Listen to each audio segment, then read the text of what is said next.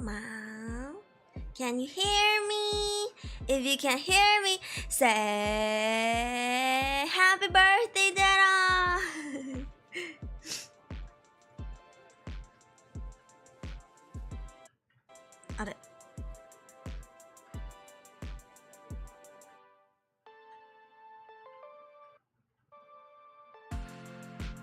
Oh, there we go. It's so soft. Okay. Happy birthday! Hello everyone, welcome to my YouTube channel. My name is Auregalia Aruri. You can call me Aruri, and I'm a wind up doll Vtuber. Yes, I am sick today, but it's okay. Deli, hello. Hijiri, hello. Gravy, hello. Did I miss any friends that I didn't see earlier? I think that's about it for now. Okay.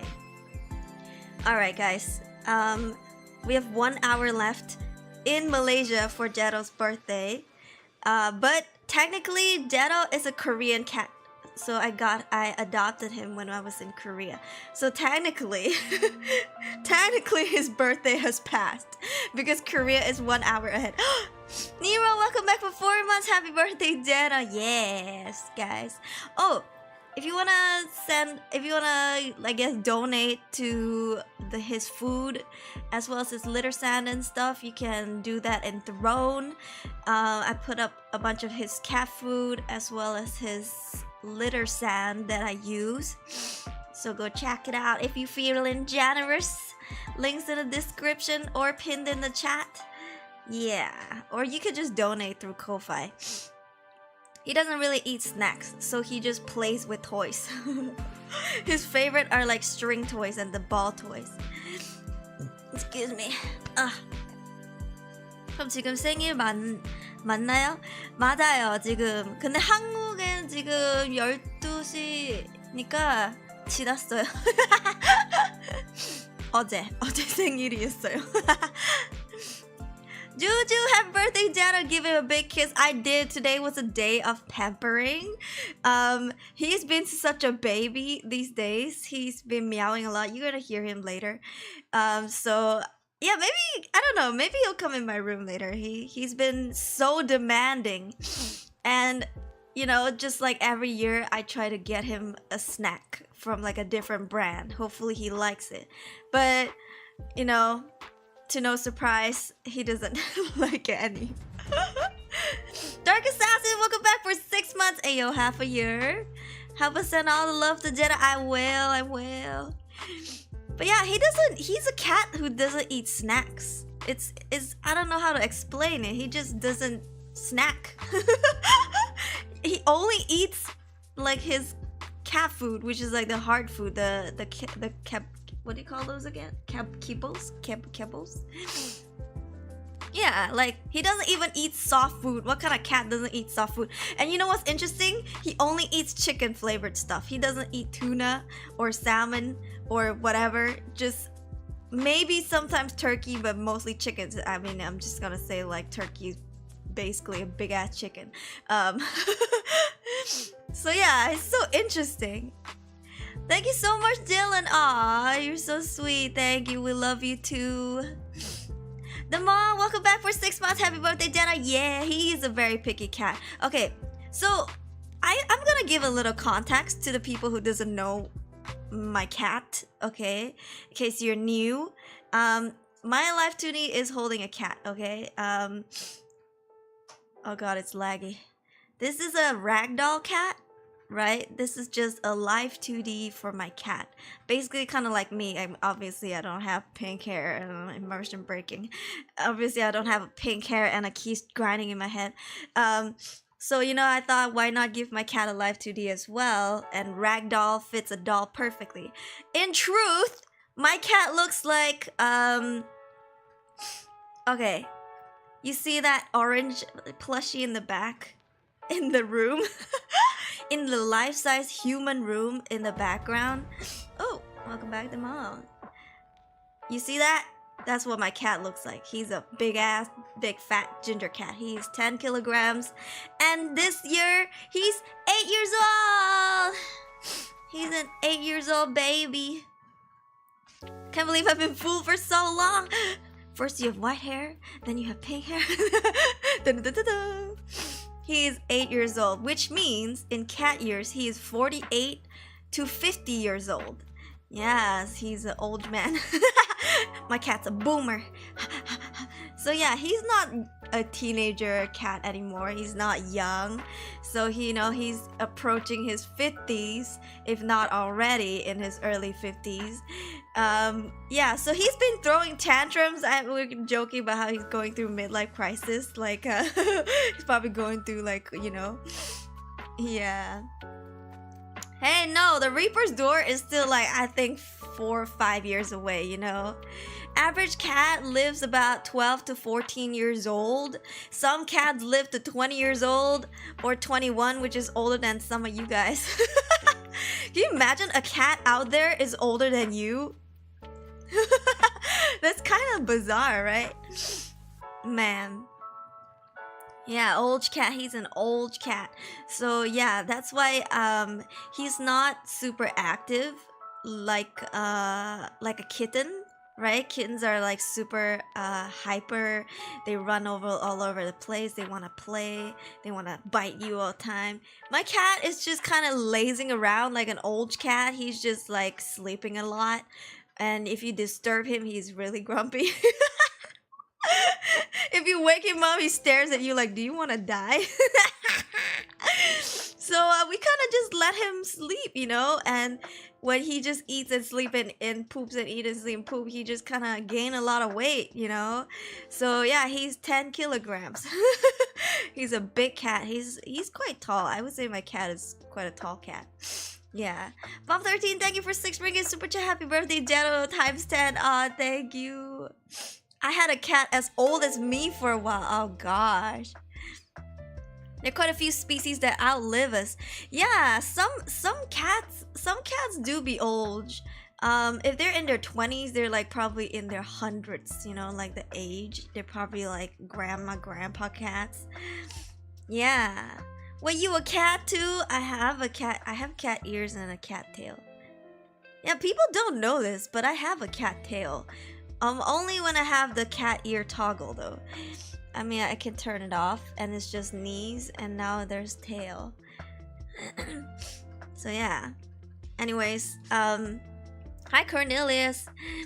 Anyways, I hope you guys are doing well. I haven't been streaming much and I also will not be streaming as much until my birthday donathon, which is coming up in September. Yeah, I have a lot of juicy goals for you guys to reach, but honestly, even till like 5 minutes before the stream, I'm still adjusting the donation goals, because I don't know, what if you don't like it? Or what if you don't think it's good enough or worth your money? But I think it's just me thinking too much. I think it's just me thinking too much. But yeah, I've never done a donathon before. It's gonna be uncapped, which means I'll stream for as long as you make me. And if the timer goes over to October, which I'll be going to Japan for 20 days and I'll be streaming there and vlogging, I might have to continue in November. Just, whatever, torture me. The world is now your pickle, your oyster. Time to donate my kidney. 그래 안고 자면 따뜻하게 잘 수 있겠다. 네, 제 고양이는 좀 커요. 뚱뚱해서 너무 편해요. 너무 좋아요. Certainly it'll be amazing. Clip it. 1 year subathon stream. Is that a record? I'm sure that's a record. Has anybody done an uncapped donathon for like a freaking year? That's wild. Hold on. How does your computer live? Your computer's gonna die. But yeah, that's wild. That's wild. What if we don't have money? It's okay. You can still come and watch. Just nothing's gonna change, I guess, other than me being here 24 hours. 24 hours, 7 days a week. Yeah. Okay. I believe that I have shown a photo of my cat before on my alt on Twitter. If you want to go check it out, you can go to Twitter, or sorry, go to X, and I use hashtag Zehro, and you should see a lot of photos of my cat. But in case you have never, let me show you a photo of my cat. Okay. Bing bom, bing bom.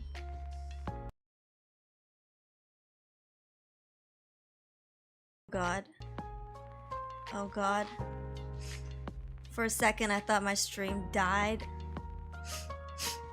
By the way, OBS or YouTube has just been whack. It's just been terrible lately. Okay, so this is my cat. That's a cat, yes. He is again 10 kilograms. He looks so calm. Look at him. Yes. Okay, so he's really heavy. I need to hold him with 2 hands, okay? And before people go, oh my god, they're torturing him, this is animal abuse, blah blah blah. He goes for a yearly checkup. This year he hasn't gone, he's going later this year. But he goes for a yearly checkup. He is not suffering from any illness that comes from obesity or being fat. Stop fat shaming my cat. He's fine. Okay? Don't worry about it, okay? I mean, he's not the healthiest cat to start with, but I'll tell you guys about it later on. But it's nothing to do with his weight. Yeah, there's some things that he's already had ever since he was a little baby. So I'll tell you guys about the journey today of...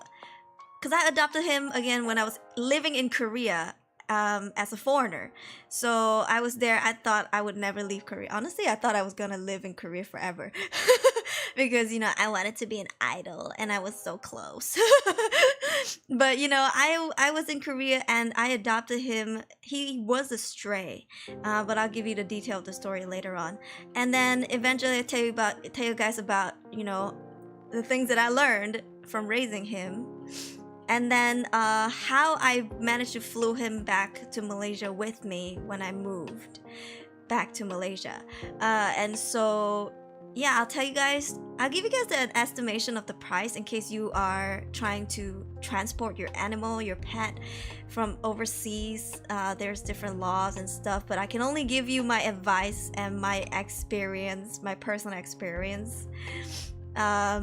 And yeah, again, just like in the description box, I am not a doctor, I am not a professional, I'm just a regular cat mom who had to learn a lot of things the hard way because this was the first cat I ever raised by myself. So, if you think your cat do be sick, we can only speculate here. We can't confirm the sickness, we can't give you any concrete, I guess,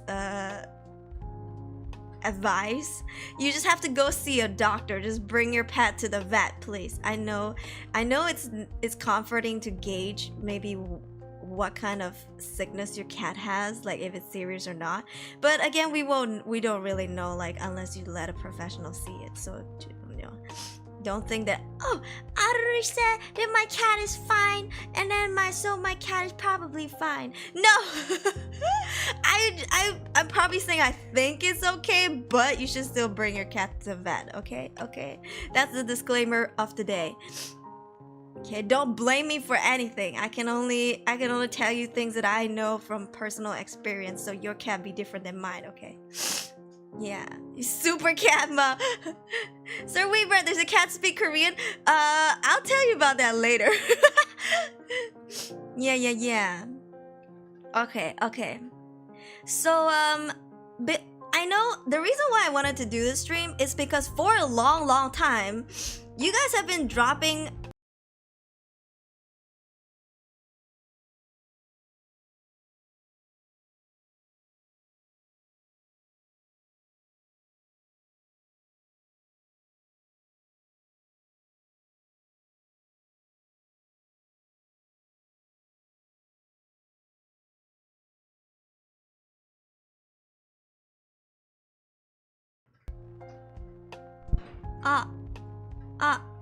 what the hell? My audio just died. Hello? What the fuck? Hello? Is it my laptop? Or is it freaking OBS? Hello? That is so weird. I didn't do anything. I didn't touch anything. It was fine and I was talking. Okay. No, I didn't finish my sentence because I couldn't hear myself. And then I was like, hold on a minute. No, okay. So for a long time, you guys have been dropping questions left and right on my streams of like, you know, your concern for your own cat. And you're like, how did you do it? You know, for example, there was a question about like, how did you potty train your cat and things like that. And I've told you guys that I will answer all questions when this stream happens. So this stream, after I tell you about Jetto, you can ask me questions at the end, okay? Like when I'm done with his life story, because y'all been asking too much. I'm just gonna, you know, show you guys, and so you can come back and watch if you have any questions. All right. Okay, I think it's OBS. Also, I noticed a friend. Yui-chan! Yui-chan. Thank you, Yui-chan. I don't know why the audio is dropping constantly. Okay, if I notice the audio drop, I'm going to pause for a second. And then I'll try to fix it. Okay, so this is my cat, in case you don't know. Okay, so let's start with Jetto's life story, okay? Tisa, hello! Meow, meow, meow. Meow, meow, meow, Jetto, meow. Thank you, meow. Okay, so here's Jetto's life story. He was a stray cat, and he was picked up by this French foreign student, okay? His first owner used to be, she is a French foreign student, and usually their foreign student program is usually maybe 3 months to a year or two. It depends. But she was only in Korea for 3 months, like 1 semester, okay? Show us baby Jetto. Okay, sabar. Okay, it's okay, 1 second, okay? Because you're gonna be surprised. After seeing this guy, you're gonna be surprised what he looks like when he was a baby, okay? Okay. So, yeah, his first owner was French. She told me what happened when she was walking on the street of Seoul, and then she heard him just meowing. And at the time, it was already... it was August. It was August. So summertime, right? Going into spring, going to autumn. She found him alone. She said she tried to look for his mom, but she couldn't find her. Like, there was no other stray cats or any sign of the mother anywhere. So she decided, okay, you know, I'm just gonna pick the kitten up because it was just newborn. She said he was like a newborn, just learned how to walk, right? She picked him up. He was very tiny. She raised him for 2 months. Yeah. She raised him for 2 months. And it was her first time raising a cat as well. Like, she didn't know what she was doing. And if you don't know, in Korea, you're not allowed to have pets in most of the apartments that you rent. So if you rent an apartment, most likely the owner gives you a rule that says you are not allowed to have a pet. And she was going to... I mean, her apartment was not allowed anyways. She was scared that she would get kicked out because she was living in... I would say not the best area. Like, the landlords are usually really like scary and strict. So she was saying like Zehro was meowing a lot because she didn't know what to do with him. Like, he was just a little baby and newborn, right? And she said she fed him milk and soft food when she first got him. And then I was looking for a cat at the time, and I adopt, don't shop. I was looking up websites I was looking for a cat, Any cat, honestly, I wasn't gonna choose. I was just like, oh well, anything that's available now, I guess. And then I came across some photos of him. Let me show you what Jetto used to look like when he was a baby. When he was a wee little lad. Okay, don't be too surprised, okay?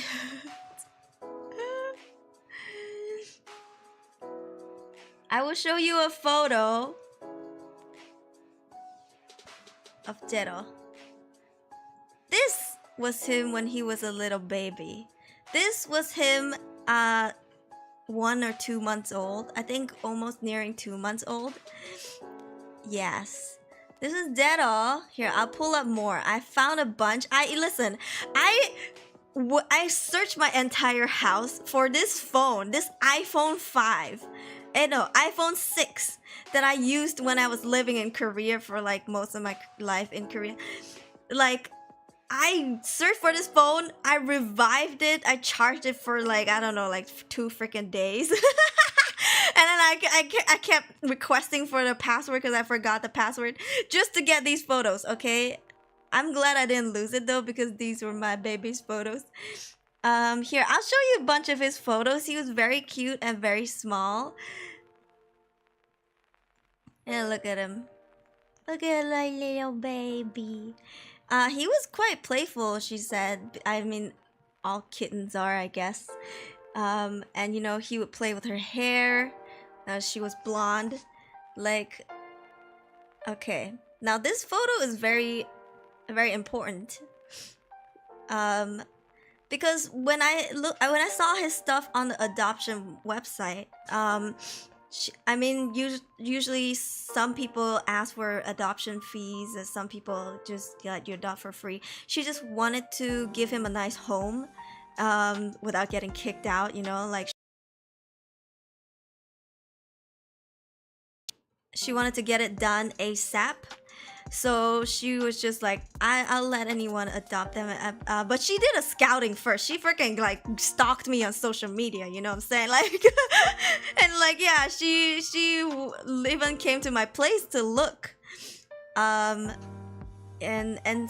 yeah, okay. So anyways, this photo is important because on the website, she said that Jetto has a physical abnormality. So he's not born, I guess, like a regular cat. So what that was is when he was born, now I don't feel it anymore because he's too fat. But when he was skinny, he had a bone protruding out of his rib area, and that is his rib bone poking outwards. So I don't know how to explain it. Like when I used to pet his belly, I could feel a bone. Like it was very prominent. Like he had a bone just protruding out of just like you could see the lump on his stomach. Yeah, it's hard to see from here, like the first photo, because he I guess he just ate and would look full. Yeah, but it didn't hurt him. I was really worried at first, so I took some photos and I told my sister's ex-boyfriend. Her boyfriend at the time is a vet, and his whole family is like a doctor family, and he was like, oh no, that's common. Not very common, but it does happen. It does not hurt the pet, it does not hurt the cat. Just make sure not to push down on it and just treat the cat like normal. Like it's just the cat will grow out of it when they grow up. And I mean, he did, because he got fat. So it doesn't feel like it's there anymore. But when he was younger, it was very worrisome, because when I would pet his belly, right? Like it's very cute. I pet his belly and I would just feel this bone sticking out. Yeah, it's really scary. Yeah. It didn't hurt him though, thankfully.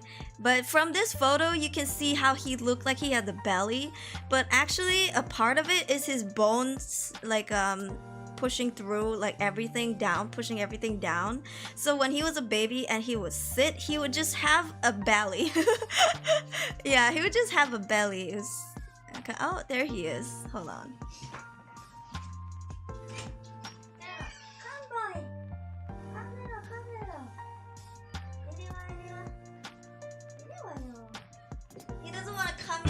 wants to meow at me from outside. Um, we're talking about him. Yeah, here's a few more baby photos of his. So he was very small and skinny. He's such a cute little baby. Look at him. But you can see how skinny he was. Like, I mean, again, she was a student, so I don't, you know, it's hard to like hold it against her. Like, you know, freaking South Korea. Listen, Seoul is a very expensive city for a lot of people to live in. Rent kills you. Freaking like you have to pay like 2 months deposit, sometimes half a year's deposit before you can even rent the place. So, you know, she did tell me that she had some difficulties getting enough food to feed him, which is why he looked a bit malnourished. Yeah, this is what he looks like. He was so skinny. Listen, look. Okay? Do you see the difference? Do you see the difference? Listen. This is, I think, when he was about to turn 2 months old. Yeah. He then and now is very huge difference, okay? But yeah. Also, Kitty and Yuki. Hey, hello, how are you? So yeah, he chunked up a lot. So when he was a baby, you could see he had like really long limbs and stuff. But as a kid, you think that's normal because all cats look like that. But later on, as he grew up, I'd noticed that he's just a really tall cat. Like some cats are munchkins, they have short legs, and some cats are just regular sized cats. But my cat, thank you. Durapujan, thank you so much for contributing. Thank you. That is so sweet. Thank you. I've never seen that alert before. That's my first time. Let's go, Durapujan. Thank you. But yeah, he's just a cat that is on the taller side, and it comes in play later on. Cost me a lot of money actually because he was tall. Yeah, everybody say hello to Durapumin while I would drink.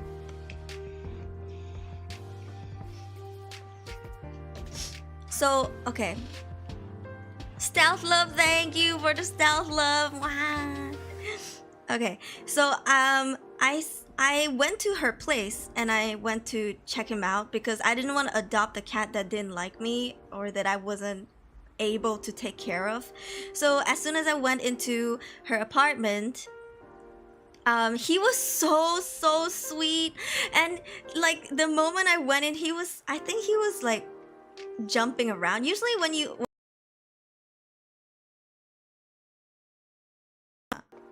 okay, usually when a new person enters the house, the cat would run to hide. You know, cats freaking wimps, they would run to hide, but Dad wasn't hiding. He was just like hopping around, kind of like a bunny.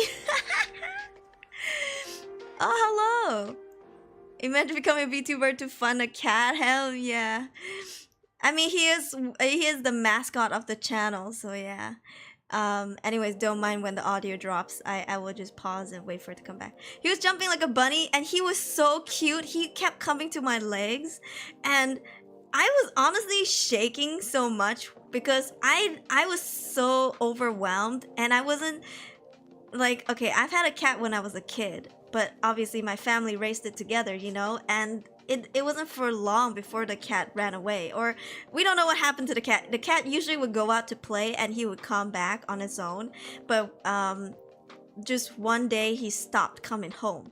So, and we don't know what happened to him. Freaking, my sister was so upset. She pulled out her tarot cards and she was like, sit around the tarot card. And as a kid, I was like, okay.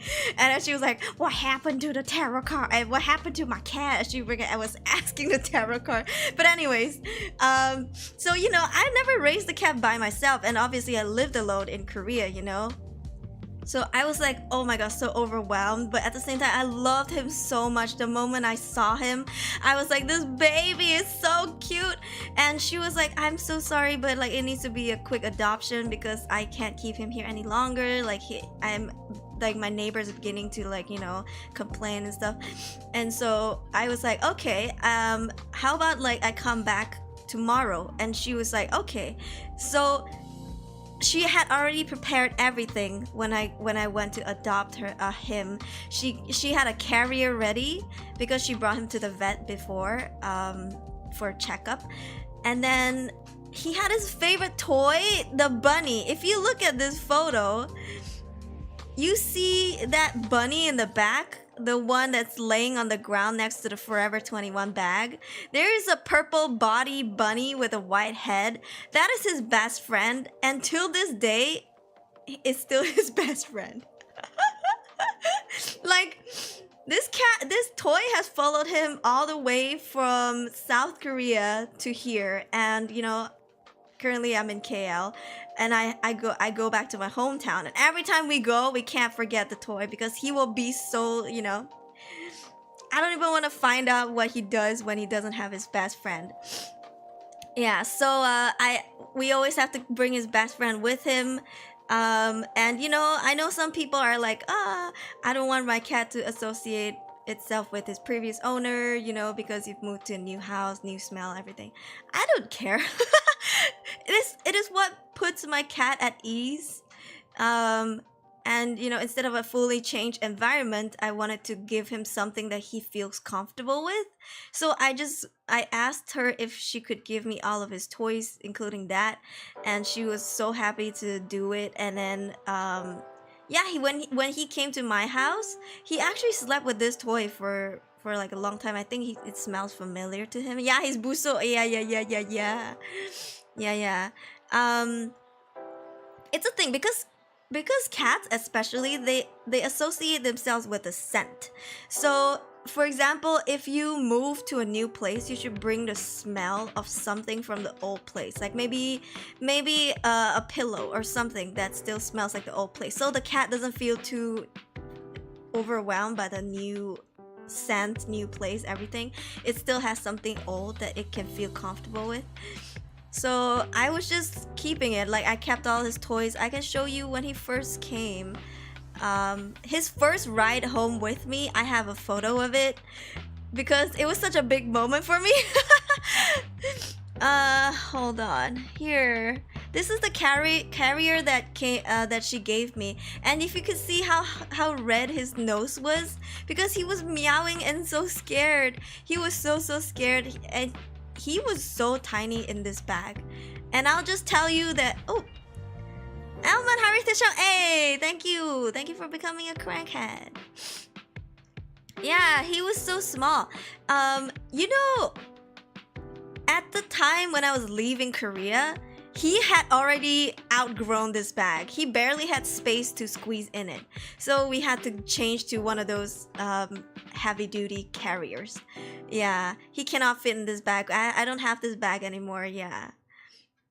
But yeah, he was so scared. He was shaking. I had to take a taxi because I didn't want to bring him into a subway station. I mean, obviously I didn't have a car because, you know, I was a foreigner. So I had to take the subway everywhere. And I wasn't gonna take a subway with a screaming cat. You know, poor baby. So I splurged on a taxi ride. I think it was about like 40 minutes from where she lived to where I was living.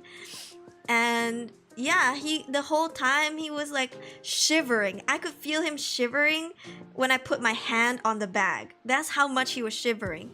He still does that now, but he needs to, so if we take a car ride now with him in it, he needs to sit next to me. Like, I need to hold him, and he'll be shaking like a leaf. I guess nothing has changed. Yeah, that taxi ride will make me broke. I'm telling you, like, it was very expensive. Yeah, like taxi rides in Korea. So this was his first ride home with me. Bless his heart, he was so cute. His nose was so wet because I tried to pet him later. But as soon as he got to my house, he was pretty comfortable with everything. Like he went to sleep pretty well. And you know what I had noticed was that I think she was feeding him a lot of wet food, because it's hard to know when to transition your kitten to hard food. Yeah, because they're still growing their teeth, right? So you don't know if they can chew yet. Yeah, there are some hard food for kittens. You have to read the packaging. It will say for kittens, but it's hard because he was a baby when she got him, so she was still feeding him milk and soft food. Yeah, so in some photos you might see that he has. Do I have some photos of it? Maybe here. Thriller, Michael Jackson Thriller pose, very cute. This was like, okay, he was sleeping between my legs. He was so comfortable with me. He wasn't even like freaked out that he was in a new place, or it didn't take him that long to get used to my apartment. It was a studio apartment. He sniffed around and he started playing. He went to sleep. I guess he was tired from the car ride, and I was, because it was cold when I adopted him. It was like October, so it was cold and I had my legs under the blanket. He came and he just slept on, like, between my legs. Yeah. Oh man, he was so cute. Oh yeah. If you can see, he has like a kind of a dark patch around his mouth. It looks grayish. When I flipped underneath his fur, I saw like cat acne, which is normal. Don't freak out. Cat acne is, it looks like black little balls, like near the skin. It usually happens when they eat food that are too greasy, or when they don't groom their mouth area too well. A lot of cats have it. Sometimes in their chin area. So yeah, I noticed that, and I didn't know how to clean it at first, but then I kept trying to pet his chin area, and eventually he let me do it. But yeah, he was very, very obedient. He was a good boy. Look at him. Cats also have acne. Yes. I was surprised to find out too. Yeah, and then I'll show you some cat freckles later, because he's a ginger cat. He's an orange cat. So just like humans, if you have orange hair or redhead, I guess, like you will have freckles, right? Usually it only not only, but like mostly happens to people with like ginger hair, orange hair. And cats too. Orange cats have freckles. I'll show you what they look like later. Yeah, does he have a soul? I'll let you be the judge. Does Jetto have the orange energy? He did, but he's old now. Yeah, he was so cute. He would like curl up in a ball. Like dandruff. No, okay. Dandruff is dandruff by itself. Like cats can have dandruff, but it's like human dandruff. It's like white flakes.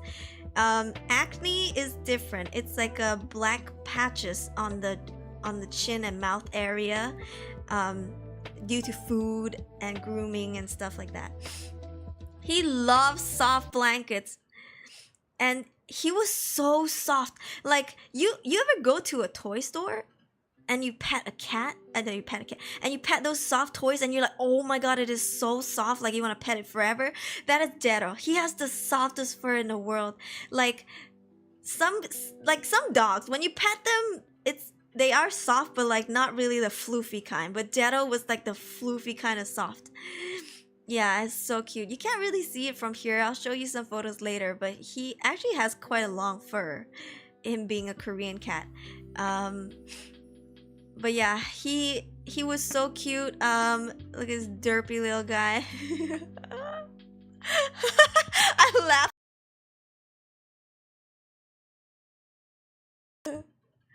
I laughed so hard taking this photo because his face looks so dumb. I bought him like a cat. What do you call those? Cat pillows? It's kind of like a donut shaped thing, but there's like a bottom. It's just the inside is like curved in. And he found it, and he just kept sleeping on it for months. Yeah, it was so cute. He was so cute. He looks so dumb. I laugh every time. He was adorable. Let me sleep. Yeah, dense but short indeed. He's actually quite a mixed breed. I'll tell you what the vet said later on. But yeah, so when I first got him, Jetto's actually malnourished. He was so skinny. Let me see if I have that photo for you. he was super duper skinny, and it really broke my heart because when I pet him,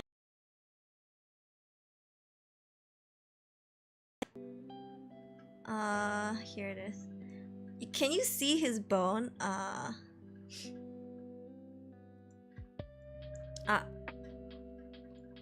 He was so malnourished when I had him. Because when I pet him, I could feel his bones. Like, he was so skinny. Like, look at the butt area. It was like all dented in. I could just feel every single, like, spine of his. Like, I ran my fingers down his back and I could just feel all of the bones in his body. Yeah. Unlike some cats anywhere but cat bed. I think it was his first time having a cat bed, which is why he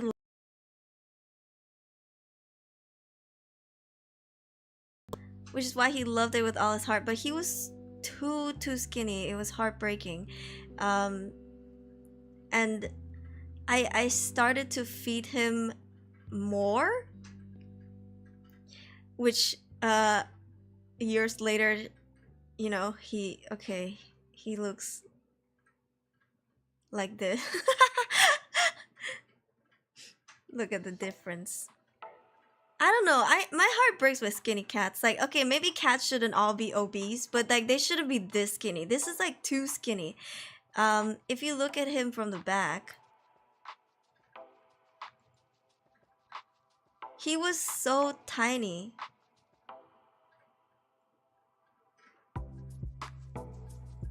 Look at him. Just so tiny. He was just like, I think I could pick him up with one hand and I wouldn't even feel the weight. He was so skinny. Hey, Cole. Like, his shoulder area was very small. From the front, he had a belly. I thought he had a belly. I thought he had a baby belly. But no, he wasn't having a baby belly. It was like his rib cage pushing everything down because I tried to pet it and I was like, what is this? Like, I could feel his stomach and everything. Bottom half, you will. Yeah, he was too skinny. Poor little baby. But yeah, his ears were very pointy. He was so soft. And he was so playful. This is again between my legs. I don't know why he keeps doing this. Okay, I guess you know, I guess I'm popular between my legs. Okay, that sounds so bad. But he really, like, I think that was his favorite place to sleep, because if you know me, I've mentioned this a lot of times in my on my streams. When I sleep like a mummy. I sleep on my back, like straight, you know, with my hands in front of my chest. And he likes to come between my legs and sleep there. So eventually I started to make a dome for him. Like, I started to curl my legs so he could sleep there. Weird sentence to take out of context. Ayo. Yeah, so he really likes sleeping there. And I wonder if he did this with his previous owner. Speaking of which, I promised the owner that I don't know. To me, it's really cruel to adopt a cat that someone raised, even though for 2 months. But he was a baby when she got him from the streets, you know? And so I promised her that I would send her photos. And she follows me on Twitter, on Instagram to this day. Yeah, and honestly, because of her, I still post Jetto's photos on my personal Twitter. I post on her Instagram. I don't really post stuff about me, but I do it just so she has a peace of mind, you know. But yeah, so I told her that I'd keep her updated, that I'll show her, you know, how well he is doing, and she was so appreciative of it. Years later, she would still see his photos and be like, I'm so happy that he's doing well, he looks so happy. And I was like, oh yeah. So I think that's the least that we could ask for. If I put a cat up for adoption, I would like to see updates too. Like, I don't want to just cut ties with my cats forever. She said that was what she expected. She thought she was just gonna, you know, hand Jetto off to me and never hear from him again, and she will always be wondering how he's doing. And I was like, no, you can follow me on Instagram. Let's keep in touch. I mean, I have her on Facebook too, but I told her I'm not active on Facebook. She was like, okay. So yeah, it's Jettogram now. How fat Jetto has gotten. He really blew up. Frequency of cat purr is exactly frequency that encourages positive muscle development. If you hear cats purring a lot, it reduces the risk of a heart attack or heart disease. Yeah, get a cat. But yeah, he was so skinny. So I started to feed him a lot. And I mentioned before that I have fostered a couple of cats. So Jetto was the first one to come into my apartment. Okay. So he started to claim the place, I guess. He started to rub his scent everywhere and I guess claim his territory. So when I had I fostered another cat. And he was not having it. He hated it. I think that's why till today he's still so possessive and he hates it when there's other cats around. Like he will fight them. He will literally pounce them. Listen, I would love to have another cat now, like have 2 cats right now, including Jetto. But I can't because Jetto will murder the cat. Like Jetto will be so grumpy, he would not be a happy cat. I don't want him to die unhappy, you know what I mean? Which is why I'm like holding back. Yeah, but there was another cat. His name is Yang. Here, let me show you. Let's just call him Yaya, okay? Yaya is just shorter to say. Yaya, here, this is what he looks like. He was honestly such a pretty cat. He was so funny looking as well. And he was... Okay, so Jetto was 2 months old, right? Okay, 3 months old, let's say, at this time. And Yang or Yaya was already like 1 year old. Like he's already a big cat. They're both boys. My mom, yeah. Hey, Viri. And you can see the size difference. I can tell you now though, Jetto is probably around the same size or bigger than Yaya. Like Yaya is big. Yaya was already 1 year older, and I realized that this was a bad idea because Jetto was territorial. And this big cat comes into his territory. He was freaking out. The first time I brought the other cat in, he was hissing and like wailing so loud. I've never heard him meow so loudly. Like I was like so shook. He was up the corner. His fur was all standing. He was all on his side trying to act big and hissing at this cat. It was so sad. Yeah, it was so sad. But you know, Jetto took maybe a year to warm up to this cat. A full ass year. I think more than a year. For the longest time. Okay, so Yaya came from a house that was how do I say this? Not the kindest. Not abusive straight up, but like they didn't really know how to care for a cat. Like it's a cat. Reason being, they had 4 dogs. They had 4 dogs and 1 cat, which is Yaya. And you know, they didn't even feed him cat food. They fed him dog food. They just fed him dog food along with the other dogs. And because Yaya grew up with dogs, he's very, very friendly, very, very sweet. He would come up to you and he acts like a dog. He even pants like a dog. He goes like a dog. And you know, the moment he arrived at my house, he just wanted to snuggle. He just wanted to play. He just wanted to go up to Jetto and just get to know Jetto. But Jetto was just hissing. He would run under the blanket, and Yaya would think he's playing, so he would go close to him and try to play with him, and it was like not a pleasant time for Jetto. So I had to I live in a studio apartment. There's no way I could separate them. I had a cage though, so I would periodically move them to the cage, like 30 minutes increments, to let them out and play, and then try to get them together again. And that really, really helped to have a separate space so they won't fight. Like you won't see no cat fighting. To Yaya, it's playing. To Jetto, he's clawing for his life. Because he's never seen other cats before. He was raised alone. Never seen other cats before, never seen a dog, never seen anything else but his French human, you know? And me. So to see another cat, it was like terrified. Yeah, Yaya's part of the pack. Yeah, Yaya was so sweet, so sweet. He was so pretty. And you know why Yaya looks so funny? He has a black patch here. Let me show you. Okay. So Yaya has a black patch. You know what? If you have a cat, you should do this. But you should try filters, like Snapchat filters on your pets. It's freaking hilarious. But like but okay, look at his head. Look at his head. He has this black spot that looks like hair. It looks like a cat beanie. I don't know how to explain it. It looks like a human hair on the top of his head. He has that spot that is just perfectly on the top of his head that covers his ears. And it was so funny. The first time I saw him, I just kept laughing and laughing. Wait, there's another one. The Snapchat filter. Yeah. Like, he looks like he has like a buzz cut. You know what I mean? Like, before people go to like military service, they get a haircut. Like, he looks just like that. It was so funny. Yeah, he was so sweet. He has the bluest, most beautiful blue eyes. Like, he looks at you like he's in love with you. He is so sweet. So derpy, I love him a lot. Yeah. So his previous owner. Let me show you a few photos and then I'll tell you Yaya's story real quick before we go back to Jetto.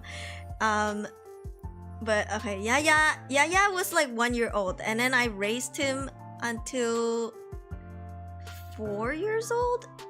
I think, I can't remember, 4 or 5 years old. Yeah, I was in Korea for a while. People are like, oh my god, how long were you in Korea for? Oh yeah, look at this photo. Look at this photo. He would snuggle.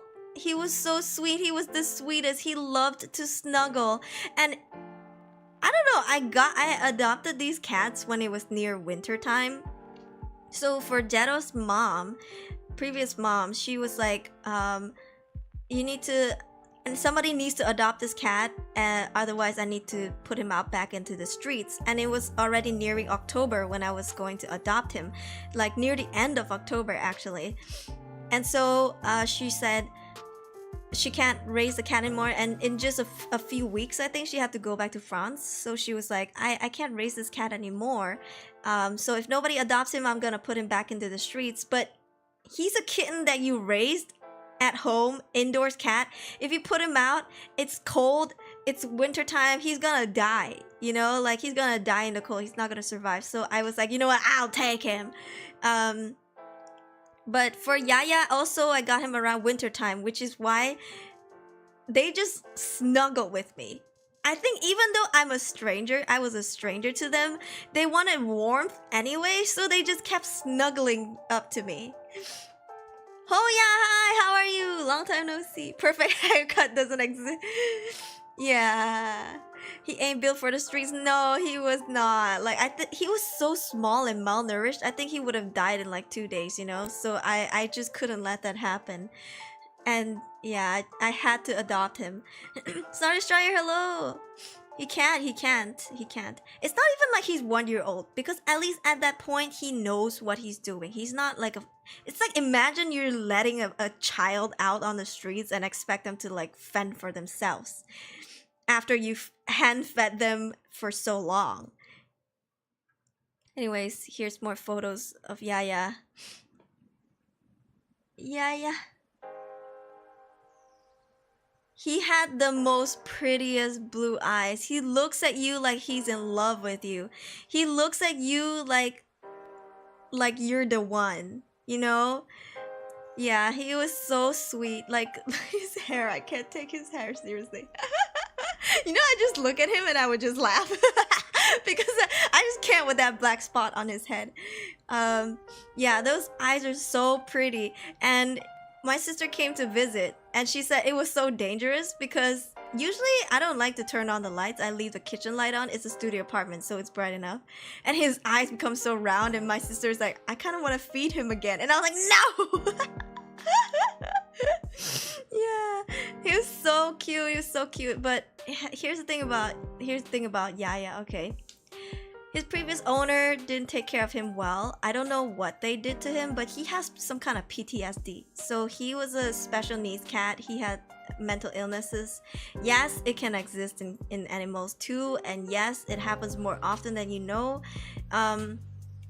So he had PTSD, and I realized that he had PTSD when the longer I spent time with him, I realized that he wasn't scared of Jetto, but he was scared of humans. He wasn't scared of Jetto, he was scared. Audio keep. What is wrong with my audio, OBS? Hello? It was afraid of humans, yeah. And the reason why I knew that was because, okay, I've told you guys this before, I multitask. So when I cook and stuff, I'm looking at my phone. And when I'm walking to the living room, quote unquote, the bedroom, whatever, because the studio apartment, everything is everything, I would eat in my living room, which is my bedroom. And as I was walking there, every time, without fail, I'm not even looking at him, by the way. I'm just looking at my phone because I'm watching some YouTube video. I would just hear him scram. Like, he would just, like, get up and just bolt. And at first I was like, what is going on? Brooms and whatnot from humans. No, it's just me approaching him. And I'm not even looking at him. There's no eye contact, It's not like, when a tiger wants to fight another tiger, they look at each other. Like, I was just looking at my foot, but from the peripheral, I could just see him bolt. And I was just like, what in the world? Like, what's going on, I was so surprised. And I thought, okay, was it because I was too loud? Like, maybe my footsteps were too loud? Like, should I walk softer? Did I scare him or anything? And I noticed that happened every single time. Every time I'm walking towards him, even though I'm not looking at him, I'm like trying to pay attention from the corner of my eyes, but I'm not looking at him, he just runs. And sometimes when I reach out to him, when he's not noticing, he jumps. Like, I don't want to make assumption, okay, but I'm just saying maybe he was physically abused back then. Like, it's like someone who has PTSD, when you touch them, they freaking freak the fuck out, when they don't feel it. Like, I noticed every time I'm like walking towards him, or if I'm like around, like sitting down or doing any movement that he's not watching me do, he would freak out. Yeah. And at first I thought, maybe it's because he's not used to me. I'm a new owner, right? So maybe he'd get used to it. I mean, usually people don't adopt cats when they're much older. Or I guess people don't raise cats when they're much older. Usually people get kittens, right? So I was like, oh, okay, it's my first time raising cats. So maybe it's just a new cat thing. Maybe new cat, new owner thing. I raised him for like 4 or 5 years. Nothing has changed. Like, he's so, like, at first I thought maybe he was a scaredy cat, but then I realized it goes deeper than that. Yeah, like, he's afraid of legs and he's afraid of hands, which means he must have some bad trauma with legs and hands. Do you know what I mean? Am I making sense? I'm not just talking about some stupid shit. Ahiri, hello! Hi James, how are you? Are faster to adapt, but old cats with trauma, yeah. So I realized, sometimes I walk really slowly because I wanted to see, is it because am I stomping? Like, am I stomping without knowing?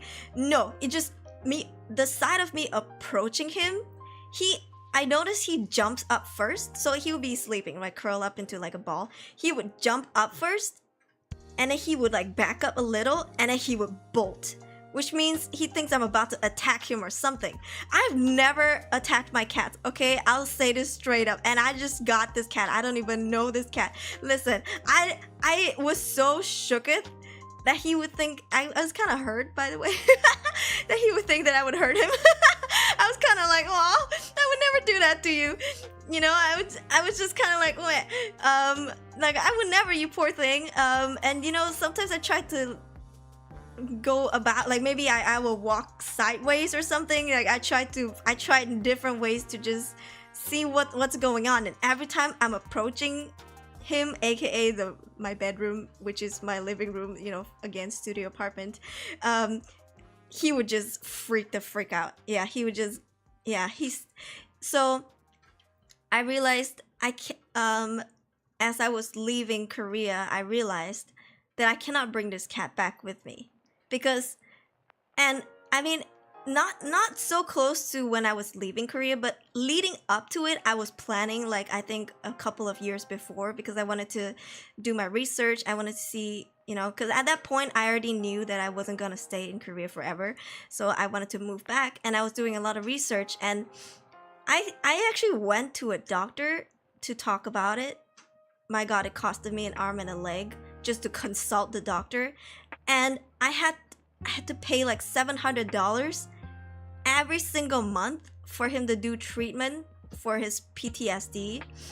By the way, the doctor said it was PTSD, and most likely caused by physical harm from his previous owners.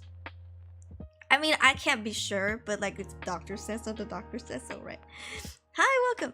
And so if I had to let him go through treatment, it would at first traumatize him, was what the doctor said, and every month cost $700. Listen, my rent was $700. I come from Malaysia. Listen, I wasn't working because, you know, I was pursuing idle life. You know, training and stuff, they don't give you shit. They feed you, but like barely, you know. So like, I was struggling to start with. Like, I mean, not struggling to get by, but if I have to fork out my the same amount as my rent to get this cat for therapy, I don't think I can do it. Yeah, a month, like, dude, do you know how much $700 is in Malaysia? We can live off $700 for a long ass time, like freaking 3 months, maybe 2 months. You know, like two and a half months maybe.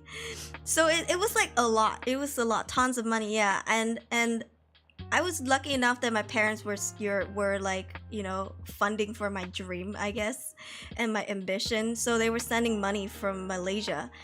Yeah, so that already was like a lot. I couldn't ask them. I couldn't bring myself to ask them for like another $700 for a cat to go to therapy. Yeah, nearly 3,000 ringgit. Yeah, it's all because the standard of living in Malaysia is lower. Yeah, so our currency is brutal, you know. I couldn't do it. I couldn't send him, and I felt so guilty for not giving him the help that he needs. Like, it's like, you know, your child is sick, but you don't have the money for hospital bills. It was like that feeling. Vets are really expensive, let alone specialized treatment. Yes, and you know what the shitty part is? The treatment is like, I think three times a month or something. It wasn't even like, 4 times a week or something. I'm sure it's traumatizing for a cat to go to a hospital back and forth 4 times a week. I think it's extra traumatizing, but it was just like freaking 3 times a week, $700 for 3 treatment a month. Sorry, three times a month, like $700. Hello, that is a lot, huh? And it's not gonna be done in 1 month. You have to keep going and going until he's over. And this, I think, okay, this is not a Korean thing. This is like anywhere in the country, okay? When a foreigner goes to a hospital, they're gonna charge extra. You just know it. Like, I wasn't a permanent resident. I had a student ID, but you know, that's about it. Doesn't say much. I was still a foreigner. So anywhere in the world, I feel like, even in flea markets or whatever, if they see you're a foreigner, they overcharge you. That's normal. So for me, like, so before that, I had already paid $600-700 just to give him like a surgery to get him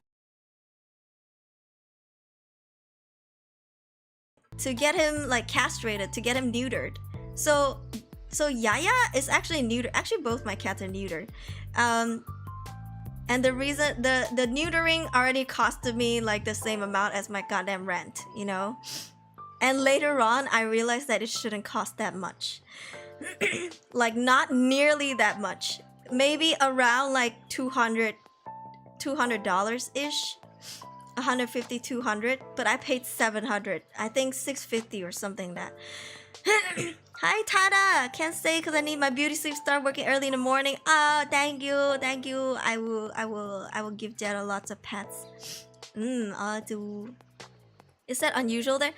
I think they see foreigner and they just, you know, extra charge. Yeah, it's the foreigner tax. It's very, very normal. And the time when I got Yang neutered, I was fluent in Korean. Like, I could speak and write, but I didn't know hospital terms. Like, it's okay if you're a foreigner student or if you learn a foreign language, you know that there's different kinds of languages in one language. So for example, if you go to school for maybe a few months, you will learn conversational, like say for example Korean, right? You know how to ask like how are you, where's the toilet. But to go into a full conversation, it's another next level of Korean, which I was okay with. But what I was struggling with was medical terms. Because we never learned that in school. Like, unless I was studying medical in Korea, I don't think we ever had to learn, like, medical terms, right? And the doctor, when I first went, was giving big words. So I was like, okay, I don't understand this in Korean. I don't have a translator with me. So I'm going to go to a to a vet where they have English speakers. So, like, for foreigners. And there, they charged me a lot. Yeah, they charged me a lot. $80 here. Yeah, it costed me an arm and a leg. And I had to get him neutered because I didn't know this. This is one of the things that I had to learn the hard way. Apparently, if cats don't mate and they're not castrated or neutered, their pee-pee will hurt. Their balls will hurt a lot. Like, it will ache. From what I've heard. And I didn't know what was wrong with Yaya because after raising him for maybe like a year into it, he started meowing. Like, not even like meow, it was like kind of like he was wailing. And I thought, was he sick? Was he hurt? I checked his paws, maybe he stepped on something sharp. Like, I squeezed his body to see if there's like anything, like did he get hurt? Did Jetto scratch him anywhere? Nothing.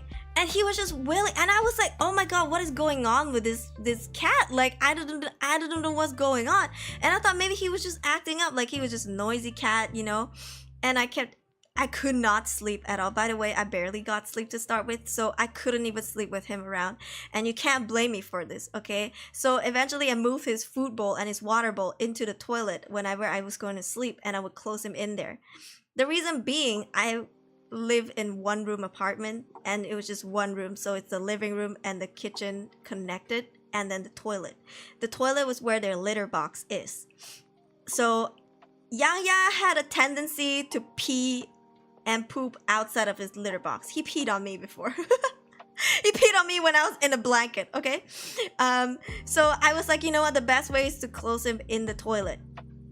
This motherfucker knows how to open doors. You know how smart this motherfucker was? The door was a handle type, okay? And the door was across the sink. He would jump up to the sink and jump to the door to like pull the freaking door open. Like pull the freaking knob. It's not a knob, like the door handle open. And that's how, like, I was sleeping. And he was meowing, but it was like muffled, you know, with small reverb. And I passed out. And I woke up to him snuggling next to me. And I was like, huh? Who let you out? You know? And I realized like he was, like, it was him. Days later, I kept hearing... And I was like, what the fuck is that noise coming from the toilet? Is it Yaya? And I was like listening next to I was like, what is he doing? Like, who he fighting, you know? Turns out he was trying to jump to the door to like kind of open the door. I was like, oh my god, he's opening the door. So smart, so smart. I'm telling you guys, people are like, cats are so stupid, dogs are smart. I'm like, you know, never fucking lived with a cat before, okay? They are so smart, it's almost scary. But anyways, I know it was bad of me to like close him in the toilet, but like I didn't know what to do. I didn't know what was wrong with him. I googled cat sickness, cat meowing, and they were like, maybe he's in pain, like check for like physical signs, you know, like freaking I kept looking at his butthole. I was like, is he like constipated? You know, is it hemorrhoid? Yeah, I did everything, okay? But then I realized that he was meowing so much because he didn't get to mate. This horny bastard, okay? This horny bastard didn't get to mate, and it was hurting his ball sacks. Yeah. So I brought him to do the surgery, and you know what? It stopped. Like none of the meowing happened. Like it's everything PG, and just I could sleep again. Like I wish this was something that I had known earlier. And because my cats are house cats, I mean, I live in a city, like in the middle of a city. I couldn't let them out. Like if I did let them out, I lived in an apartment. Like they couldn't even go down or outside. If your cat is not a house cat, at least they can go out to mate. You know, like can go out and be horny and all, like out in the streets or whatever, and then they come back when they're done. Those are what we call outdoors cat. Both of my cats are indoor cat. They're not going anywhere, you know? So I was just like, I don't even know, you know? What zero pussy does to a pussy. Poor guy, yeah.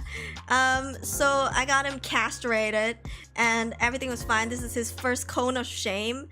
And surprisingly, he was pretty okay with it. He didn't struggle with it. Usually cats would. He looks super chunky with it. And he tried to lick his wound, which is his pee-pee, a few times, but he couldn't because of the cone. And I had to apply ointment, the medicine that the doctor gave me, for like 2 weeks. Yeah. Yeah. Pump and dump neighborhood cat. Yeah. So, you know, that was Yaya in his cone of shame. Like, that was his first cone of shame.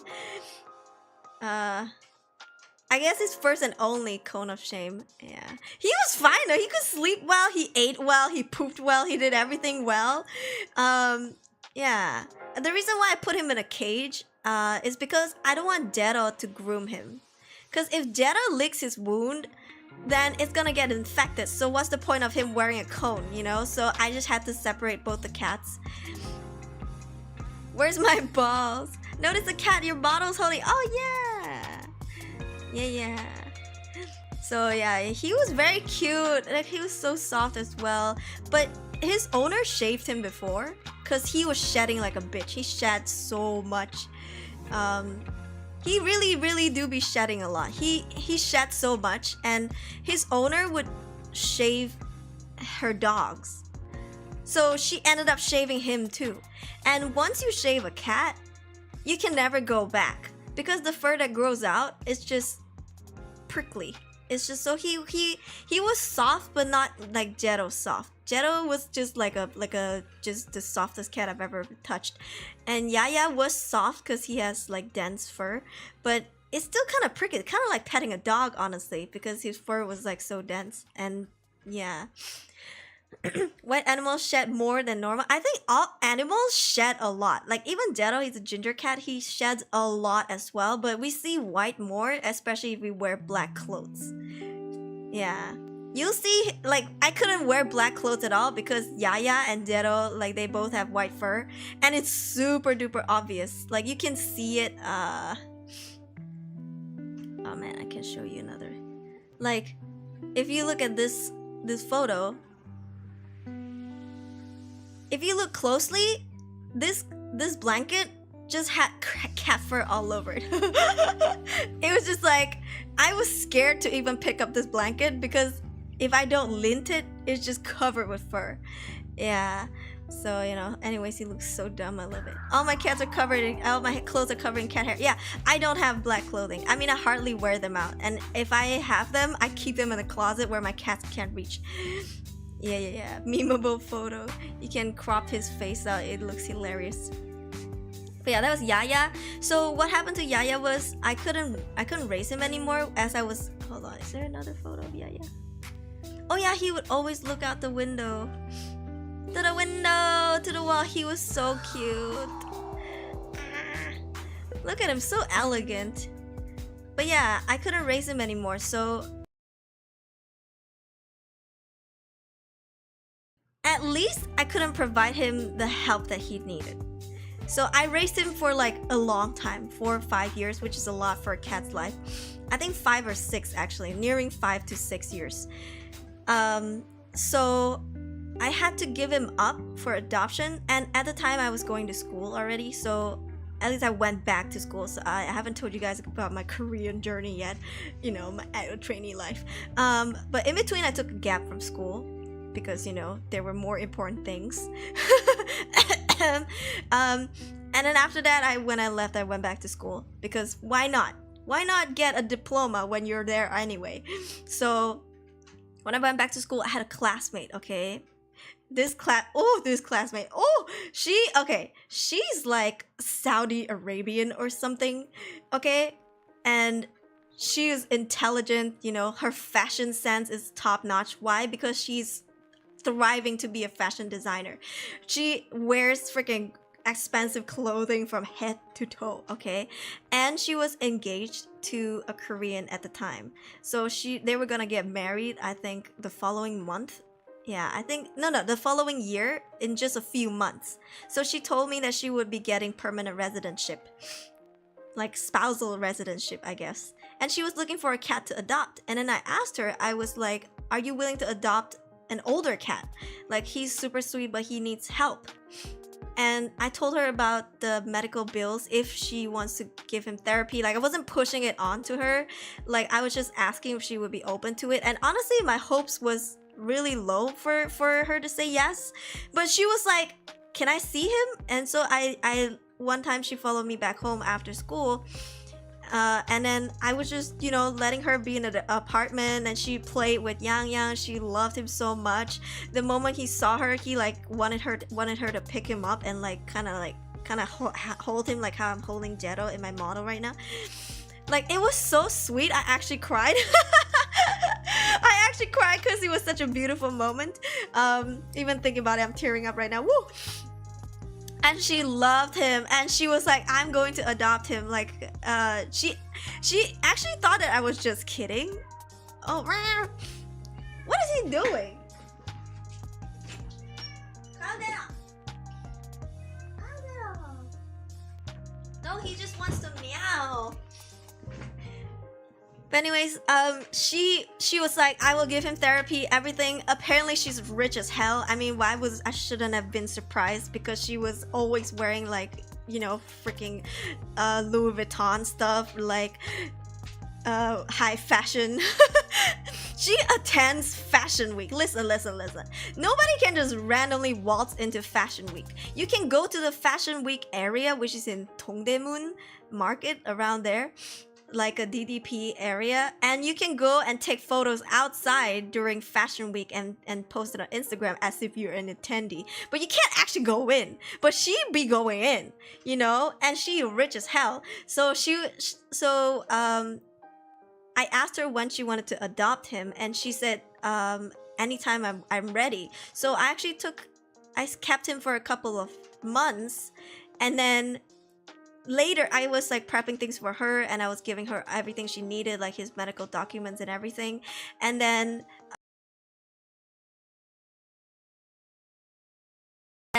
she came to pick him up, and she's kind of stopped now sending me photos, but I also haven't been asking. But for I think a couple of years, she was sending like progress, like oh, he's going to therapy. She showed me photos of him in the hospital, and he was like scared as hell, but like also curious. And then, you know what's so funny is that like every time they want to lure him out of his carriage, they just need to open up a snack, and he would come running. So it wasn't hard for them to get him out of his cage, like his carrier at all. And it was just nice to see, because hey, at least he's getting the help he needs, the help that I wasn't able to provide. You know, like it's silly for many people to think like for many people, you know, thinking like, oh, pets need therapy. They do, you know, they have mental health as well. And I just wasn't able to do it. I will always feel guilty about it. Hi, Padira, hello. She sounds like an awesome person. Yes, he's very loved. So they got married. So she and her fiance got married, and she is living in Korea with permanent residency and all of that. And you know, like he is a very aesthetic cat. Like he looks like picture perfect. You know, and she's a big Instagram person. So yeah. I haven't checked. Maybe she did post some photos. She didn't DM them to me anymore. But at the same time, I haven't really gone to stalk her. Maybe I should, because I do miss him. But yeah, you know, it's been a few years, and I hope that he's happy, you know. Yeah. So that was Yaya. Oh man, this boy was he was a he was a troublemaker, and he did everything that Jetto knew not to do, because I would be like, yeah. And I'll be like, Nerewa, like, get down. He loves to jump on counters. So how I got him to stop jumping up on counter, how I got Yaya to stop jumping onto kitchen counters, because it's an induction cooker, so he could easily turn on the stove. It's not the knob kind. So I was so paranoid that he's gonna like hurt himself or something, you know. So he kept jumping on the freaking kitchen sink. So I googled and I learned a few ways to get cats to stop. At first it was the spray bottle with the water. So you put water into a spray bottle where you use for plants or whatever. And every time they jump, you spray. Every time they jump, you spray. So you correlate that to a punishment. So eventually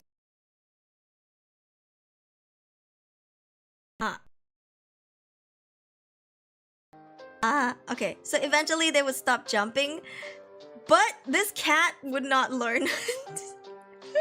It's kind of like hard to teach an old cat new tricks. It was so hard for him to learn no, or like don't do it.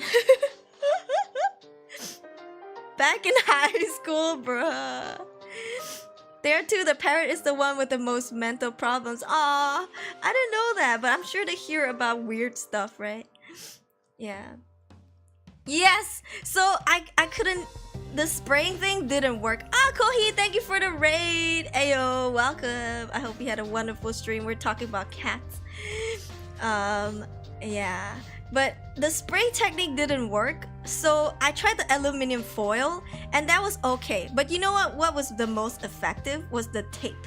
So what you do is you put you kind of pull a tape all around the edges, but you have to get the sticky side up, and every time the cat jumps on it, they will jump off immediately because, you know, they feel something sticky. The downside was that sometimes it'll pull their paw fur out. Which is okay. I know it sounds bad, but if you do research, sometimes you should be trimming the paw fur, because it's too slippery for cats to hold on. Because if they're jelly, the pink parts, the soft jelly part of their paws, when they can't touch the floor, they can slip, especially when you don't have carpet floor. So it's okay for them to not have that fur. It's just I feel bad that Yaya lost it because he had to jump on the counter and jumped off, and then it's like freaking... It was like waxing. He just freaking waxed his fur off. Yeah, but it was just a little bit though. It's like small, tiny little patch. Hope Jetto's birthday was great. It was. He's so needy. He's still meowing. But yeah, I've seen some cats ice skate across the floor. Yeah, exactly, because, you know, they don't have something to grip, right? If the fur grows over those jellies, it's slippery. It's more slippery. So anyway, that helped a lot. He stopped jumping up because he can't see that it's there. The foil, he could see that the foil was there. So he just don't go up when there's foil, and he goes up when there's no foil. But the tape, he couldn't see. Because he's a smart motherfucker. But not as smart as me. So the tape he couldn't see. So he would just always assume that the tape is there. Yeah. So after, I think, a few times, he stopped jumping up. Like, he learned his lesson. And Jetto just watched and learned. Jetto never jumped on the countertops. He never did this or did that because he saw Yaya go through the learning curve. He saw me go, yeah! Yell at him, yell at Yaya. So I think Jetto just learned through observation that he shouldn't do any of those things. Ayo. Yeah, they just run too slow to catch them so you could remove the tape. No, but for me, it was like a single-sided tape, and I just taped it along the counter, and then I flipped the tape over, and then I taped the other side. So the sticky side is up, and so even though he jumps on it, and he jumps down, the tape is still intact on the counter. Like, he doesn't see it. And when I go look at the tape, I just see his fur there, and I'm like, I should try the tape trick, yeah. But just know that you might accidentally wax your cat, okay? Just know, like, your cat... For me, my cat paws was kind of like he lost fur there. It grew back eventually, but just gotta... Just keep in mind, okay? This is a warning, don't say I didn't warn you. Yeah. It is tape after all. I mean, even though it's not waxing tape, but, like, it is just tape. Yeah. Yeah. I miss Yaya. Yeah. Sweet boy. Sweet but naughty boy. What if that tape sticks to fur? You're just gonna have to take it off. You just have to rip it off. Maybe not rip it off. There's no way. You can't. It's fur, so you have to like peel it off. And if you do it slowly, it's gonna hurt. Hi, Bandable. Happy birthday, Jetto. Thank you. Yeah, cat hates something. They hate something sticking to fur. Yeah, exactly. So that was Yaya. I'm glad I introduced you guys to Yaya. So if I mention on stream that the other cat, this is the other cat. Okay, Yaya is the other cat because Jetto was the cat that I brought back to Malaysia with me. Jetto, baby Jetto. Yeah, where's the skinny one? I think I removed the skinny photo. Yeah, Otsu Yaya, Otsu Yaya. So yeah, for Jetto,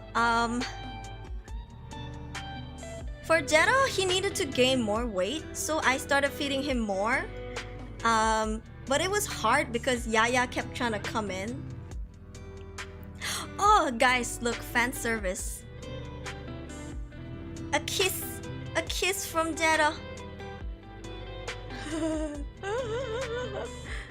Jetto gave a chew. I appreciate you for what you do for your little ones. As a pet owner, it gives me joy to see it. Aw, thank you. We winning, yeah. Jetto kissed. I found his photo and I thought you guys would like it. But yeah. So he needed to gain weight, and I was monitoring his weight a lot.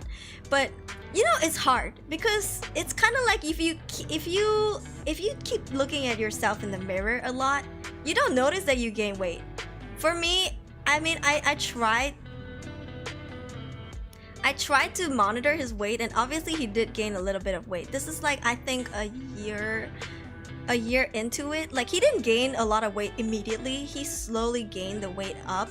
So yeah, I think, yeah, this was like maybe a year and a half into adopting him, so he would be like a year old and or so.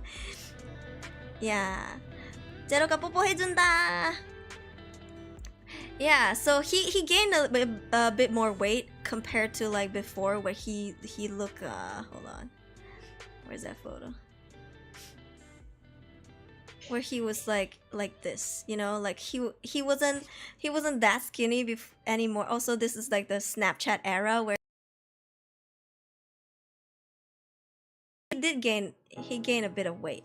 Yeah, he gained a little bit of weight, and that was comforting because the bone in his that was like, you know, poking out from his chest, I couldn't feel it as obvious as before because he's slowly gaining muscles and fats to like hug the bone.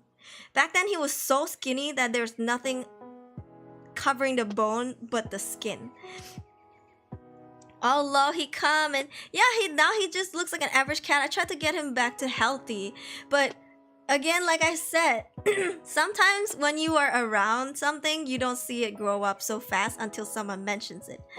So I didn't even know that he was gaining a lot of weight until my sister came to visit me again, and she was like, your cat is getting fat. And I was like, huh? Oh, by the way, this is his first cone of shame. This was Jetto's turn to get castrated.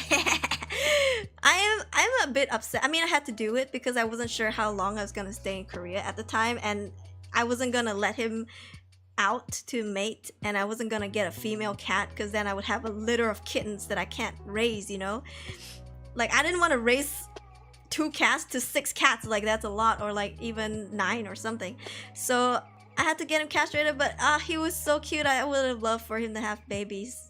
It's just, you know, he had to. Yeah, he was the cone of shame, and I caught him trying to groom.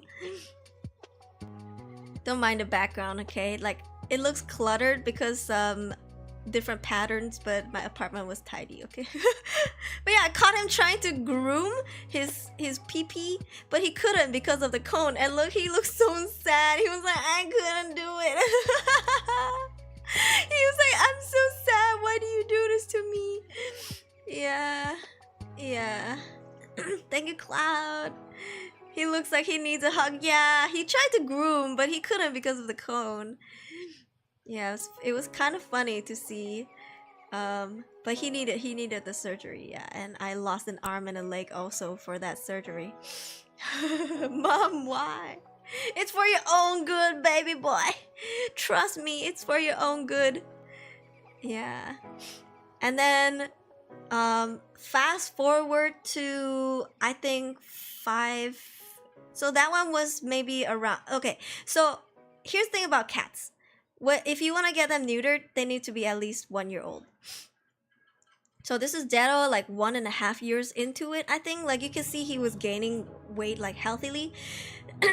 And when he was 1 year old, so Yaya was 2 years old when he got his surgery, and then Jetto was 1 year old when he got it. So when he turned 1, I gave it a few more months. Yeah, I mean, I say that the 28th is his birthday, but I actually don't know when his birthday is because he's a stray cat. So I could only like choose my favorite number, I guess. So my mom's birthday is on the 8th of August. My sister's birthday is on the 18th of August. And my birthday is September 18th. So since I adopted him in October and he was 2 months old, so his birthday has to be in August. So I just put, you know what? Why don't I give him 28th? It's like just, you know, fitting with my family. Yeah, so that's why his birthday is on the 28th, but I don't really know when he was born. I don't know his exact birthday because, again, he's a stray cat. Yeah. Happy early birthday, thank you. So yeah, what is he doing? Jetto, come, we're talking about you. Come, boy. Oh yeah. You decided to come and say hi? 여기. 이리 와.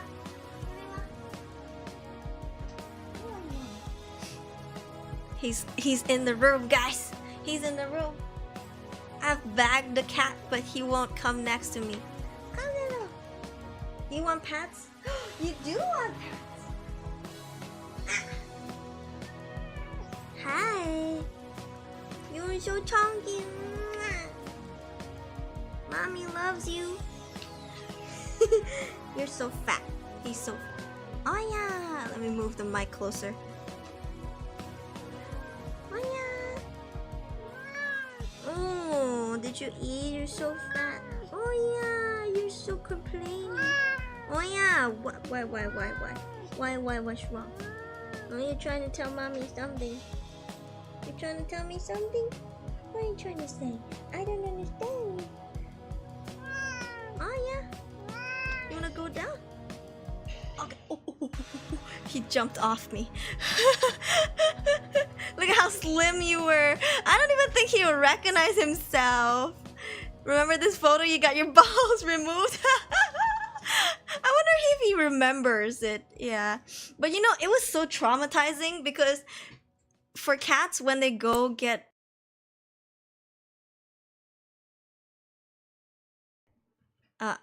Okay, for cats, when they have anesthesia and they're out of the surgery room, their eyes are wide open. Did you know that?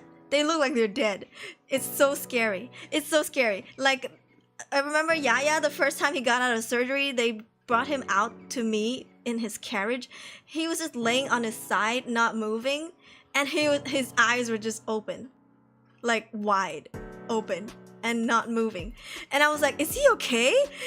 And they're like, oh yeah, he's just waking up from anesthesia, so just give him like an hour.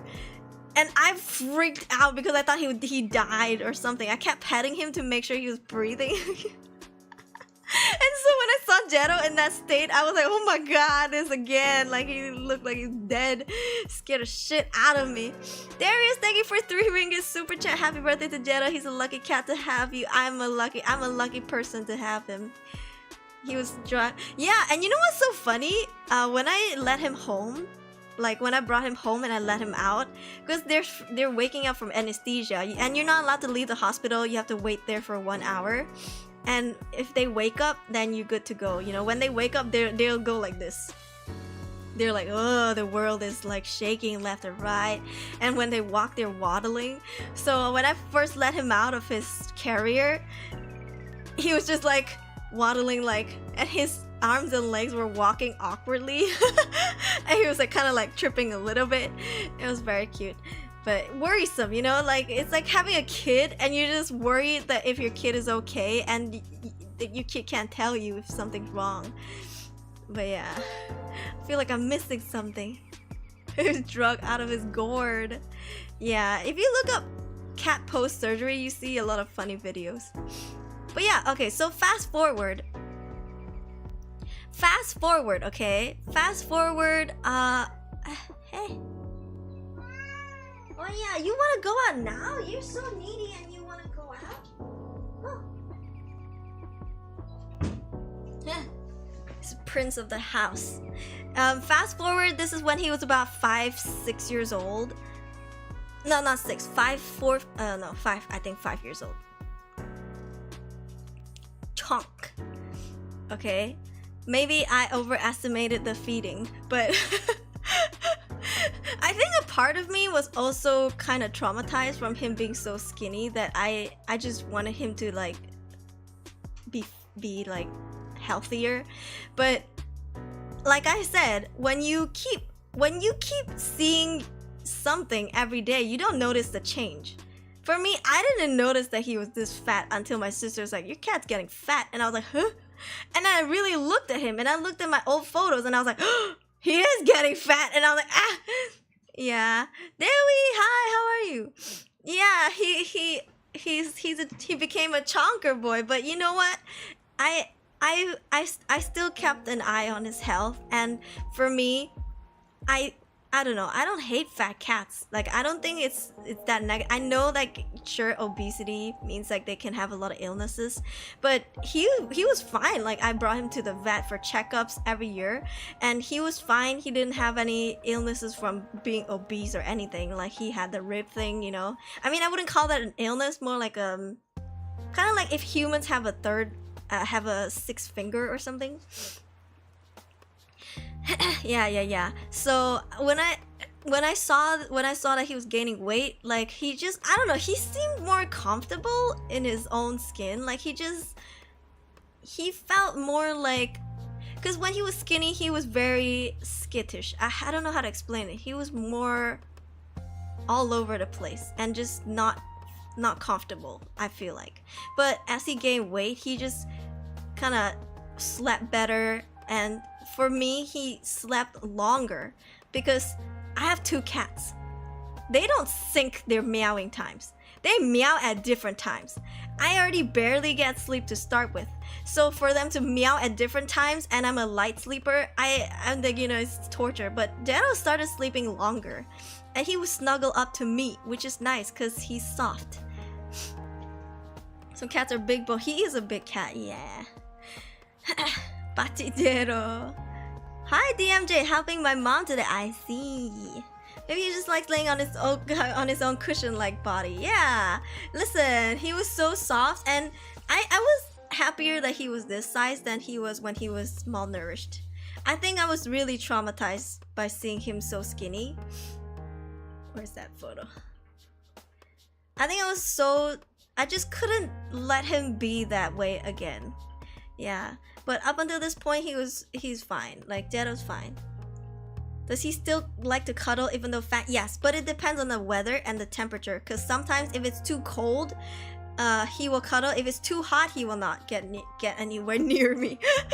If it's too hot, he'll be like, "Get away from me." But yeah, and that was when he started to become really, really fat. And so Jetto was very protective, okay? He would freak out if I take a shower and I don't leave the door open. If he can't see me, he thinks I'm dying. Whenever I'm pooping and I close the door, or whenever I showered with the door closed, he would scream meow and meow and meow outside the door. He tried to scratch the door for me to let him in because he thinks I'm gonna die. So he has to protect me, and he likes to do this. So the shower is on the right side of this place, and he likes to get on the sink, and he likes to guard me while I shower, I guess.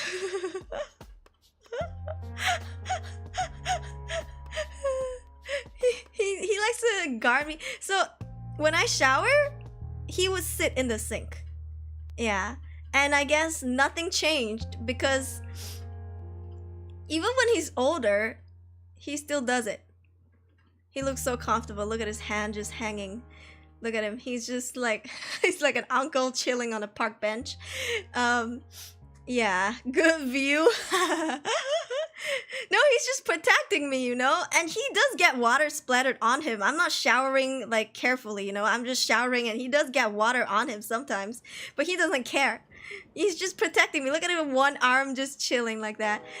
Yeah, he really thinks he's my guardian. Yeah, he loves to sit in the sink while I shower. He would just sleep like this. So I'm just showering and he would just sleep like this. Like he needs to be next to me. Yeah. And I guess he has separation anxiety because every time I leave the house, I'm walking to the elevator and I just hear Did he see your naked body? Yes, he did. But he's my son. It's okay. He's a cat. Jetto is best boy. Can he jump? Now, yes, he can. He jumps a lot. But yeah, look at him. I don't know. It's so weird because, you know, cats don't really like water. If you're showering and you get water on them, they would jump off, right? But he doesn't care. He just sits there and take it. Yeah. He's my guardian after all. He's my protector. And yeah, this is when I moved to a new place. This is when I moved to a new place. Look at him. He grew to be the size of my medium luggage. This is him sleeping sideways. He has this thing where he thinks that if I take out a luggage, he knows I'm gonna go travel. Cause I did travel a lot, even when I was living in Korea. And he would sit on my luggage, and he wouldn't let me pack. He would not let me pack. If I open the lid and I pack and I turn to get more clothes and I turn back, he's sitting in my luggage already. Like he wants to come with me, or he's gonna stop me from packing. And all of my clothes just have fur all over it. Yeah. Does he enjoy bath time? No. The big answer is no, not at all. Yeah. So he just likes to sleep on my luggage. And he looks so comfortable that I can't bear to wake him up, you know? Like I just let him, you know? Look at him. He's so cute. How do you wake this boy up? Yeah. He looks so elegant. Thank you, Geronimo. He is so elegant. He looks so peaceful. Like I couldn't. So sometimes I just let him sleep, and then when he goes to eat, I quickly pack. But then he notices I'm packing, and he tried to come to the luggage, and I'm like, no. Yeah. He's very cute. Precious cat. But yeah, he started becoming big, right? That was my medium-sized luggage, by the way. And then, oh yeah. This is him when he was not that fat yet. Like, he's medium. Okay, let me show you comparison. Okay, this is maybe 3 years in. This is when I first adopted him. Do you see the difference?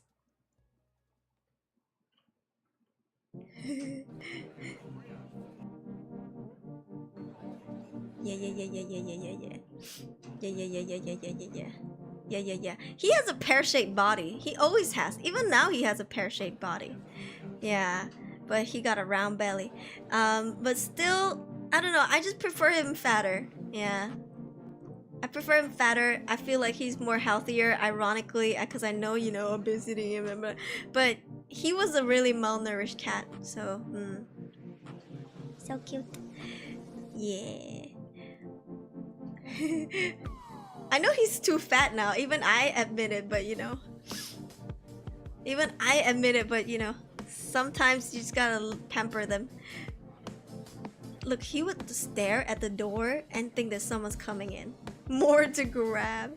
Yeah, he was very soft. He was very soft.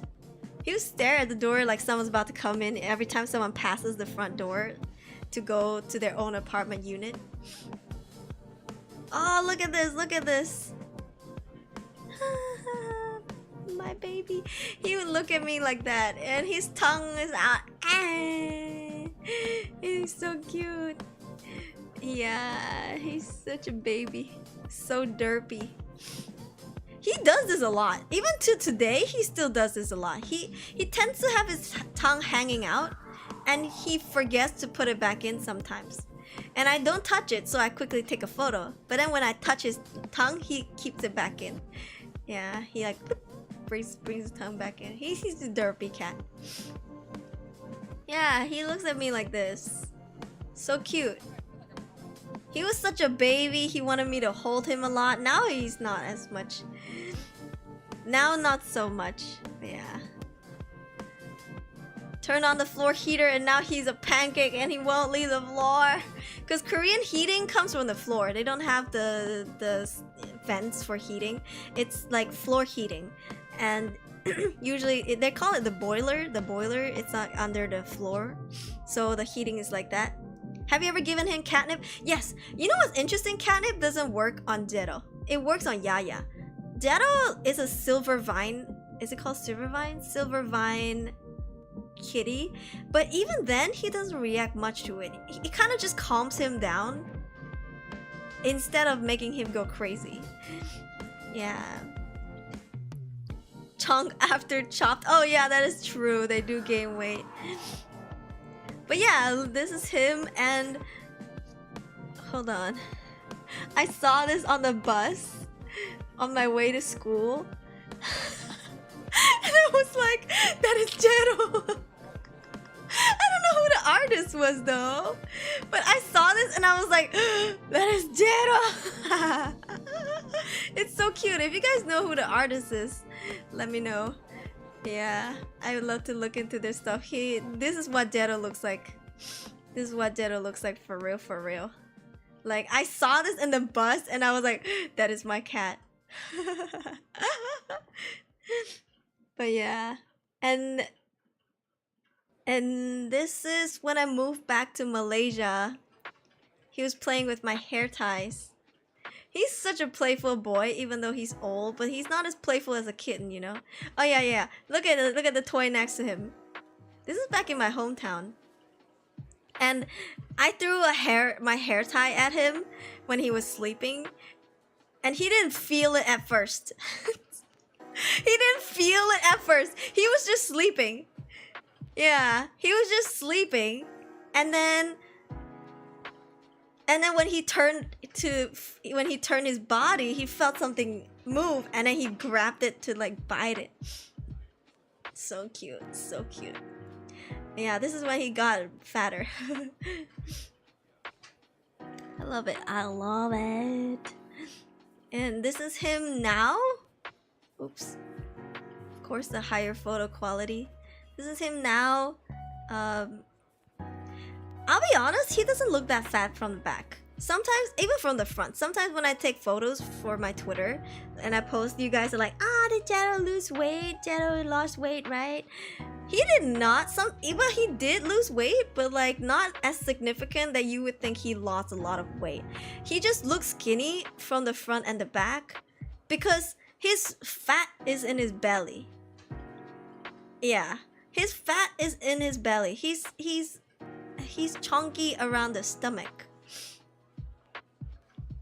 Like from the side, he looks like a big boy.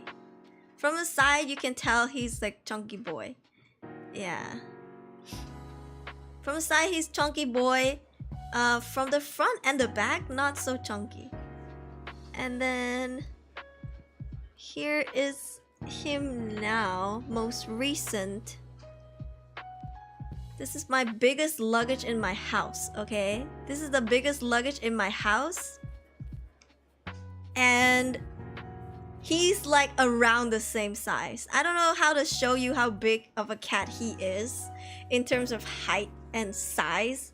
But this is, imagine this to be a really big luggage, like maybe up to my chest area. I'm 158 centimeter. And like his body length is like that long.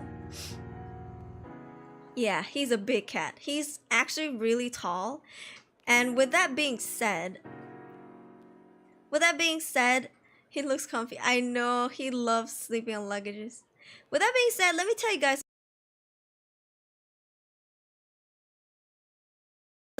Listen, I went broke. Okay? I was so broke because, okay, this is what happened. Thank you, Sirius. Thank you. Okay, so I was going to leave Korea, so I had this plan 3 months in advance.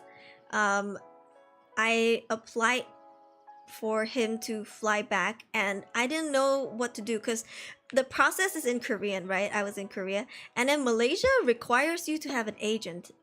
I think it's by law. You need an agent to settle everything for you. But in Korea, because I didn't know what everything was, and there was a lot of requirements. If you want to transport a pet, you need them to have a passport. Yes, your pets need to have a passport as well, a pet passport. It should have been called a petsport, but I don't know why they missed that opportunity. And and they need a bunch of shots, like antibiotics, rabies shots, you know, like all the antibody shots and stuff like that. And then they need to get a full body checkup to make sure that they're not sick, that they don't have any illnesses that they bring into the country.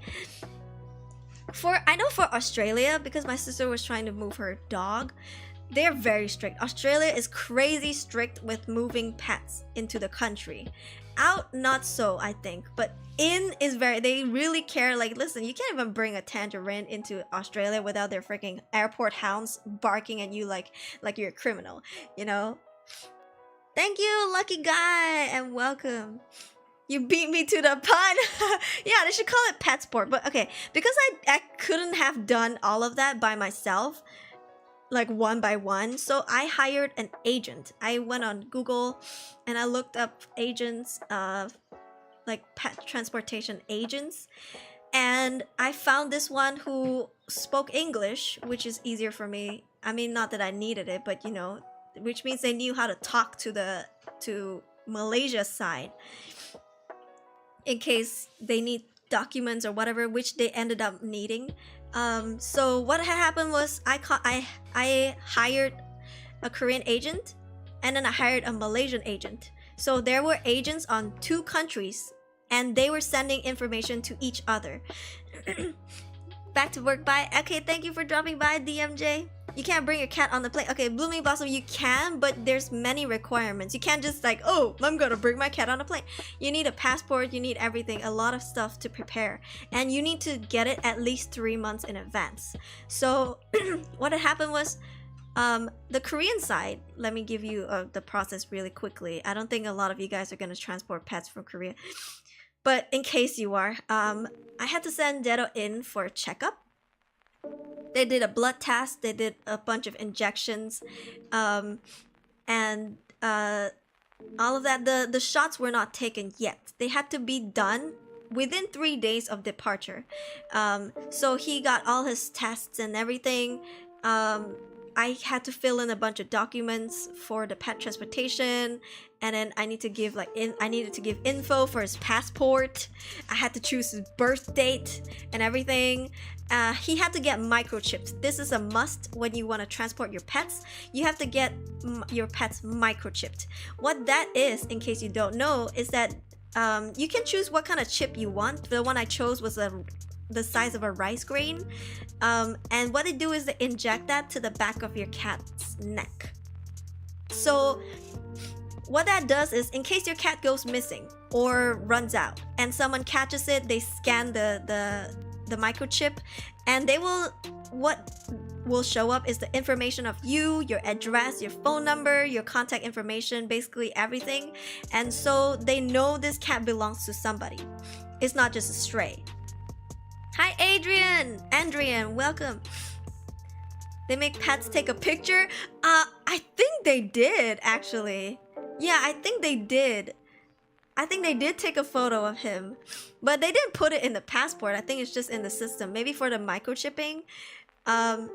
But yeah, so that's why, guys, please microchip your pets, especially your dogs, because if you need to walk your dog and your dog runs off, if the pound catches them, like you know, if somebody catches them and brings them to a hospital or vet or to your local animal shelter, they can scan and know that this pet has an owner, even if they don't have a collar.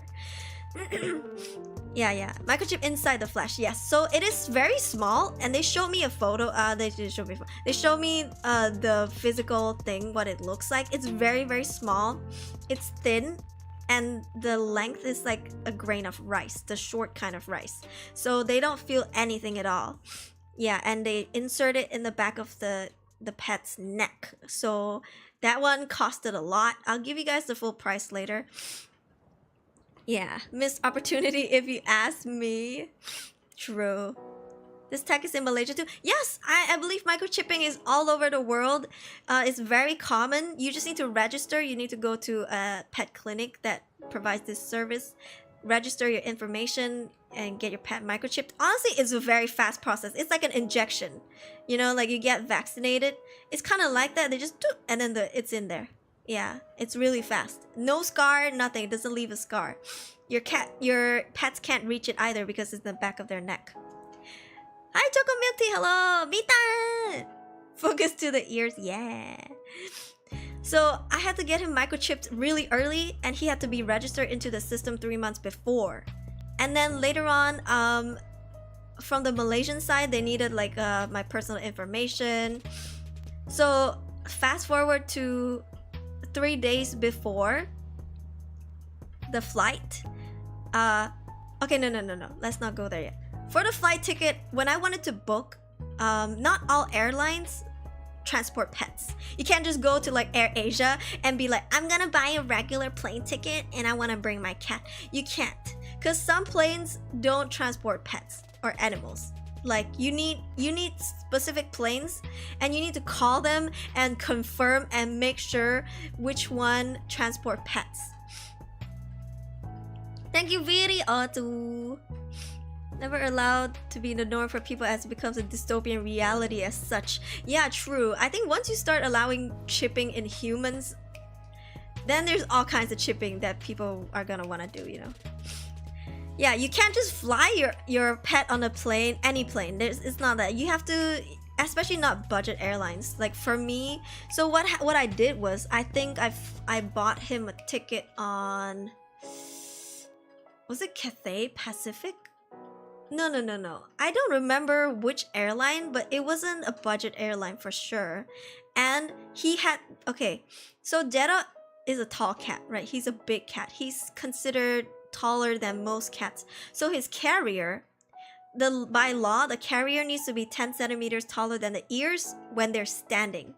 So when Jetto is standing, he's tall already, and the gap between the top of the carrier needs to at least have 10 centimeter gap. So his carrier that I had to buy for airplane is like the size of a frigging dog's. Like it could fit a dog in there.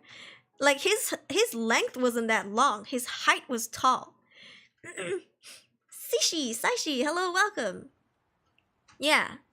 Brain tripping, ayo. Lose your pet like you lose your luggage, I'm gonna cry. Yeah, no, that's not gonna happen, yeah. Cause I mean, especially for Jetto's cage, they can't miss it. Here, let me pull up a photo for you.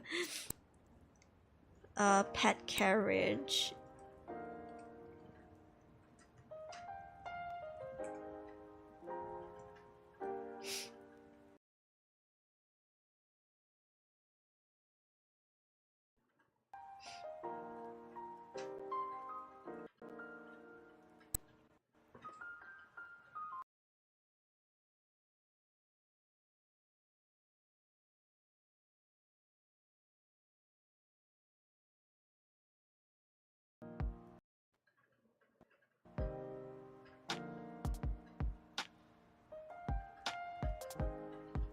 Wet pee? Ew!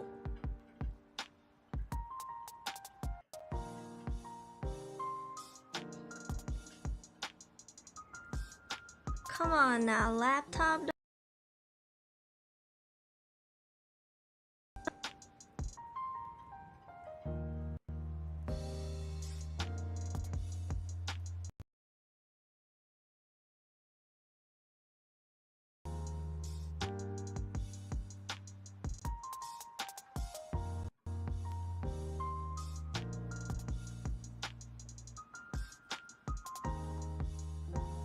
Okay. Is he still in the room? No, he left. He got bored, I guess. Okay, so this is what his carriage kind of looks like. It looks small here, but this is not my photo, by the way. But you know, it had to be tall enough for him, so this is too big. I had someone with me to carry him to the airport because I just could not physically. This thing was like freaking, like maybe a little bit higher than my. The height of this thing was like higher than my waist, and Jetto was heavy, so I couldn't. This carriage was heavy to start with, so I couldn't even bring him. Yeah, he's a big kitty. The space is for pets. Like every pet's in there, cushion, sit, or just tie the cage with rope. Can't imagine what it looks like. This is the cage. Inside you can put whatever you want, I guess. For me, I put his toy, his bunny toy. I put cushions, and then I sprayed it down with the silver vine. What do you call it? Silver vine spray, just to calm him down. And then I added some snacks in there for him. Yeah, there was like a little pocket. But unfortunately, because it is being transported, like from what I heard when the agent receives him, the snack was like all over the place. Yeah, do you just have one cat? I had two, but then now I just have one because the other one got adopted. Yeah, it was a special needs cat. But yeah, so this thing costed a lot. This is like maybe $200 for the cage. Yeah, so he's a tall cat, and because he's that tall, they can't just transport him in the car, in the, what do you call it, in the plane, in the seating area. They have to transport him in the cargo, which means they have to put him underneath with the luggages. Am I making sense? You have 5 cats, ayo. Seems putting food in a cage is not a good idea. Yeah, no, because I was scared that he was gonna be hungry. Here's the thing. From Korea to KL, it's like 6 hours flight. And then from there, he needs to fly back to my hometown. So he had to transit. And between transit, it's like a 6-hour-long flight. So I was scared that he would be dehydrated and stuff. I didn't want to feed him too much water as well, because I didn't want him to pee in the cage. Yeah, like I didn't want him to sit in his own pee, you know, because sometimes when cats are scared, they pee anyway, like they don't care. And I was worried that that would be like that for him. So it was very stressful experience. He's a house cat, does not leave the house. Imagine being in the cargo area with the sound, you know, on the plane, so loud, and you're just shivering. There's turbulent, you know. Anyways, for his flight, I didn't follow him. Yeah, So what I had to do was, in Malaysia's side, when you import a cat in, that or the pet, they need to be quarantined for 2 weeks. This is standard, this is the law. They need to be quarantined for 2 weeks to see if they have any symptoms, any sickness, even though you have all the proof of the medical results and whatever. So that's why I sent my cat back first. So after he got his injection and everything, I left him there with the clinic for 3 days, and then they brought Jetto to the airport, and then he was transported back to my hometown and stayed there for 2 weeks. So he was there for 2 weeks without seeing me at all. 2 weeks. 2 weeks is a long time. Honestly, I feel for him, because the quarantine space, I went there to look. I went to visit him when I came back. So when I came back, it was like maybe 1 or 2 days before his release from quarantine.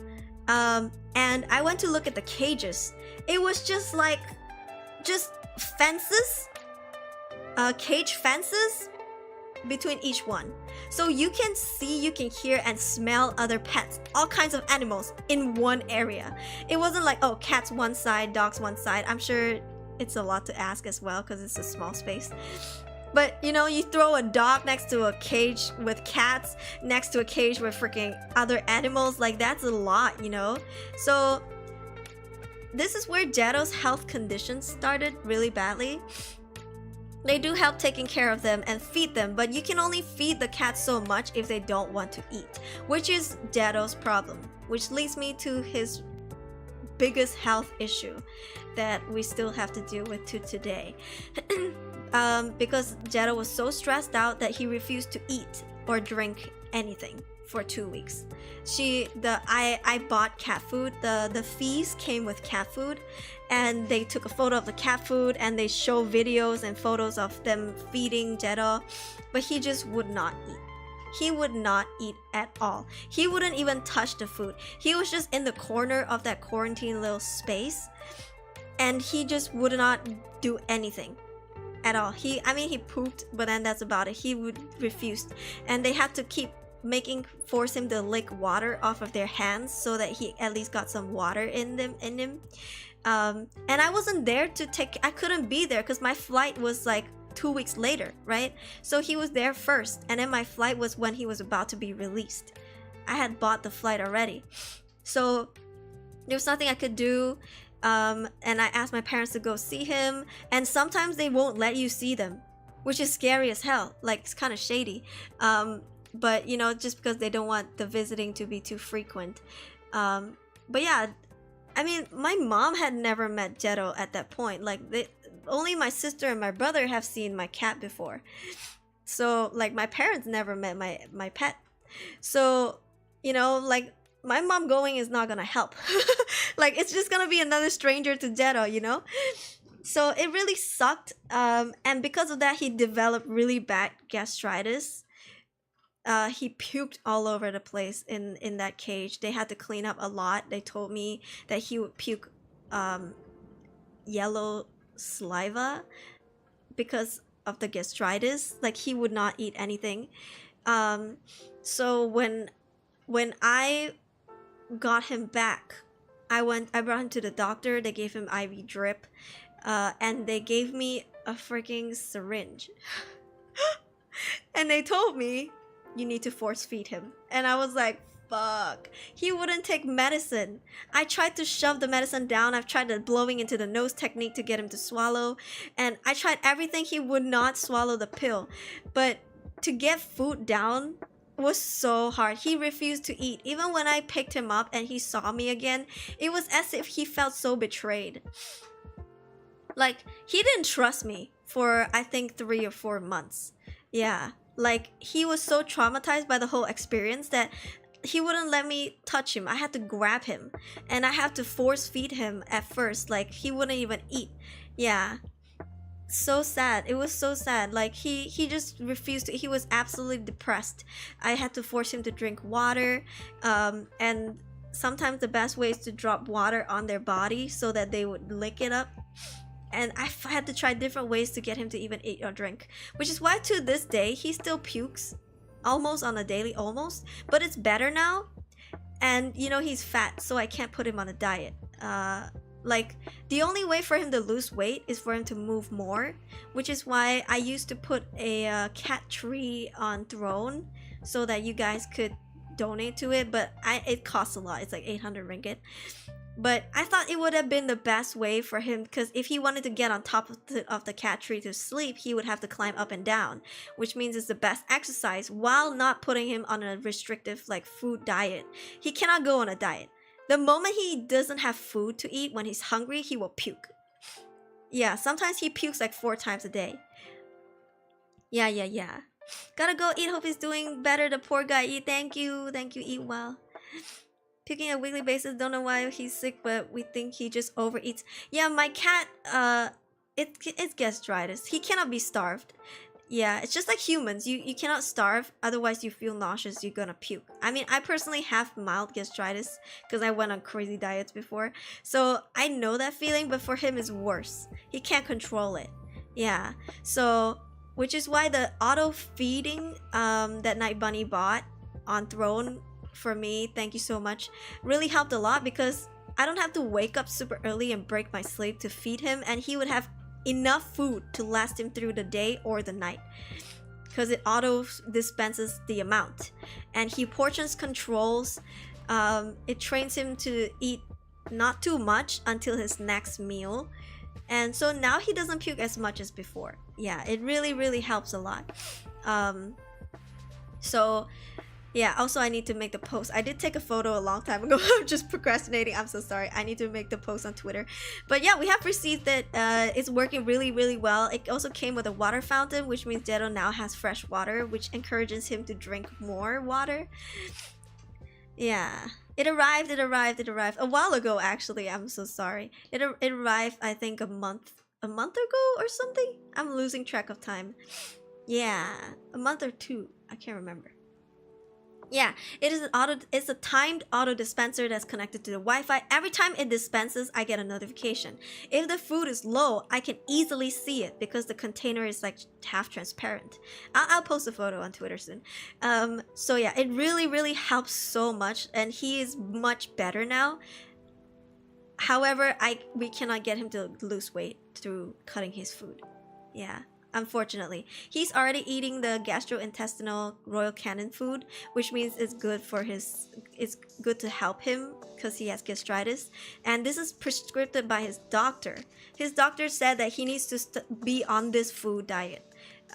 Like all his food, he cannot eat any other food but this one because his stomach may not be able to process it. So he might puke it out before his body could even process the food. You know, so that's why I had to bite the bullet. And that's why I had to bite the bullet and buy royal canin. It cost a lot. Like, I mean, cat food shouldn't cost this much, you know, because usually people buy in bulk and it's cheap, but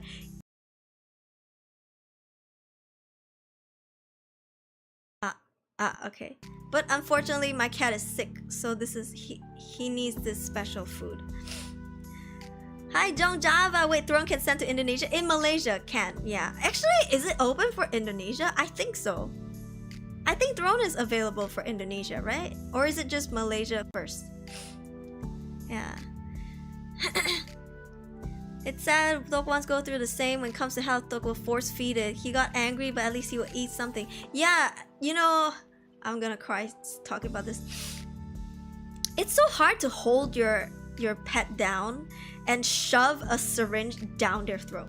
They are choking, they're gagging, you can see their body retaliating against the food, but this is the only way to get them eat. And because Jetto is a big cat, he's heavy, he is strong, it is so hard for me to do it.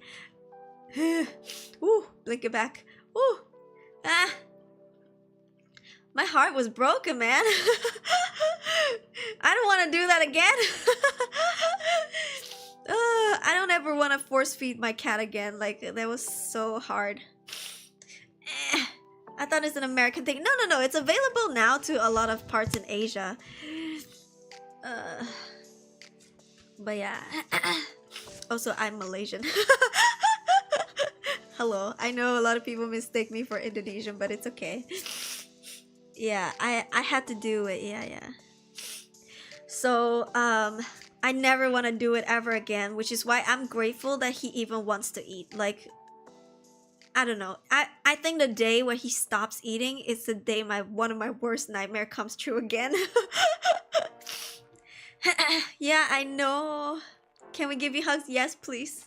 Oh, man. So yeah, so he had to be quarantined for 2 weeks, and I just want to tell you guys, if you want to transport your cat, know that it will be so traumatizing for them. There are obviously some pets that are just like, they're just like, we don't care. Like, you know, like chilling, and even after quarantine, they're still eating or whatever. But my cat, I would say my cat was a house cat, right? He didn't experience the outside much. So it was very hard for him to be in a place. Let's not even talk about the airport. You know, just in an airplane. Closed space. Darkness. The loud sound. Even for me, the airplane noises are loud. The whoo, you know, like and then your ears are popping, you feel the stress, like the takeoff and the landing, you know. He had to go through all of that and then be put around animals that he has never seen before. He doesn't know what they are. They just smell foreign and scary to him. That's a lot. Thank you. Because you instructor. Oh yeah. True. True. Because a lot of my viewers are Indonesian. Yeah, which is why I let them have the traktir option. Thank you. Where's the hug button for Aruri? Annie, you can do the hearts in the chat. That works as well, because I can see them. Yeah. Thank you. So yeah, just bear in mind. I think dogs are more chill, but I'm not saying dogs can't be traumatized. Just cats take it really hard, especially house cats. So please. I don't know what you can do to prevent your cat from panicking, but please make it as comfortable as you can for the pet before you transport them, because it's traumatizing. Yeah, they get very stressed out on planes indeed. I can feel the airport engine down my ass when flying a long time ago. Yeah, can you imagine though? Like, and it's dark, the cargo is dark and it's cold. Yeah, some people freeze to death in the cargo if it's not fit to transport livestock.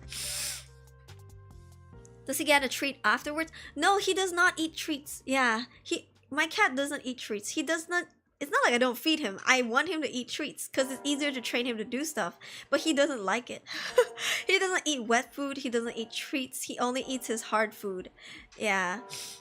He's a very picky cat. I think ginger cats are generally picky when it comes to food. Pets should be in first class while we get the other seats. Yeah, hell yeah. Yeah. PewDiePie hired a personal jet just for his dog. Yes, and his dog is a pug. A pug has a flat nose. So these flat nose pets, same with the flat nose cats, when they're at a place with high pressure, they might not be able to breathe. So for example, if you take a plane and up to a certain height, altitude, I guess is what you call it, it might be hard for them to breathe and they might suffocate and die. This happened a lot to both cats and dogs with a flat nose. So be careful if you have a pug or a cat with like maybe a British short hair with a flat nose. Just try, I don't know, try not to take long flights because they might not be able to breathe well. Jetto eats whole chicken. No, he eats chicken flavored cat food. He doesn't even eat human food. My mom tried to feed him, though it pissed me off so much. But she tried to feed him human food and he just doesn't eat it. My family had a dog. She was so scared, even cars. She was shivering there, laying in mom's legs. I feel bad even thinking about it. Yeah, my cat too. Even in cars, he's scared shitless. Can you imagine? Like a plane for maybe 6.5 hours? Let's say, okay. A total, maybe like 7.5 hours.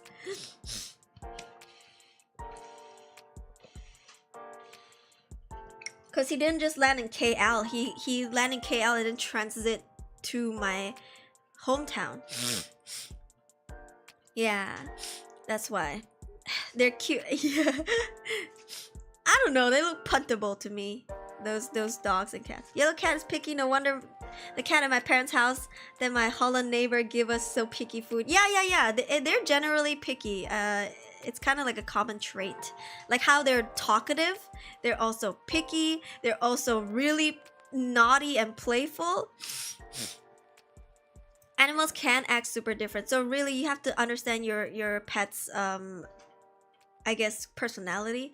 For me, I knew it was not going to be pleasant for Jetto, but I really would not in my dreams think that it would be this horrifying. And the aftermath still lasts to today. The doctor says, which is why I don't tell people that my cat is the healthiest, because, and they're like, of course, you know, you fed him, it's so fat. He's not sick because he's fat. It's nothing to do with him being fat. He lost 5 kilograms when he didn't want to eat. He lost 5 kilograms when he did not want to eat. And that is a lot for a cat. In a span of a few months, maybe like 3 months, losing 5 kilograms can be deadly to a small animal. If it's 1 kilogram, they take months to lose. Maybe a month or 2 to lose 1 kilogram. So he lost 5 kilograms and he started to have what I noticed he started to have was like loose skin. Do you know loose skin? You ever seen like a really obese person lose a lot of weight and they just have those loose skin that they need to remove through surgery and stuff? Jetto started to have loose skin. Yeah, because he lost so much weight so rapidly, that his skin was just loose. And I mean, now he's fine because he gained the weight back. But yeah, he just was walking around with a flappy stomach. Like just, it was so heartbreaking. Yeah, I'm glad he survived too. Like every day I'm grateful. Yeah. Holland, Netherlands, I don't know what to just say, like a foreigner neighbor question mark. Yeah, but so, you know, understand that it's not an easy process. Even if you have the money and you can get everything done, your pet's health, mental health comes first. Yeah. So anyway, the Malaysian agent was very polite and very kind. They were very communicative. Because I contacted them through Facebook. They kept sending me photos of Jetto like every day. They went every day, and they kept checking up on him. They took videos, and so it put me at ease for the 2 weeks that I couldn't see him, even though I was still worried that he didn't eat, but at least I was able to see him. It wasn't just radio silence for 2 weeks. Yeah. For the Korean side, as soon as they transported the pet off, it's out of their hands. Yeah, all they had to do was give me the documents. They sent the cat off, and then that was it. Their job was done, and then it's all on the Malaysian side. Yeah, drive across the ocean. Yeah. Funny about Tok's cat, I was reversing my car for a garage search for my cat since Tok so didn't go out with me, but I cannot find him, so I assumed that he'd go out until after 15 minutes I heard a noise in the back of my car, seeing him shaking in the back. Oh, he was in the car! Oh, poor baby! He jumped in the car! Oh. That's good that you can see him. Hi, Aruri, how are you? Thank you. I was lurking on your stream. You were playing... Oh shoot, what's that game called? It starts with a B. Is it start with a B? I think it starts with a B. I forgot the name. Okay, I'm very forgetful. Oh fuck, I can't remember. I'm so sorry. But yeah, I was lurking the other day. Happy birthday to you, kitty. Thank you. I'm okay. I'm sick as always. my nose is runny as always. My fur neighbor cat called Klepe. No one can hold because it bites. I let the cat bite me until it get boring and I managed to calm the cat. Ah, but it hurts though, right? Oh yeah, Bugsnap. Right. Yeah, that one. I'm sorry, I'm very forgetful. Yeah, go check her out. We're gonna do a collab probably sometime in November when I come back from Japan. Yeah. But anyway, so all in all, the procedure with 2 agents, along with all of the pet carriage, all of the vaccines, the injections, the checkup, the microchip, the cat food on both ends.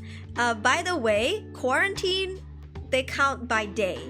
And by law, you need to quarantine your pet for 12 days. I'm sorry, for 2 weeks. So 14 days. Every day counts, so they factor in that money. And also, when I put Jetto in the pet hospital before he flew from Korea, in Korea, every day also, they call it pet boarding, like boarding. He was boarding there for 3 days. That also counted. So all in all, everything, including the flight ticket, costed me around $4,000. Yeah, $4,000, which in hindsight is not that much. In hindsight, it's not that much, but I was a part-time student. I mean, I was a student with a part-time job. I didn't ask my parents for money at all, and you know, I was earning like freaking $10 an hour, and trying to save up as much as I could to pay for everything myself. It was a lot. 4,000 is 16,000 ringgit. 16,000 ringgit, around 16,000 ringgit to transport him one way from Korea to Malaysia. So $4,000 American dollars. Yes. Amiru, hello. Also hello Asu. I love that game. You should play it maybe someday. I have a lot of backlog games. In hindsight, I feel like that's a lot. If you think about including flight tickets, by the way, which, okay, here's the thing. When you buy a ticket for the pet, even if the pet is not sitting on an airplane, like the seat, it counts as a ticket. Oh, my dad. And so, because he had to,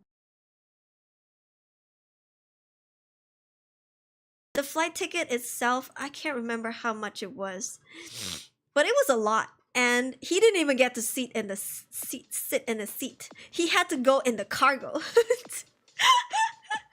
Yeah, I think they count that because of the weight, like they're calculating him as a human weight.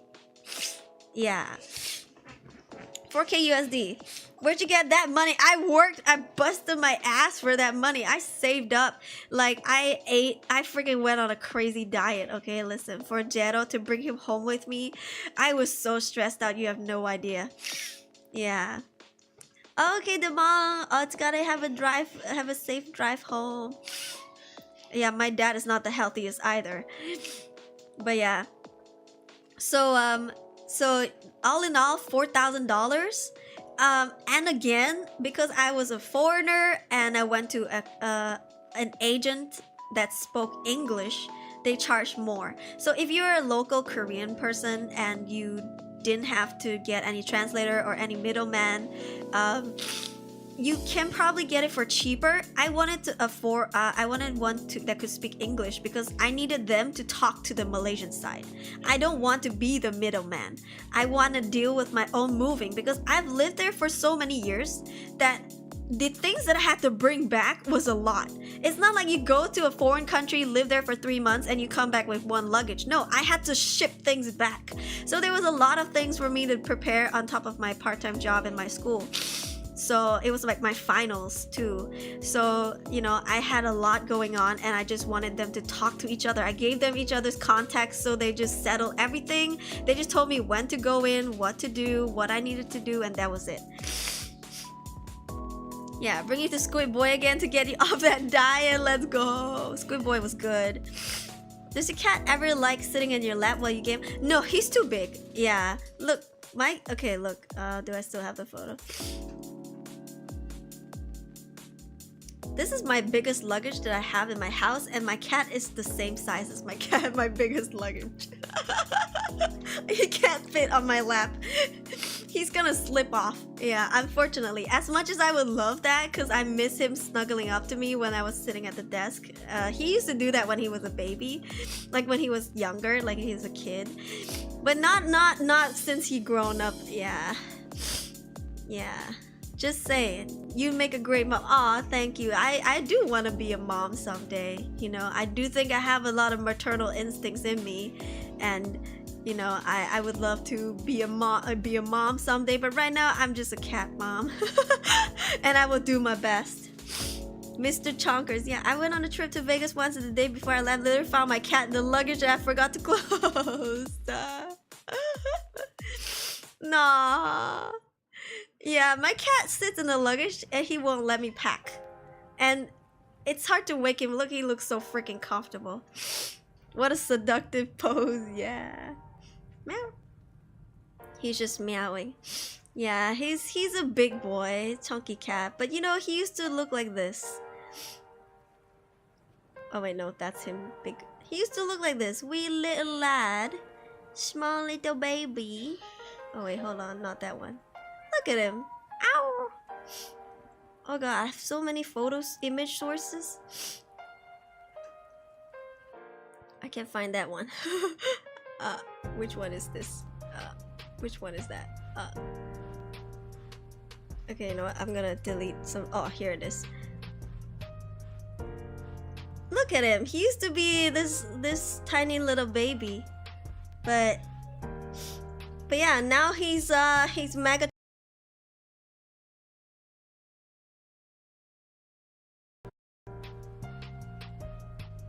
Now he's like mega chunkers, 8 years old, which is like 48 to 50 years old. Yeah. Ha.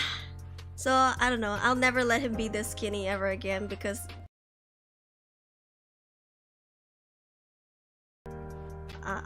it just breaks my heart. Oh, my audio is killing me. What is going on? Hi, Alien King. Welcome. So yeah, that's my journey of me being a cat mom. It's not the easiest, I would say, because if you have children, human children, okay, at least they grow up and they take care of themselves. If I had an 8-year-old son that's human, he would be able to wipe his own ass. He knows how to flush. He would be able to get his own food whenever he wants and go grab water. You know what I mean? But if you have a pet, like a cat, you need to scoop his litter sand. You need to feed him because he ain't gonna go and get his food himself. You know? Like, I mean, I now have the auto feeder, but I still need to top up the auto feeder myself. It's still manual at some point, you know? And same goes with the water fountain. And if he pukes, I have to clean it up because he ain't gonna clean it up. So it's still like, it's kind of like having a baby for a long time. Like they grow older, but they don't grow up. Yeah, so he's just always gonna, I always have to take care of him, clean up after him. Like, I feel like I've trained to be a I've trained to be an actual mother while raising a cat. So like, freaking give it to me, you know, human babies. Like, how hard can you be? I just gotta like change your diapers for like 3 years. Listen, I've been changing this baby's diapers for 8 years. Forever, baby. My cat tried to feed me live mice. How did your cat find a live mice? Is your cat an outdoors cat? My cat is an indoors cat, so yeah. If anything, he scares the house geckos away. It's not just cutes and snuggles. Yeah, maintenance is very important. Yeah, are you a neko? I'm a doll. I'm a wind-up doll. Yeah. Knows how to get girls and get married, that kid. I mean, yeah. So I feel like if you have a pet, just know that they're always going to be a baby and they deserve to always be a baby. You know, like, good for them, and we should respect that and do our best to assist them. Because listen, maybe we are the servants, okay? We think, oh my god, it's so nice to have a dog or a cat. I can always pet them whenever I want. But you become a slave. So adopt at your own risk, okay? But I see you have cat ears. Well, I can take them off.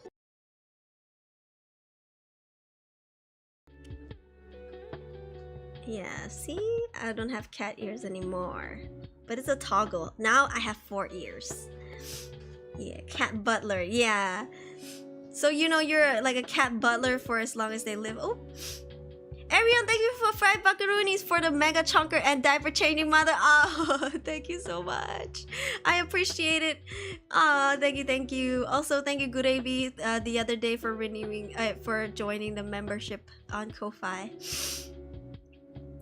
Let's go. Yeah, 5 buckaroonies, very generous. Thank you. So yeah, do you guys have any questions about cats? Earlier I had a question, I forgot who asked it, but how do I potty train my cat? Okay, Q&A section starting now. I can only again give you what I know from my personal experience and my research. By no means am I a professional. I'm not a doctor. So yeah, for cat litter, for cat toilets, okay, it's very easy. Cats when they poop or pee, they almost get embarrassed. They want to hide the evidence. Yeah, which means they like to poop and pee at places where they can bury the evidence. So, if you leave litter sand out, you just gotta carry them and bring them there once. So you just gotta let them know where it is. And once they stepped in the sand, they know this is the sand. Whether they play around with it or not, you try to encourage them to play around with it so they know the sand is there. Eventually, they will walk there to poop and pee. You don't have to train them. Yeah. Cats will not poop at a spot like a dog, I guess. You can't put you know those pee mats down and expect the cat to always go back to that same space. Because they will only go wherever they can hide their poop. And if you don't have that space, they will pee and poop on your blankets because they can you know, use their hind legs or legs to like cover it up with it. They will do that on your couch. They will do that on anything, your blanket, your jackets, if it's on the floor or anything. Yeah. Hello, welcome Underdog Banzai. Yeah. How's he around strangers and visitors to the house? Jetto, not friendly. Not friendly at all. He's very scared. He's a scaredy cat. My mom laughs at him. But if the person stays for a while, he slowly comes out. Yeah. He slowly comes out and he will sniff the person. However, if they have dog pets, Jetto will not let them pet him. Yeah. He will sniff and he will, like, if you reach out to him, he will swerve. He will dodge. Yeah. But generally, if people come, he hides. He literally nooms to a room under the bed and then does not come out for like 30 minutes. And then he starts to go slowly approach the strangers and sniff them. And I would tell them like, don't pet him yet because he bites. He actually bites. My cat bites a lot, okay? Yeah. Has Jetto ever escaped? I wouldn't say escape, no. He has gone curious because in Malaysia, it's very normal for us to have 2 doors. Not a necessary door. So first one would be a gate. Even because I live in apartments, the first door would be a gate. And then the second door is the door. So more often than not, especially in Asian household, in Chinese household, we usually leave the door open but the gate closed. Yes, to get airflow, the qi, the feng shui, whatever. But when Jetto never had that, right? Because the doors in Korea are just like no holes on them, just slam shut metal door, you know? Like you have to enter with a key card or a passcode. So Jetto never had that. So when he first came to Malaysia, when he first came, he was depressed, okay? Didn't want to eat, didn't want to do anything. But as he got used to the house, he would walk and half his body would be out the gate. But that is the most he'd go.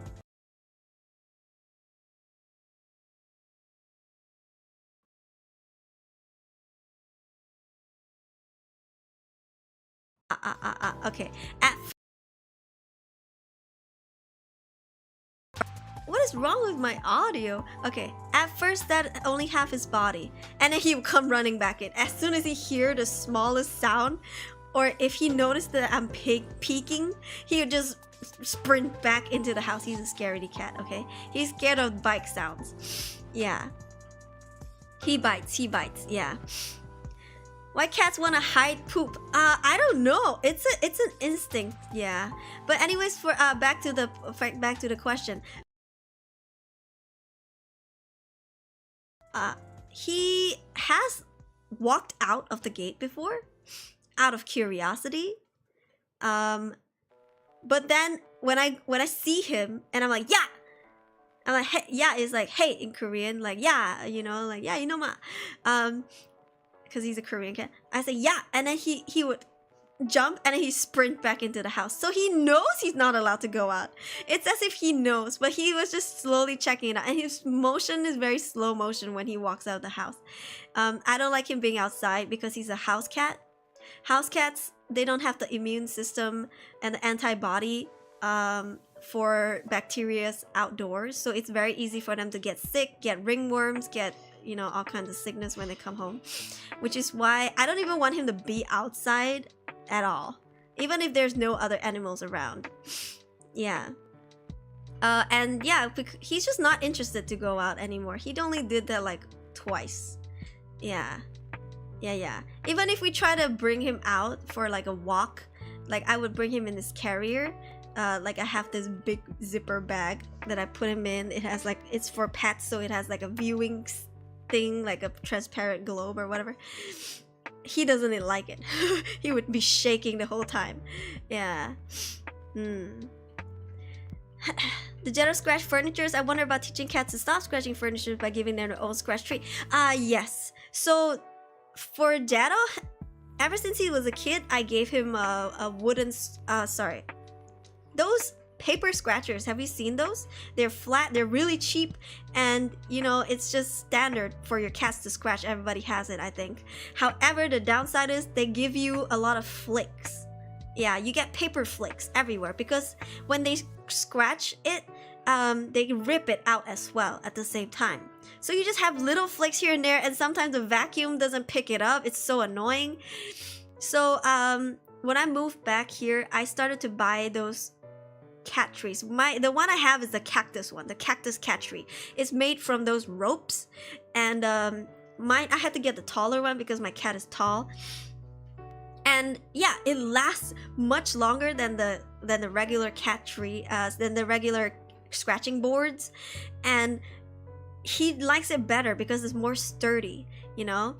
And I realized that when that, like, I think it took 3 years or something, when that started to become less useful, he started to scratch the couch, which my mom wasn't bothered by at all because she wants to buy a new couch. She's like, yeah, scratch it so we can get a new couch.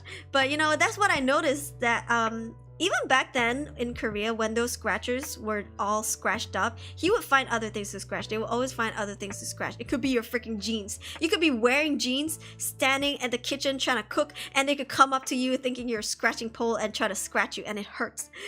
Like, you know, they think you're a scratching tree or something. But yeah, so make sure to change your scratch trees. I highly recommend scratch trees made out of those ropes. But if not, change your paper scratchers, like all of that. Change it often. Once it's done, make sure to have a backup. Otherwise, good luck to your furniture. Good luck to your leather couches, your gaming chairs. Good luck. Yeah. Thankfully, we don't have a leather couch. Yeah, we have a cloth couch.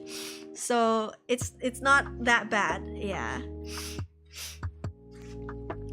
I wonder if Jetto can communicate with Malaysian cat. No. You know, there was once a cat who came into my house. Yeah, there was once a cat who walks, literally waltzed right into our house. I think, you know what it is? I think because Jetto's food bowl is not too far from the front door, I think the cat smelled his food, and so it came in. Yeah, and the cat was just chilling under my parents' bed. And Jetto didn't know. And I didn't know either. I'm just chilling, you know, like I wouldn't randomly go check under my parents' bed like every time I leave my room. So I didn't know. And then I just see this cat walking out, like approaching me from under my parents' bed. And it was like this black and white cat. And I was like, what the fuck? Whose cat is this? Like, huh? There's another cat in the house. My first thought was get Jetto away. Because I don't know where this cat came from. If this cat got bacteria, ringworms, got sick, I have to bring Jetto to the vet. I'm not about to let that happen. So I quickly, like, you know, tried to find Jetto. Like, I don't know where the fuck the cat was going, but I tried to find Jetto. And Jetto, because usually I have a zen energy at home. Okay, I'm chill, I'm calm. Okay, I walk around. I don't really have frantic motions, but I was frantic that time, and I think Jetto sensed it, so he jumped down from the bed where he was.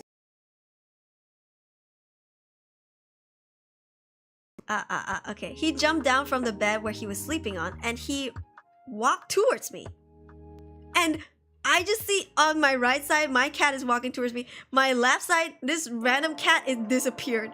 And I was like, oh, frick. I picked Jetto up. And this cat, I think, came up behind me or something. Jetto saw it, jumped off me. He, like, struggled, jumped off me, and hissed at the cat and went to hide. Yeah. Like, he hissed at the cat, because I think the cat took him by surprise. He jumped off me, like... He's very strong. I need 2 hands to carry him. He jumped off me, hissed at the cat, and then he ran to hide while like still glaring at the cat. He was like, wah, wah, you know, making those like territorial noises. Like I think he was gonna lounge at the cat if the cat came closer to him.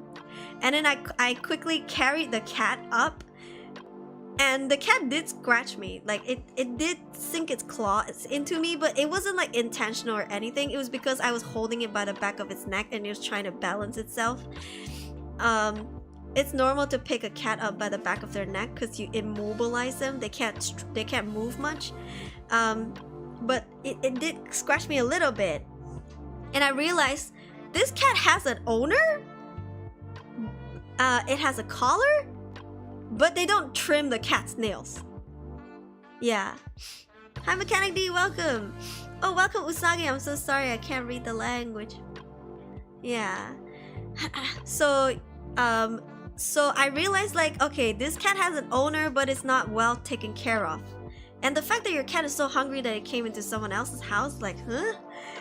You know, and my cat is a male cat who's big.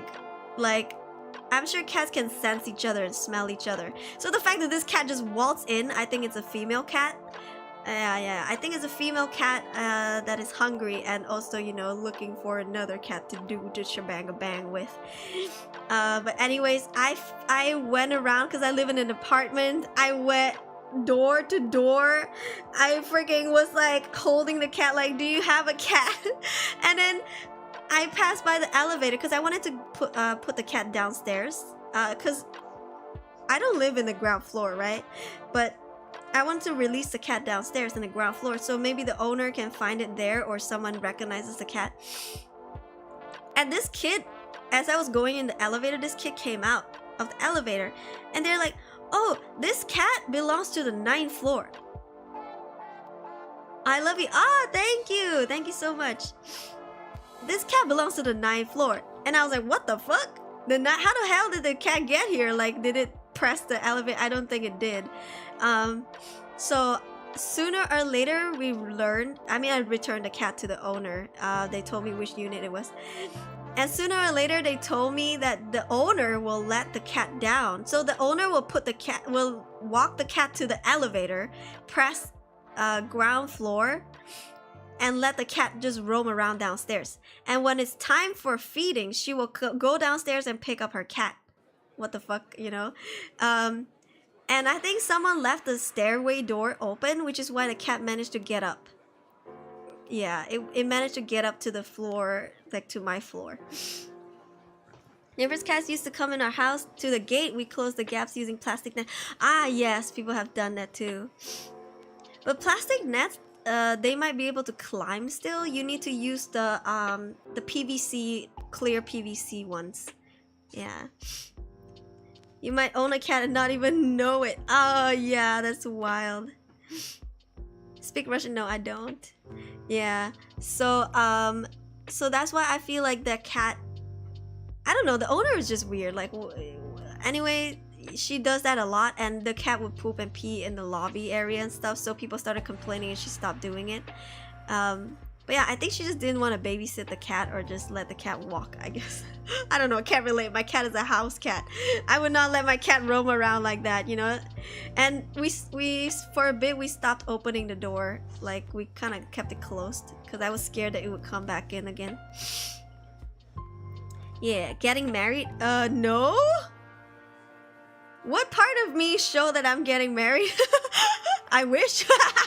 Yo, when can I be a mother? No. Unfortunately not. I wish. Yeah. What about cutting your nails? For me, I have a favorite position. So I would hold my cat with his back against my belly. So kind of like do I have a photo to show you an example?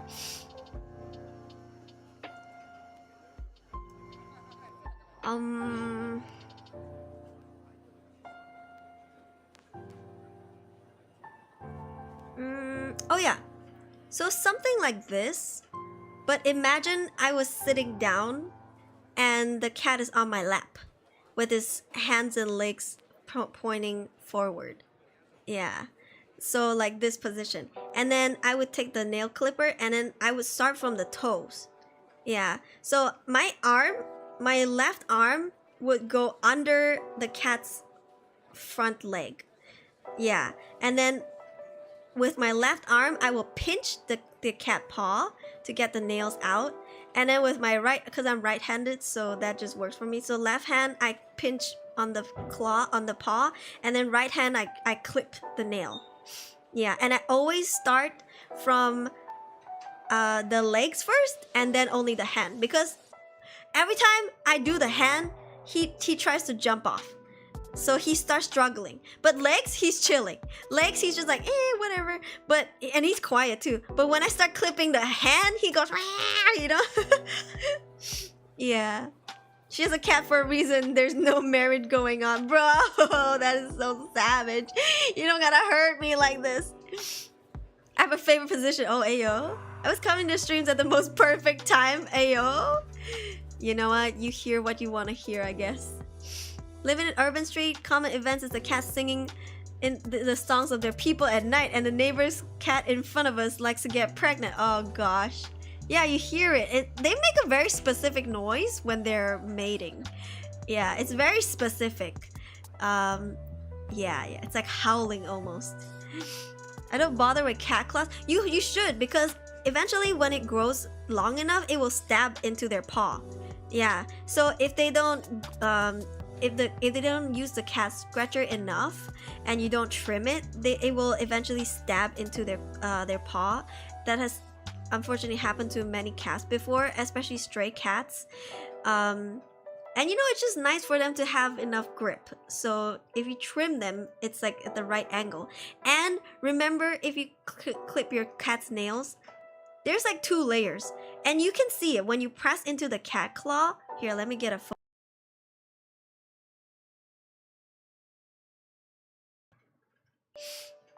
Cat claw.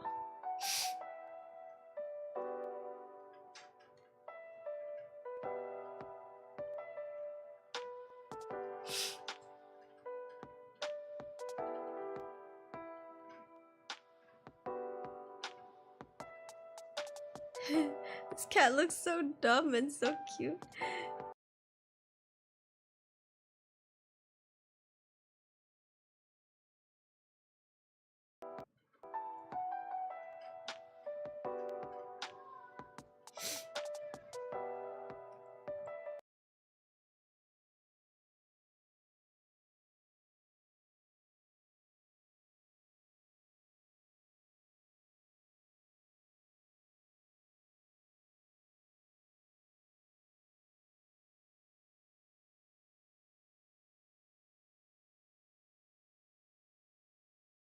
Huh.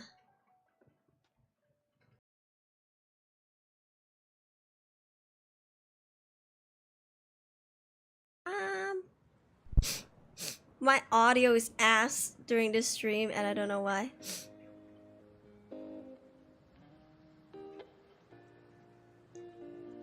Okay. I have a photo.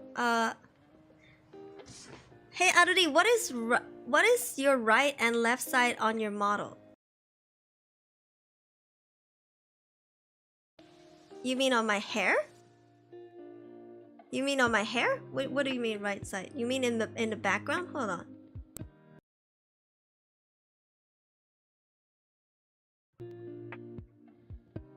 It's a bed. You mean on my model itself? You mean this thing? This thing? This thing is the my hair ribbon. Yeah, it's actually a ribbon. Can you see the knot on the top? It's a big hair bow. Yeah. I can show you. Real quick before we get back to the claw part.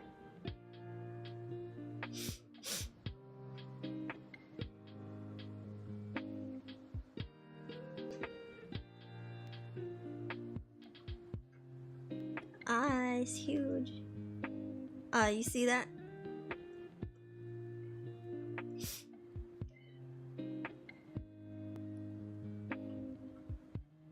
Yeah. It's a big hair bow in the back. Yeah. In general, right side or left side? Huh? Oh, you mean like am I right-handed or left-handed? I'm right-handed. Yeah. I am right-handed. I'm too small-brained to be dual-handed. Here. Let me show you cat claws. Oh, I was wondering if everything is opposite on your model. Oh, you mean if it's mirrored? It is mirrored. Yeah. So, I'm turning to my right side right now and the model is turning to the right side as well. I think everyone's live 2D is mirrored. It's kind of like looking at your mirror, right? Okay, so this is what cat claw look like. You need to press down on the paw, not hard. You have to do it gently, and not too close to the nail part.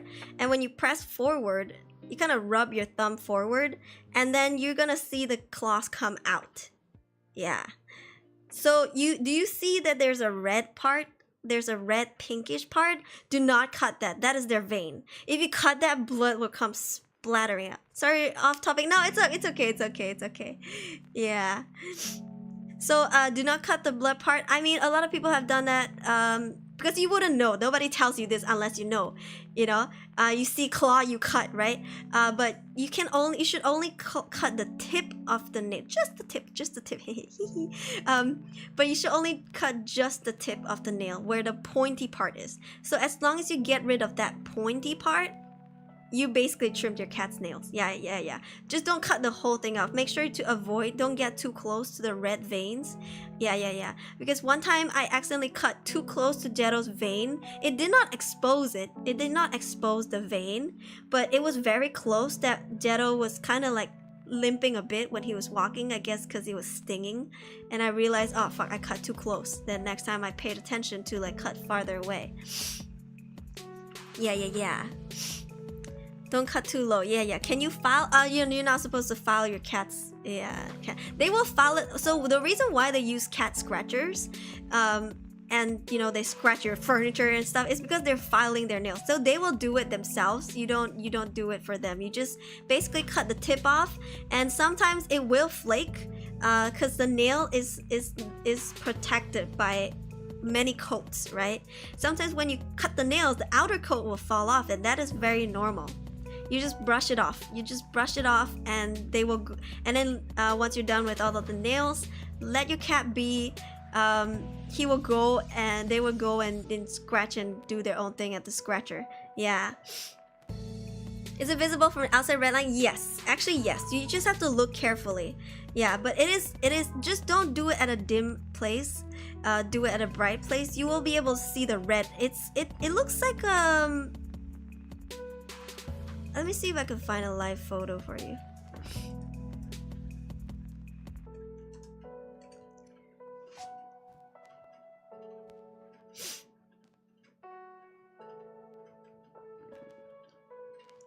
Ah, here it is.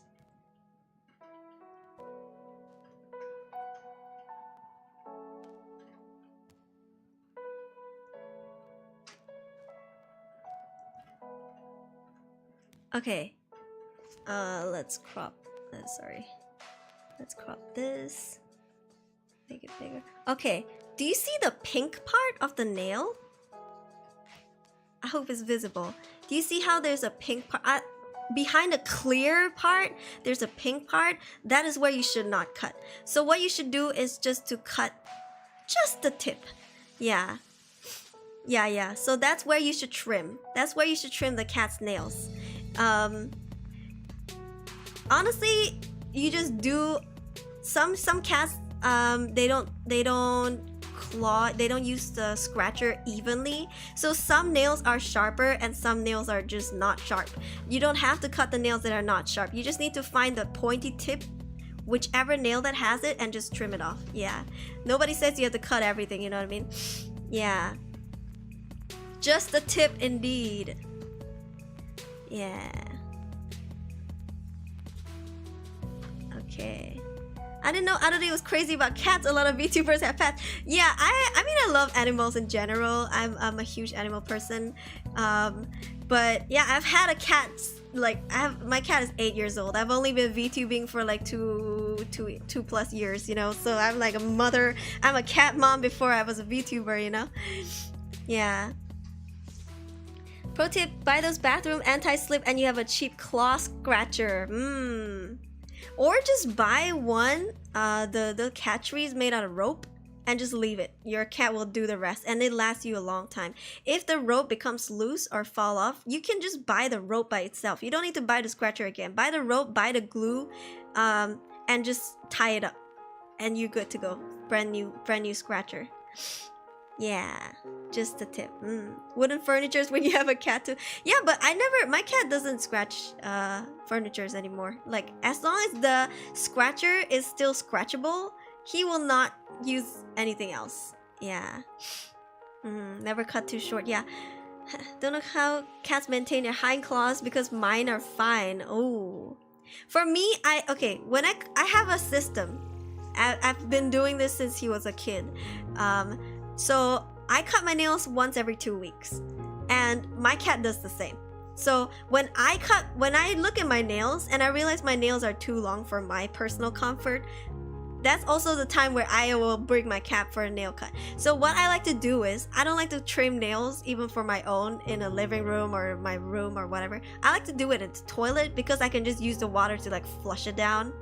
I cut my own fingernails over the sink, so I can just wash it down with water. It's easy, clean. At first I would run the sink with water first, and then I close the tap so it's still, there's some water, and it will, so like my nails would stick, you know, to the sink. At least it won't fly away, or I guess. I don't get my nails done though. I'm a cat mom. I need to clean after my cat. I need to do chores. I can't do my nails. Every time I do nail polish, the next day it chips. Yeah. But for me, I cut my cat's nails first in the toilet, and then I cut mine. Yeah, and then I use the shower head. I just like I just flush it down, everything down the drain, and I'm good to go.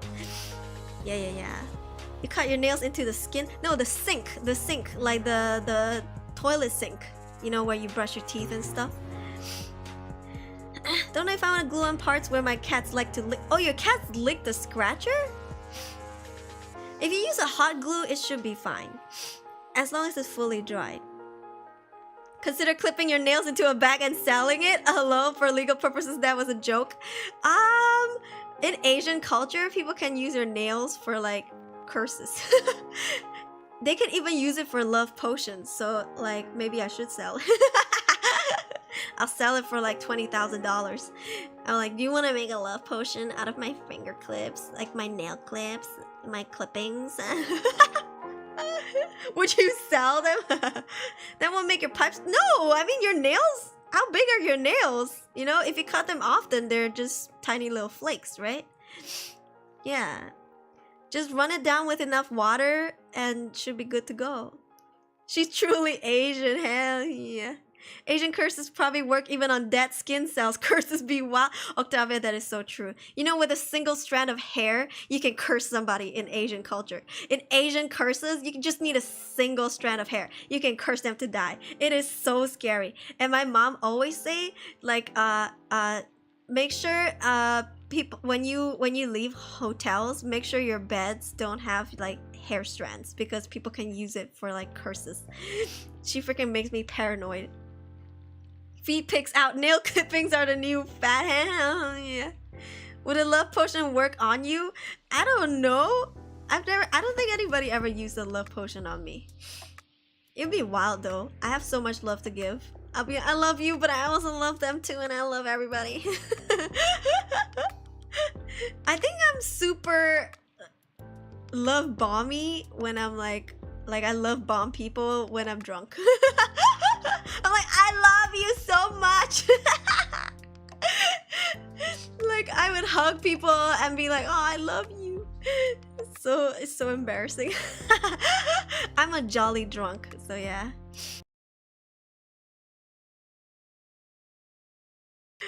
Can you show feet for free? Only feet?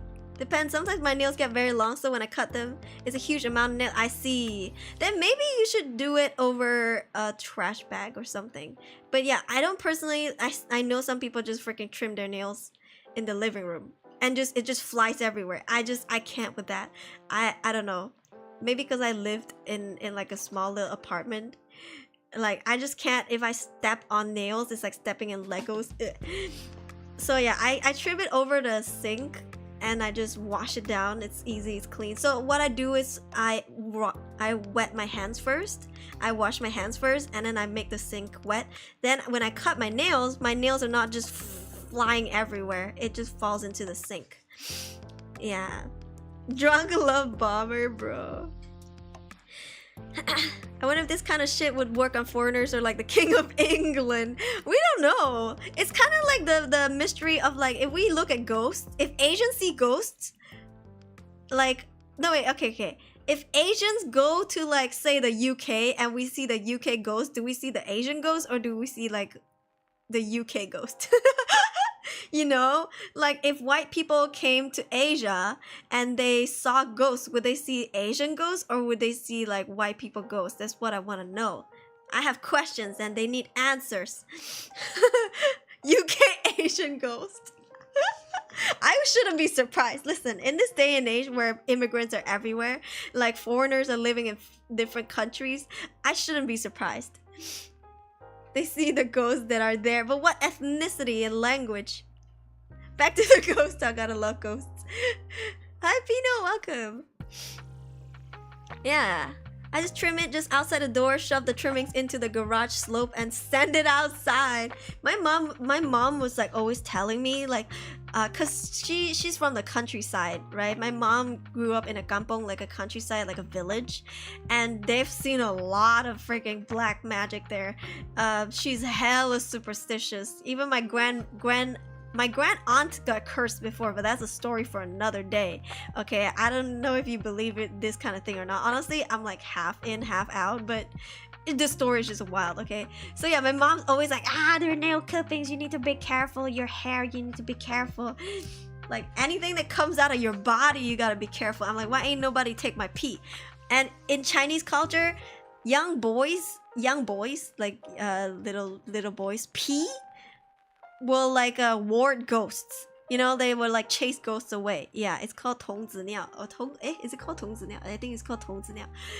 It's wild. Like, what? Also, what is this freaking discrimination? What about female little girl pee? Why? Say if I was a little girl and I saw a ghost, I couldn't pee on the ghost to scare it away. Only boys can do it. What the fuck? What is this sexism? Huh? What is this? We're about to like throw a tantrum at ghosts. I'm like, why are you discriminating? I see you have a favorite. Goddamn. Black magic is sus. Let's see. Kawin campur rojak multiracial weddings. There's white people ghosts here too now. Oh god. Does he shed a lot? My cat, yes. Yes, he sheds a lot. He sheds, especially when the seasons change. So because he's a Korean cat, which means he's a 4-seasonal cat, his fur is a bit longer during the winter time and shorter during summertime. And spring, I want to cry because springtime when I groom him, my god, like I can groom him, like I comb his fur in the morning and I gotta do it again at night. Because if not, when I pet him, I just see a clumped up bunch of fur on his tail when I'm like petting him down his back. It just sheds like nobody's business. Okay, listen, if you have a 4 seasons cat or if you have a long hair cat, I am so sorry for you, especially during like freaking springtime and autumn time, okay? That's when they shed. They have to grow out new hair, longer fur. I cry. If you look up YouTubers who have cats, like those cat YouTubers, you will see when spring comes, they do like I'm combing my cat stream or like combing my cat videos. Yeah, and they show you how much their cats shed. It's wild. My mom had too much childhood ghost demon whatever stories too, so wild. Yeah, I want to do a horror storytelling stream soon. That for real, Aruri, yeah. Bro, why your house smell like piss? My house is haunted, bro. Understandable. Yeah, but it's like boys pee. Only boys though. 童子尿, yeah. I will protect you out of the pee at ghosts. Yeah, are you a boy? You're not a boy no more. You're a man now. They don't care. They're only scared of little boys. They're not scared of men. What is this? Ageism? Tropical cats for the win. Yeah, so okay, my cat, I don't know if you can see it, but okay, so he is a short hair. Maybe he's an American short hair. Okay, so he's a tabby. What a tabby is that they have striped fur. Like he's striped like a tiger. Let's just say he's like a tiger, okay? Down his back all the way. But his front, he has like white fur. His chest fur is white. Do I have photos? Hold on. Okay, this baby photo, okay? He got white fur down his chest. And that white fur part is really long. Yeah. I mean, not really as in crazy long like a long hair cat, but it's longer than his brown hair part. Am I making sense? And you can see it very prominently. Let me find a photo for you.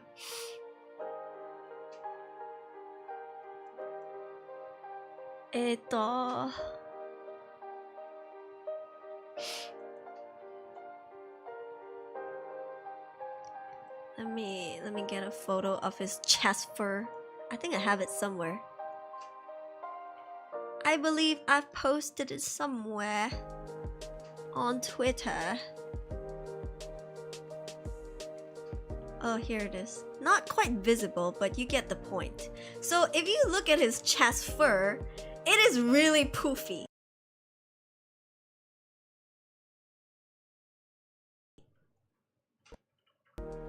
It is really poofy. Hold on, I'm trying to find another photo if I can.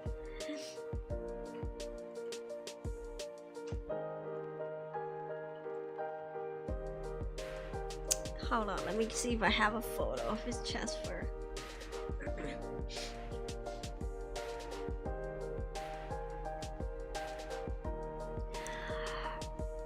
It's hard. I only have it on my phone.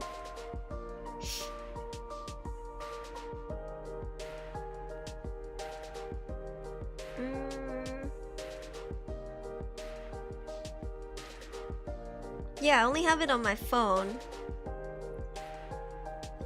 But anyways, he has really, really poofy chest fur, and I always want to pet it, but he won't let me.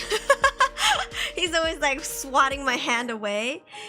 So because of that, when I brought him into the vet here in Malaysia, I asked them, because in Korea when he got his passport done, they wrote him down as a American short hair, and I suspected that wasn't all of it, you know, like I think he's a mixed breed. I mean, obviously because he has two color tones, two-tone fur. So in Malaysia, when I brought him to the vet for a checkup, I asked them like, "What do you think Jetto's breed is?" And they're like, it seems like he's a Maine Coon mix with tabby, like a ginger cat. Reason being, he's tall. He's a big cat. He's bigger than a regular cat, like regular adult cat. Like his height. And we're not talking about big as in fat. You know, we're talking about big as in his height, the length of his legs. Yeah, he is like Maine Coon. Maine Coons are big cats, by the way. Maine Coons are huge. Some of the Maine Coons in the world are like, I can try to find you photos of the world's biggest cat is like Maine Coon.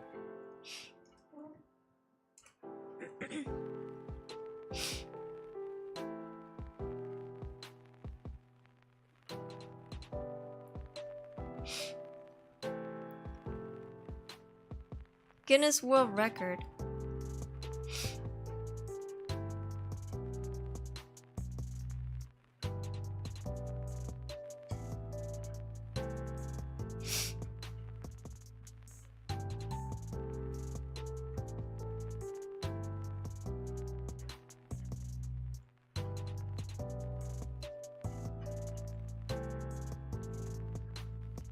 Alright. I mean, we're talking about biggest small cats. We're not talking about world's biggest big cats. World's biggest small cats, okay? You see that? Huge. Big. This is a breed called Maine Coon. So he thinks that Jetto is like a mix with like a mix of a Maine Coon. M-A-I-N-E-C-O-O-N. Maine Coon. Maine Coon with tabby. And I don't freaking know how his mom got to find a Maine Coon, or his mom was a street cat Maine Coon, which is bizarre because they're fucking expensive. They're like a luxury cat. Maybe his mom was not a stray to start with. Maybe she has a family, which is why they couldn't find her. Maybe she went home or something.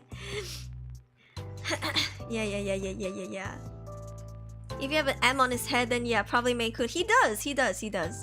I don't think it's that obvious, so can I show a photo? I'm gonna show a photo of Jetto staring at us, judging us. Oh, this is the best photo to show, I guess. Hold on. Oh.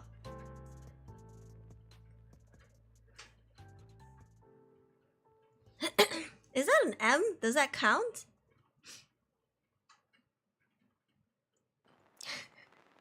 He's so cute. Look at the freaking sink. There's even water still in the sink, and he doesn't care. Yeah, Jetto is an alley cat. He was an alley cat. Yeah, he was a street cat, unfortunately born in the streets. They're as big as a baby tiger. And seem pretty common with all striped cats. Yeah, so he's a ginger cat. But okay. This is the perfect photo to look at his chest fur. You compare the length with his back fur. It is vastly different. When I give him a collar, when I put a collar on him, sometimes from the front it looks like it's gone. It looks like he's not wearing a collar. Yeah, because his fur is so long that it's hiding the collar. You hear the bells sometimes though. But yeah, from the back you can sometimes see the collar still. But from the front you can't really. Yeah. He's so floofy though, such a precious boy. You know, when I first got him, his whiskers were still so short. And how I learned that my cat was growing older and growing up was when I saw his whiskers grow longer and longer. And as he grew older, his whiskers would fall off and the new ones would grow out. And I would find his whiskers all over my apartment. I would find them and I'd be, it's like kind of like a... I don't know how to explain. You ever picked up a feather and you know the thing that's connecting the soft part of the feather? It kind of feels like that but thinner. Yeah. So yeah, I would pick up his You know, one of my biggest regret, and the thing that I wish I had paid more attention to, was I wish that I paid more attention to when he first lost his first baby tooth. I wished I paid more attention to that. Like, I have heard from friends, and I've seen videos of people finding their cat's baby tooth, the first baby tooth that fall off, and I'm so sad that I never got to here. I never noticed, and a lot of people say, oh, usually you find it in like their food bowl or their water bowl, especially water bowl. I never saw it in the water bowl. Every time I change the water bowl, it's clear. So like, did my boy swallow his first baby tooth? It may well happen, it's very common. It happens to humans too. But I wish I was there. It's kind of like seeing your baby's first steps. I wish I was there to see his first tooth fall. Like, nah.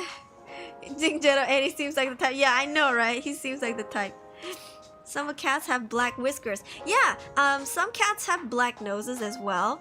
Those cats are, okay, so some cats have pink paws, some cats have black paws. Whatever color paws they have, whatever nose color they have. Yeah, so say if a cat has pink paws, they're more prone to skin diseases and skin cancer. So you should not let them bask in the sun for too long. They will always love to roll around in the sun, but like, don't let them be there for too long. Don't bring them outside in the sun for too long, because it's very easy for them to get skin cancer compared to the cats with black noses. Something, I don't know why, I forgot the reason. I should look it up. Yeah, pure black, it's so cool. Yeah, that's so cool. Check inside your pillow. Probably Jetto's teeth inside. It's been ages. He's 8 years old. I'm like 8 years too late for that. maybe 7 years too late for that. But yeah, I wish I could have caught his first tooth falling out. Ah, man. Okay, mine's pure black, except for the bung hole. Oh, and her nips. What are those colored? Light colored? Why don't they just all be black? Like, why is it not like that? Weird. Cats' bodies are weird, but they're so cute. Yeah. You guys have any questions about cats? Hold on, I need to clear my photo thing. I've won too many.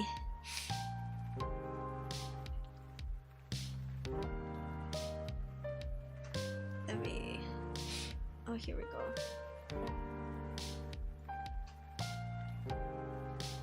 Oh yeah, I have a video of Jetto when he was a baby. I forgot to show you guys. Hold on. I have a video of him snuggling up to me. Also, my mattress is on the floor, so the heating was really warm.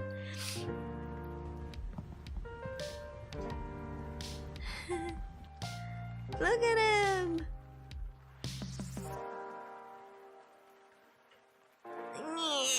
Oh yeah, the mouth area was what I was talking about. The cat acne around his mouth. He was snuggling up to me. He was so cute.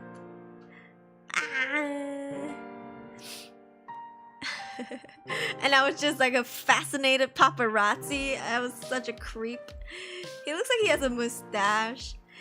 So cute. Yeah. He was so skinny boy.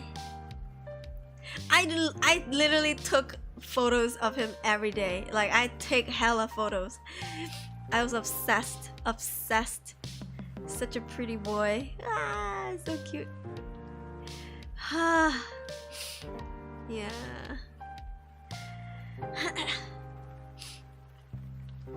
I've lived with cats for half of my life, so I can't think of any.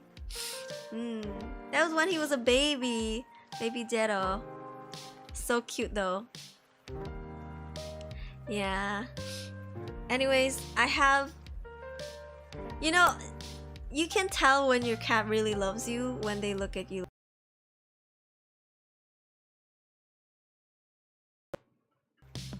When they look at you like this. This was Yang Yang. Yaya. Yaya. I mean, Yaya looks like this, but Yaya also looks like this.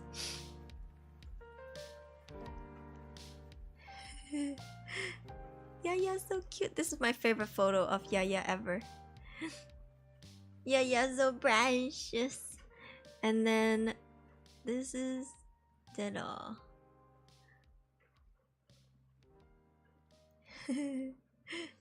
Ayo, thigh reveal. Ayo.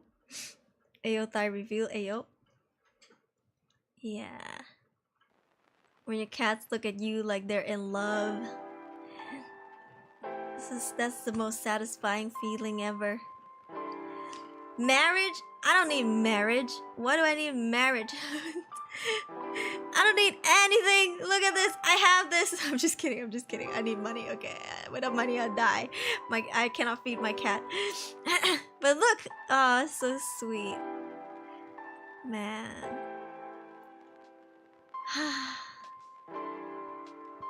Oh yeah, if you look at his nose, do you see the black dots? Do you see the black dots around his nose? That's a cat freckle. Yeah, that's a cat freckle. Just like humans, if you are like ginger, you have red hair or orange hair, and you have like freckles around your face. This is ginger cat has them too, but their freckles are black, and they're usually spots around their noses or their gums. Yeah, so you do see them around the mouth area, the gum area where it's pink. Yeah, it's really cute, and he grows them. It's kind of like humans. The older you grow, the more you get. Same with cats. The older they grow, the more freckles they get. So now he actually has more freckles than he did back then. Yeah, and sometimes I notice it around his mouth area. It's very cute. He also gets it on his paws. Yeah, because his paws are pink too, like kind of like his nose. So he also gets them. Very cute. Ah, yeah, yeah, yeah. He has a goatee. Look at that. He has a goatee like if humans had like that little goatee on their chin, like that little like mustache, like a little beard. He has it too, but his is like orange. Meanwhile, the other cat has like head hair. The other cat has like a head, like it's like he's wearing a hat or something, like a black hat. And then this one has a goatee. Handsome boys, my handsome boys. Nah, I love my handsome boy. Bowl cut hair. I know, it looks like it's so funny. I heard when cats look at you and then blink, that means they trust you. Yes, yes. It needs to be a slow blink, and you can slow blink back. Yeah, you can slow blink back. If a cat closes their eyes at you, that means they trust you, because cats will never take their eyes off a person or thing they don't trust. Yes, true. If your cat blinks at you slowly, you can slowly blink back at them to show mutual trust. Yeah, and I like to do something. Okay, here's the thing about cats. There's something called like asserting dominance. When they stare at you, and you are the first one to break eye contact, like you are the beta. So if your cat is staring at you and you stare back at them, keep staring. Don't be the first one to look away. Let your cat be the first one to look away, so that you assert dominance, that you're the more dominant one. Yeah. So, you know, sometimes I'm on my laptop and I look over at Jetto and he's staring at me. I would just stare back. I still blink, but I would stare back. And then he would like, and then look away. Can we blink? Yes, we can. Yes, we can. Yeah, you can even blink slowly. Initiate the slow blinking. Yeah. I have a feeling Aru deliberately makes herself be the beta. No, I'm the alpha. I'm the tiger mama. Listen. My cat may be a tiger. He may be feisty. He may bite. He may be loud. He roars.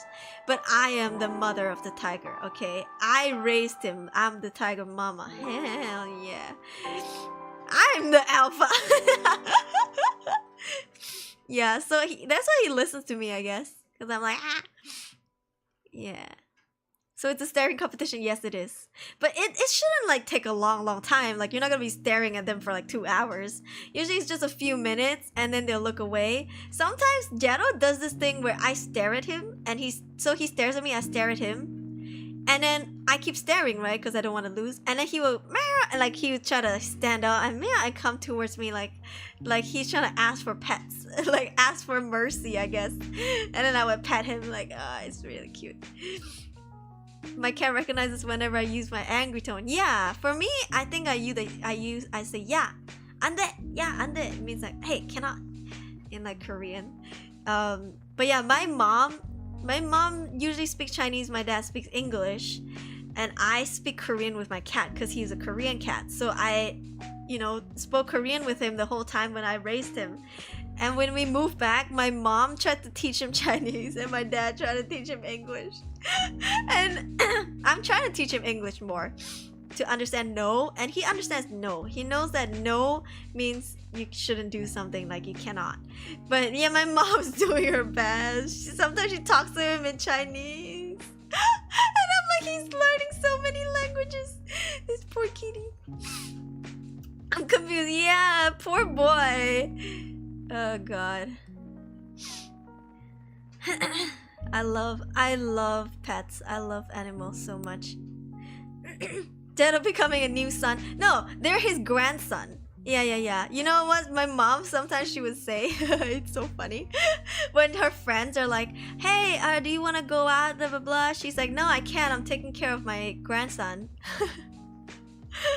My mom in Hokkien, she would say like, which means that I want to like take care of my son, my grandson, because I'm the mother and they acknowledge it. Yeah, because whenever there's a thunderstorm, if there's a loud noise banging or coming out from outside, he would run to me first. Yeah, he would run to me first and sit next to him like he wants me to comfort him. He doesn't run to my mom, he doesn't run to my dad, even though they're really close to him. Like, even though they're in the same room, he would always run to me. Yeah, and people are like, oh my god, you're so paranoid. They don't think that you're their mother, they just think that you're someone who feeds them. I'm like, bitch, you just never grew up with, you just never been around a loving and affectionate cat that sees you as their mother, huh? Like, my cat comes to me and I listen, I wouldn't say this if I didn't think it was true, but like, he really treats me like his mom. Like, he comes to me for like comfort, like he snuggles up to me, he grooms me, like he gives me kisses on my hands and stuff like that, like really sweet things. Like, I can't even name all of it, but yeah, he sees me as his mom. And I know that because I could just be randomly doing stuff and then a thunder could just crack and then he come running to me. He would sit next to my leg, like rubbing himself up to my leg and shaking like my leg. And I'll be, you poor little thing. Gossen, yeah. Did Jetto have difficulties at understanding a new language in his house at the first time? I think he was confused. Yeah. But then again, they also understand the tone of voice. So I guess he knew that he shouldn't do those things. But he's also not that naughty of a cat. Yeah, because again, he's seen Yang do all the bad things before. So he like doesn't do it anymore. So there's not a lot of things we needed to educate him about. Officially a tutu.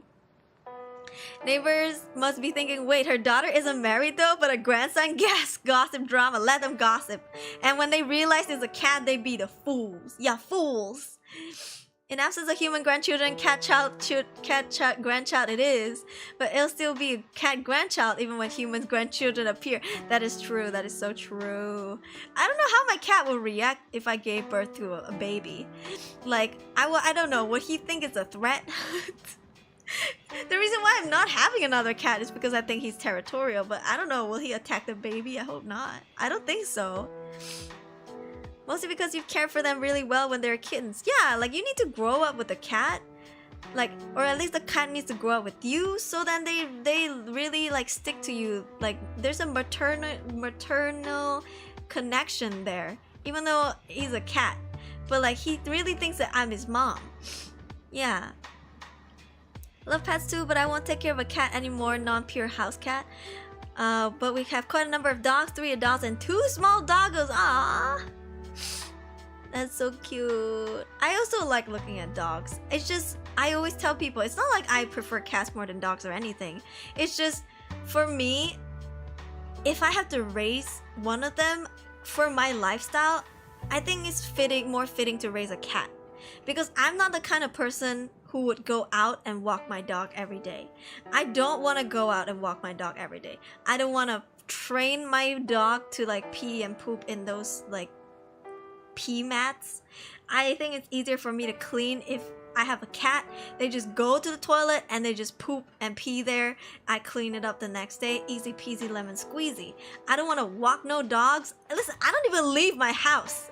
I barely even leave my room to start with, you know? Like, I only do what I need to do. So like, I don't want to go out and walk my dog. Like, that's why lifestyle wise, I prefer to have cats. Yeah. Usually they will bond with a granddaughter or son, the owner, or care for them. They can smell your smell on the child and all that. Also, most of the time the cat will think, I will protect this baby that is so precious. Jetto's territorial though. Jetto worried that his food supply might be cut, so would defo attack. I have to show him that even if there's a baby, we will still feed him. Are you willing to test it? Test what? Test having a baby? I mean, I would like to be a mother someday. I think I've been pretty open about this. If I can't birth one on my own, I would love to adopt. Yeah. Yeah. I want to be a mother. I want to be a mommy. Yeah. Homes in Asia are so small. Typically, that's true. Also depends on how well the kids treat pets. If the kid's too rough with hugs, pets don't like it even there's no ill intention. I think that's up to the parents to teach the child. Yeah, because you can't have when the baby like doesn't know shit and pulls on the cat's ears or the tail. You have to teach the kid like, no, don't do it. It's kind of like, honestly, I see it like raising a cat. Raising a cat, raising a baby, potato. You need to train them, you need to teach them, you need to guide them, because nobody was born with knowledge. Like, hello, what are you, like freaking reincarnation of Einstein? You know, like you gotta teach them. And so yeah, I feel like people who are rough with pets when they're kids, their parents probably don't tell them no or don't do that, or like teach them to pet gently, you know. My parents' house is a freaking zoo. Chicken, rabbit, cats, wild fox? Hello, you have wild fox in the attic? Wait, won't they eat the chicken and the rabbit? Cats are territorial when they smell unfamiliar cat smell around. Or any smell that they're unfamiliar with, honestly. It could be like a human, or a human who has dog pets, or like dogs, anything. They can sense lizards. Yeah. Mommy piled. What is that? What is mommy piled? Show them by example. Also probably notice anything on TV and makes you think it's okay to be rough with animals. Yeah. I mean, it's not the right thing to do, and I'm not saying I condone children doing this, but you can't help, you can't blame the child if they watch something on TV as a wee little kid with no decision making, you know, like skills, that they think, oh, that is what is the norm. Like, you have to teach them. Like, you can't just pop a baby out and be like, that baby learned on its own. No. You know, it's kind of like you can't just get a cat or get a dog, get a pet, and then think they learn on its own. Like, you have to teach them, right?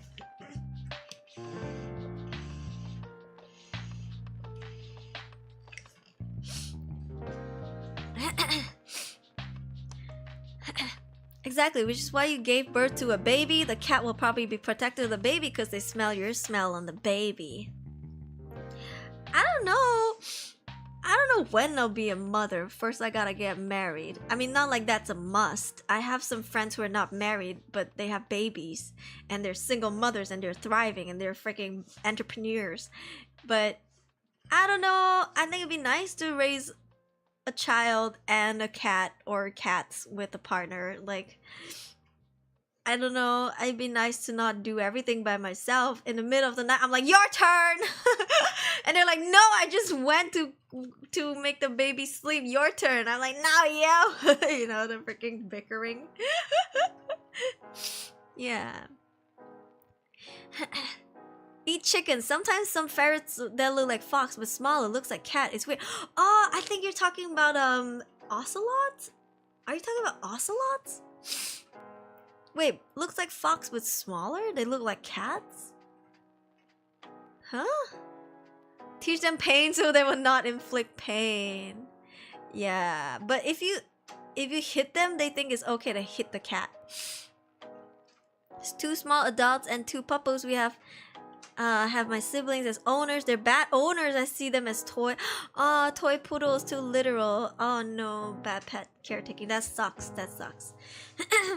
People who want pets for the sake of having a pet, like, okay, you know a person really loves their pet when they see their pet as equal, or they acknowledge that it is a living being, that it is a creature, and that you should live harmoniously with them.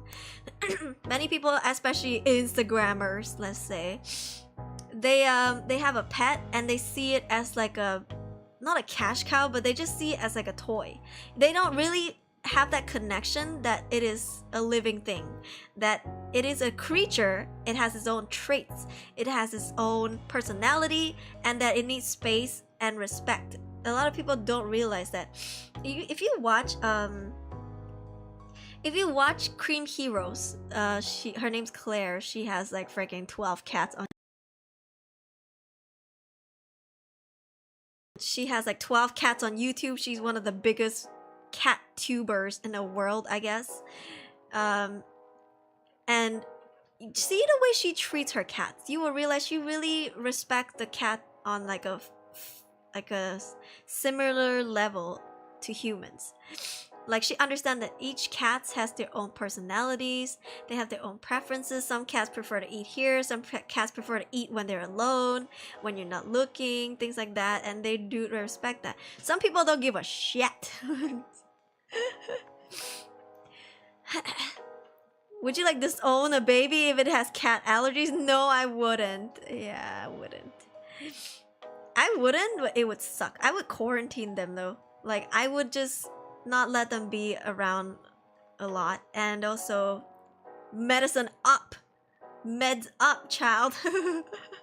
Where's your inhaler? I mean, that's for asthma. I'm like, did you take your meds?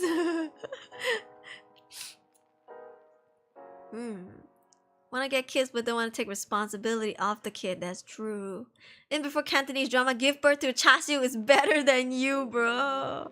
My parents' house is near a mangrove river, monkey backyard. Oh, I don't know what the animal is that you're talking about.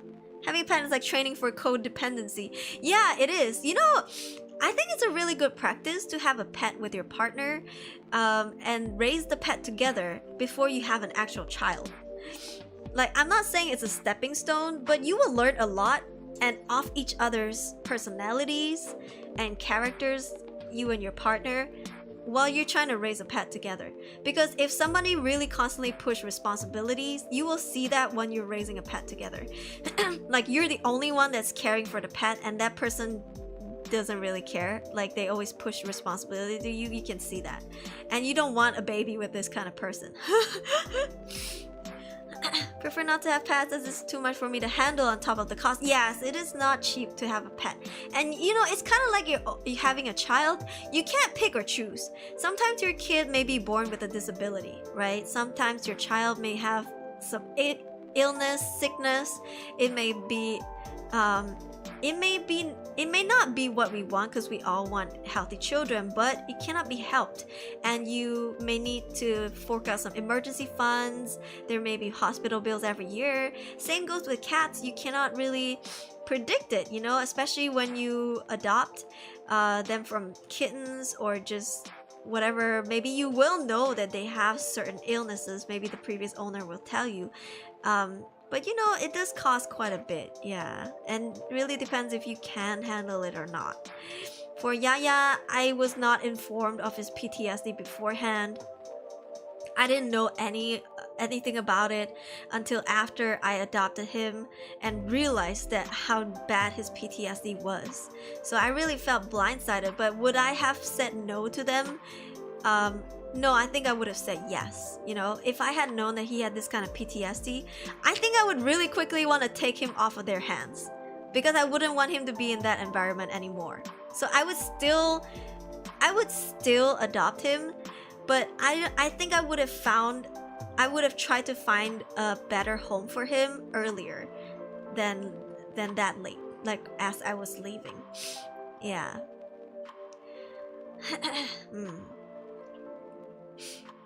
Cat tuber, yeah. Arian, that's what my mom said to me. That's brutal. Your mom said that to you. The lengthest woman to go to keep a cat. Wow, hell yeah. So pets are testing babies? No! That sounds so bad.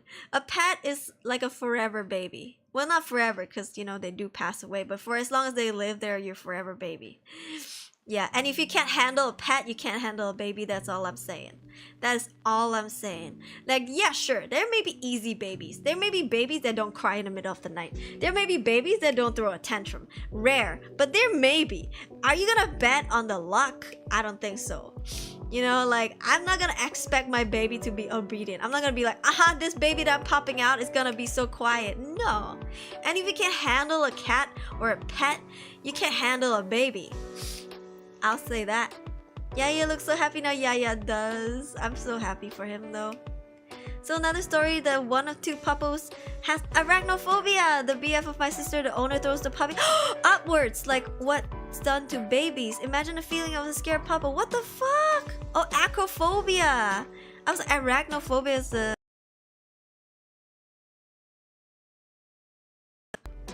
That is messed up. You know, these people don't deserve to have pets. That is so messed up. That causes trauma. Imagine you are scared of something and someone forces you to be in that environment. Like, that is cruel, man. You're like, hey guys, I'm scared of snakes. Meanwhile, they shove you into a room filled with snakes and like force you to stare at it and mingle with it. That's messed up. Does he meow loudly? Yeah, Jetto meows a lot and very loudly. Yaya also meows loudly, but not a lot. Only when he was horny and he couldn't do the shebang bang before his castration, he meowed a lot. Yeah. What's your other cat like playing with Jetto? Not. I mean, he was sweet. He wanted to play with Jetto. Jetto did not want to play with him. Jetto hated him. Jetto's very territorial. He's very protective, and Jetto came first, right? He was in the house first. So to him, this is his house. This is his territory. And Yaya came and invaded his territory. So it took them like years to get along. Yeah.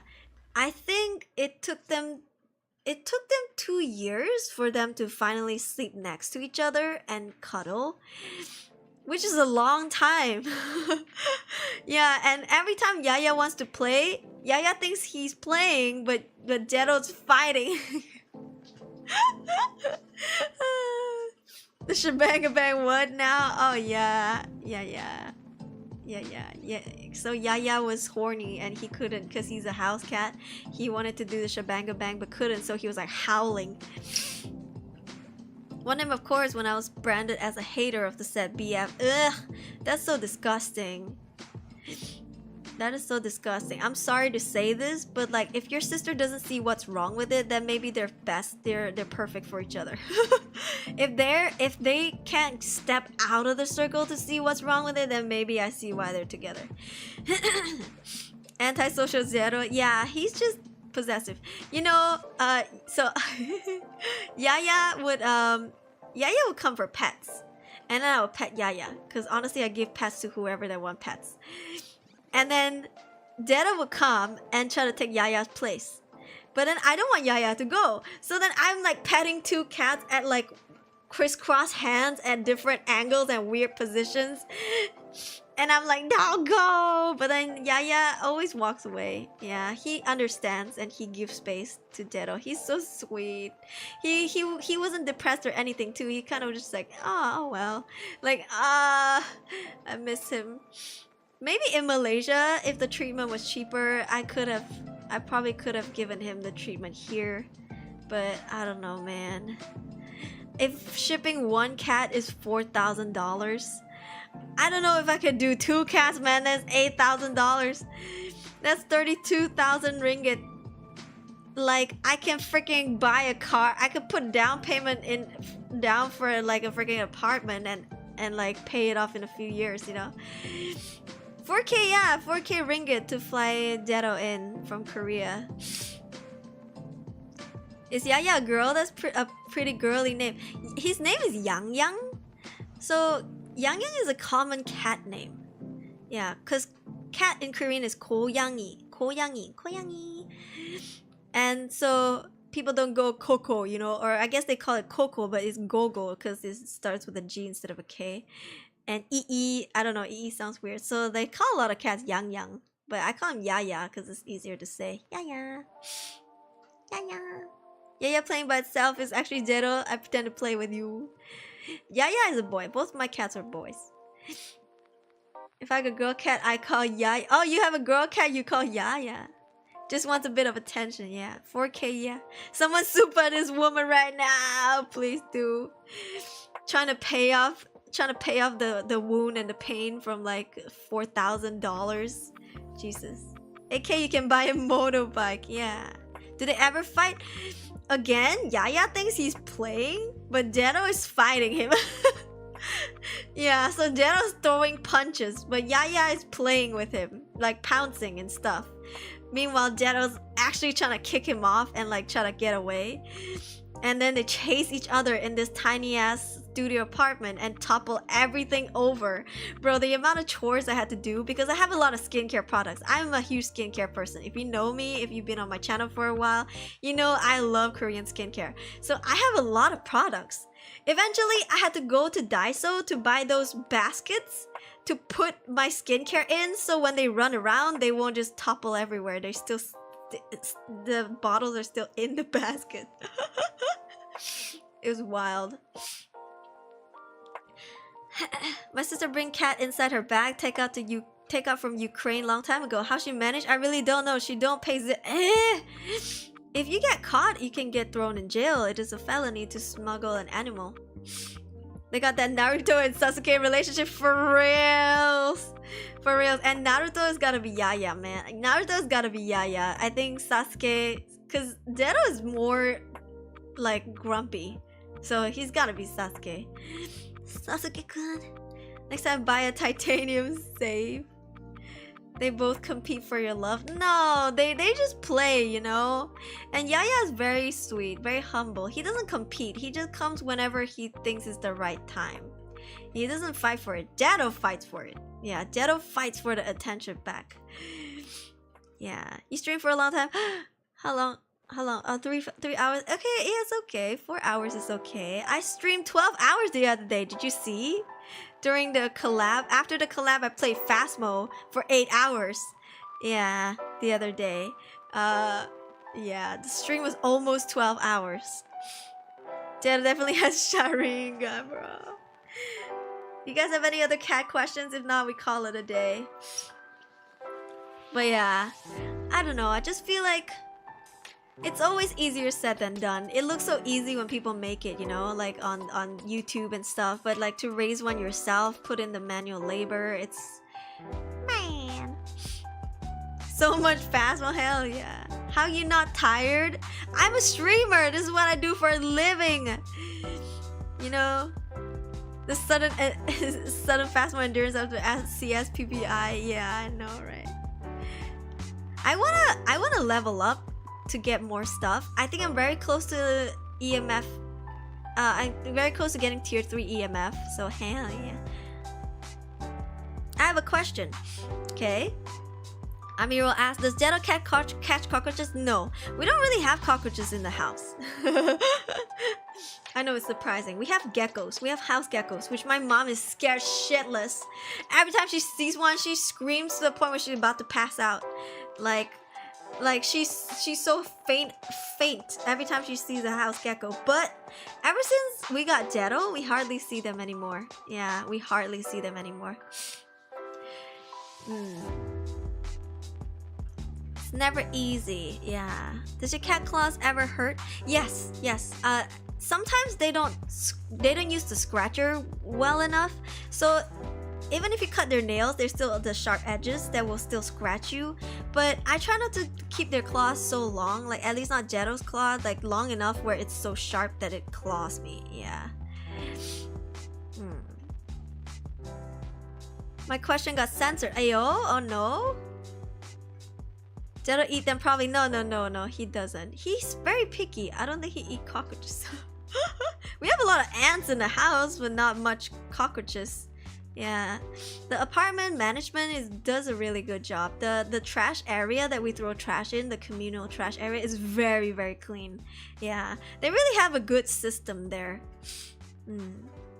I snap gecko with my finger. Don't kill them, throw them out. Did you know they're really good for like killing insects like flies and mosquitoes and stuff? Yeah, leave them around. They're good. House lizards. Yeah, the house lizards. Yeah, I used to call them lizards, but then people are like, they're not lizards, they're house gecko. I was like, what the fuck is a house gecko? Turns out they are house geckos, but growing up in Malaysia, we just call them lizards. They clean up spiders, yeah.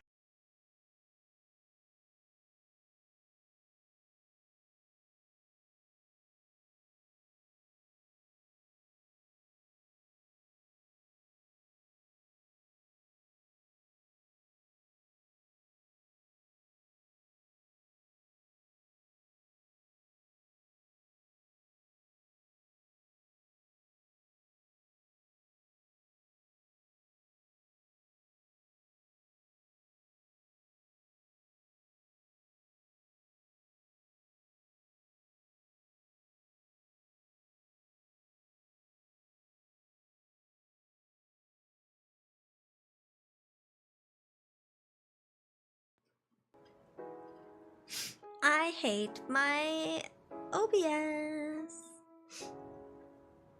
Stupid ass OBS.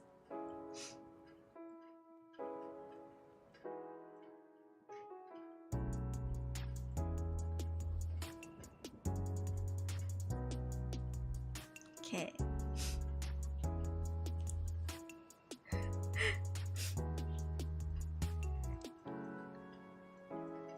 Okay. So yeah, you know, the reason why I use the cat litter sand, the brand is called Cat's Best. And then the type of litter sand is called Smart Pellets. So they're essentially wood pellets, but the smart pellets are the clumping kind. So there are different kinds of wood pellets for the litter sand.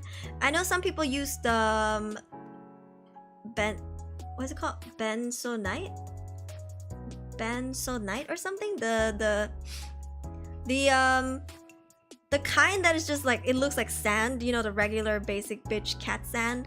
And then there's the wood chips, there's the crystal litter sand, there's like the tofu kind, right? Benzonite. Clumping's the best, I agree. But the one that I got, the reason why I got the wood chip one is because number one is better for environment because they're made from like recycled leftover wood chips. And also, it's more expensive though, but it is better. And the reason why I don't use the benzonite sand, the regular cat sand, is because Jetto is a big cat. And when he's done pooping and covering up his poop, he jumps out. And when he jumps out and runs, he brings all the freaking sand out with him. Not all, but like a lot of sand. And it's just a waste. So we needed something heavier. Because the sand is too lightweight, and sometimes it traps between his paws, you know, because he has longer paws, right? And my mom really hated that. Yeah, so we decided, okay, you know what, I found a solution. Then I was like, you know what, let's try the tofu sand, because it is flushable. Tofu sand, you can flush it down the toilet, which means you don't really have to deal with putting it in a plastic bag and then bringing it out to throw the poop, you know, and the pee. So I was like, we could just flush it down, and you know, it's environmentally friendly as well. However, and this I learned the hard way, okay? The tofu sand attracts pests. And I've seen insects in the litter sand, in the tofu litter sand. I have seen a lizard, a house gecko fall into the litter box because it smells nice. It smells fragrant. You can buy vanilla or strawberry or green tea or regular tofu. They have like all kinds of scents, and I think it attracts pests. So what we like to do with our litter sand is that no matter what we use, we like to sprinkle some baking soda and mix it in, because it prevents the poop and the pee from sticking to the litter box. So when you scoop it out, it's easier, it's cleaner, and it also absorbs smell. So if you know something about baking soda, is that it's absorbs smell, so it helps a lot, and we love that technique. However, when the house gecko fell in, it couldn't get out because of the freaking baking soda. So it was too slippery and powdery for it to climb out. So my mom screamed bloody murder that one morning. And she's like, oh my god! And she called my name. She's like, come look, come, you need to get it out. And I was like, what the hell is happening? I look into Jetto's litter box and I just see this huge ass gecko that was trapped inside. I tried to tilt the box up to shake it to get it to run out, but it couldn't climb.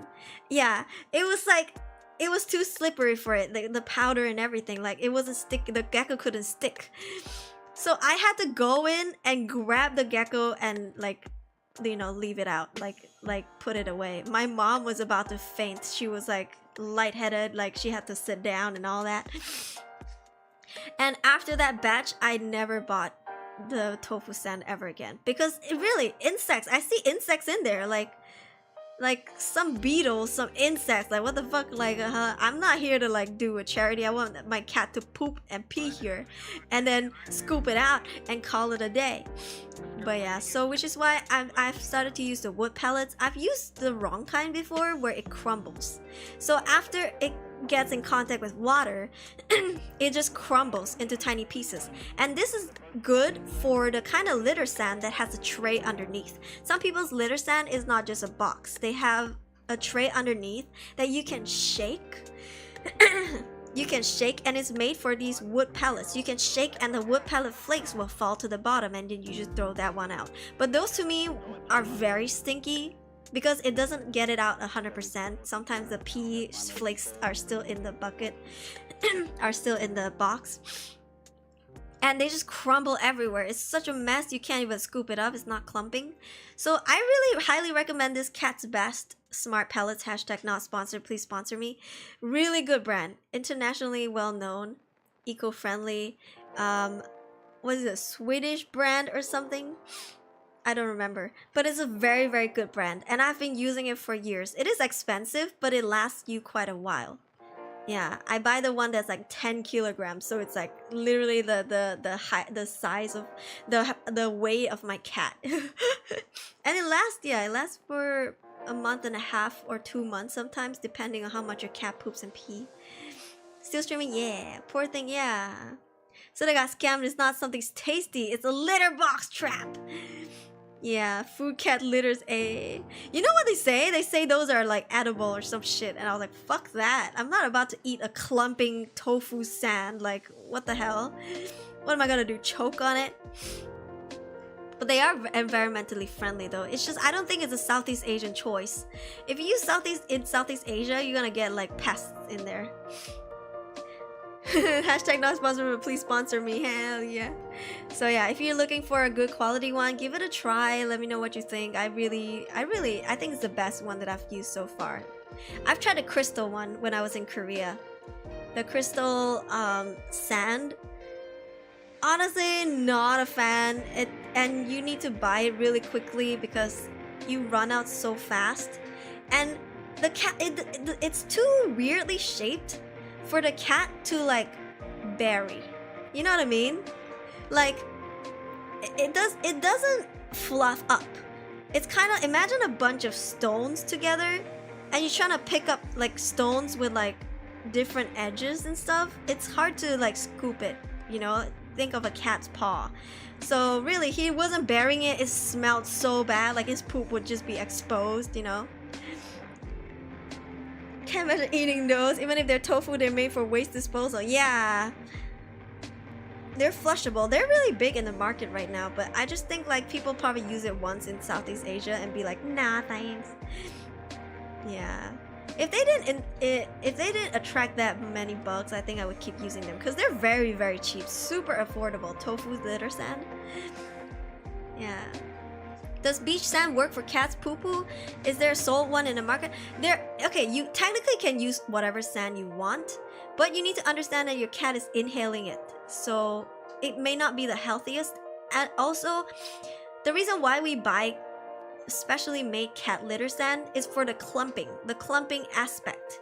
If you get sand from the beach, say, sure, you know what, let your cat poop in it, whatever, you know, poop in the soil, whatever, but it doesn't clump. There's no clumping aspect.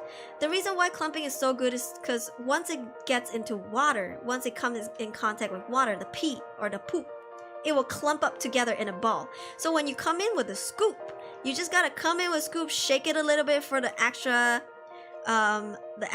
litter sand to fall off, and then just dump the waste. That's it. Clean, easy, fast. Yeah. Remember how Regu uses soil sand and is the motivate? Yeah, I know, right? I mean, technically anything works.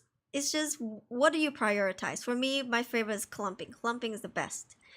Yeah, Crimson Dragon, hello. Yeah. What the fuck? I thought I just saw a ghost orb or something fly by me. What the hell? It is 3 a.m. It's the freaking haunting time.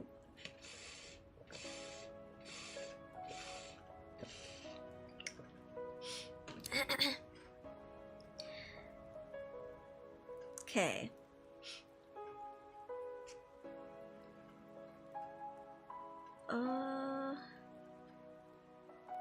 Alright. I am getting sleepy, but I need to finish up my donation goal stuff because I plan to release it tomorrow. If I can, sorry, not tomorrow, later today, if I can. Man, the struggle is real. Ghost or confirm only one evidence so far, right? Aruri? Yeah, actually we have spirit box because Miku is talking to us. Wait. Got freezing temps, Miku. Yeah, thank you. I hydrated. When I had a cat, I used the sand mix for cement from construction because too poor. Yeah, but it's not the best for your cat to step on. To get some salt, notebook, and UV light too. The reason why, the biggest reason why I stopped using the litter sand to start with was because in Korea, I put the litter box in the toilet, and this was like my second house when I moved, and the litter box had a lid, so it's the kind where you go into it. Like there's a swinging door and you go into it, and then when you're done you come out. Like that was the litter sand that I had because I had to shower in there and I didn't want the water to get on the sand, so that was the best kind of litter box. The downside is if you use the litter sand, the benzoate sand, the dust, it comes with dust. If you notice, it comes with a lot of dust. It's really bad for allergies and environment, like even for your pet to smell. And because it keeps getting trapped in there, like Jetto sneezed a lot and I didn't know why, and I looked it up and they said that it could be a possibility. So as soon as I was done with that batch, I swapped it out. You know, I swapped it out and I realized he stopped having such a runny nose. Like his nose wasn't as wet that often. And yeah, that was when I realized, like, oh, okay, maybe it's not the best, like air wise. Maybe if your litter box was at a more at a place where there's better ventilation, then I think it's better. It's okay for you to use benzoate sand, but if it's like a close compound, close space, it might not be the best for anyone to smell the dust. Like, yeah. We get some salt, UV light, no, the book of the book, and UV light too. 3 a.m. game witching hour. Hope it's not a demon. Oh god, don't say that. It was fine though. My cat also doesn't spread it too, so I keep on using it. I see. Wow, I didn't know. Yeah, I mean, it again, like, it differs cat to cat. For me, I can only say from my personal experience. And it's like a lot of trials and errors, right? Like, same with cat food. I buy really expensive cat food. I buy different kinds of brands for my cats. And sometimes they don't come in small little packets. Sometimes they come in a big tub or a big packet. Or even if it's a regular, like, 1 kilo packet, that's still a lot of cat food. And if my cat doesn't want it, he doesn't want it. You know, if it's not fitting for him, it's not fitting for him. So then I have to work around it. I have to find other brands. I have to keep looking until it's something that he likes. And what happens to the things that we don't use anymore? I usually donate to the cats downstairs because we have a lot of stray cats here. People do feed them. And yeah, usually I donate them. I stopped changing food brands because Jetto really likes the Royal Canin one. But back then there was one whole big ass container of cat food that I just donated downstairs because Jetto wouldn't take a single bite out of it for like 3 days, and I was like, fuck. It was so expensive too. I think one tub was like 250 ringgit or something, or like 300 ringgit. I don't remember. It was the plastic tub. It looks like a freaking protein shake tub. Yeah, wild. Pet caretaking is a massive trial and error. Yeah, and sometimes you really can only learn the hard way. Good luck to you guys who wants a pet. I'm not here to discourage you or encourage you. It's really up to you. I give you all the facts that I have on me, my experience, and it's up to you to decide for yourself, your lifestyle, and your responsibility, like to see if you want a cat of your own. So if you guys are watching this, trying to see if you want a cat or not, or see if I could sell you to get a cat, like, I'm not here to do that. I'm here to show you the reality of being a cat owner, a pet owner. Yeah, it's tough. If only it was easy. I wish it was easy. Nobody said it was easy. But yeah. Anything else? If not, we go. Just woke from sleep on the table. Oh, don't go sleep on the bed. Oh, it's got it. Good night. Dang. It's like taking care of a kid. You need to prepare for it. Yeah, I don't think you can ever be ready for it, but you can be prepared for it. And there's a difference, you know. Like, I don't think we're ever ready for a kid or for a pet or anything, but we can prepare enough items, enough things, enough comfort to make the process easier. Yeah. Massive responsibility. Yeah, get pet responsibility. That's true. But yeah, I love my cat to death. Like, I know sometimes he comes in, I'm like, you're so noisy, you needy boy, silly boy. You know, I call him names on streams and stuff, but I love him with all of my heart. Like, you guys know, he's like my heart and my soul. Yeah, so man, I know obviously humans outlive cats, but oof, I'm not looking forward for the day to come. Like, it will break me. Yeah, it would break me. I'm gonna fall apart. Man, I know I'll get back up, but I'm just so not ready, you know? He's my baby. He's my precious baby. I've gotten him since he was almost a baby. He was only 2 months old, basically a baby. Yeah, he was basically a toddler. Damn. I hope he knows how much I love him. I think that's what I want. Like, I want him to know that I love him. Yeah. It's sometimes it's hard because you can't communicate with words. You have to really constantly show action, and I hope he knows, you know, all the effort that I put in for him. Gotta have many sanity pills when getting pets and more if you want to raise a kid. Yeah, so true. And if you want to raise both together, oh, GG. Dang. Alright, guys. I hope this was a helpful, useful stream. Haven't had a chance to own one, but some of my neighbors will visit my place often. Love seeing them to just chill around. I see. Yeah, sometimes, you know, you don't need to raise a pet to be able to be close to them. Sometimes you just have neighborhood cats or even a stray cat. You know, go see if you can pet them. Be careful, okay? Stray cats sometimes have ringworms, and ringworms will grow and grow and grow. But you know, generally they're safe to pet if they let you. Yeah. or you know, you can always feed them. If you want to take care of a pet, you can always take care of a stray cat. If you're sitting at a cafe or a hawker store and you see a stray cat meowing at you, you can maybe give a little food from your plate. Yeah.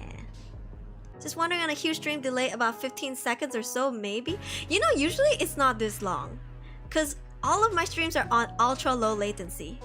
Yeah. All of my streams are on ultra low latency, even my Mobile Legends streams, so this has got to be a YouTube plus OBS issue. Yeah, refreshing fixed it to 3 seconds for me. Yeah, so I don't know. I mean, I do my best to make the stream work, but sometimes it's the programs, it's the server, it's the website, like...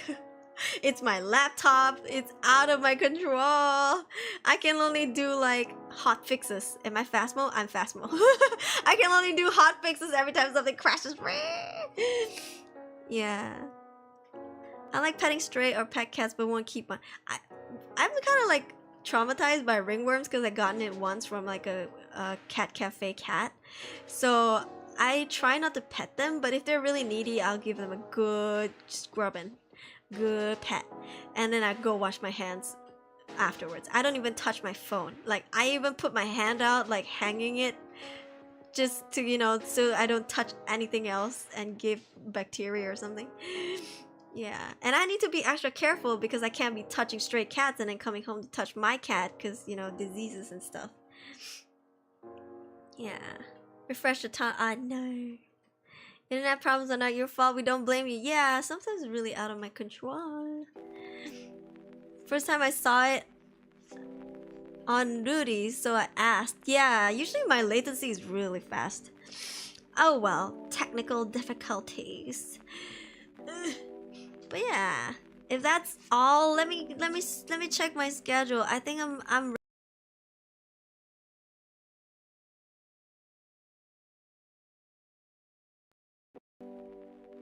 let me see. Yeah, I'm resting for a bit. No stream on Tuesdays, as always. Well, for this week. Okay, so maybe Wednesday stream. Thursday I have a collab with Muse Malaysia. Not a collab, I'm playing solo. I'm playing with viewers for Mobile Legends on Muse Malaysia. It's not restricted. It's not region locked, so anybody can just come and hang out. I'm gonna start streaming more on Muse Malaysia later this year. Yeah, they asked me if I want to stream and I was like, hell yeah. So I'll be doing more stuff later this year with Muse Malaysia, but starting Thursday I will do one Mobile Legends stream. Playing with viewers. Yeah.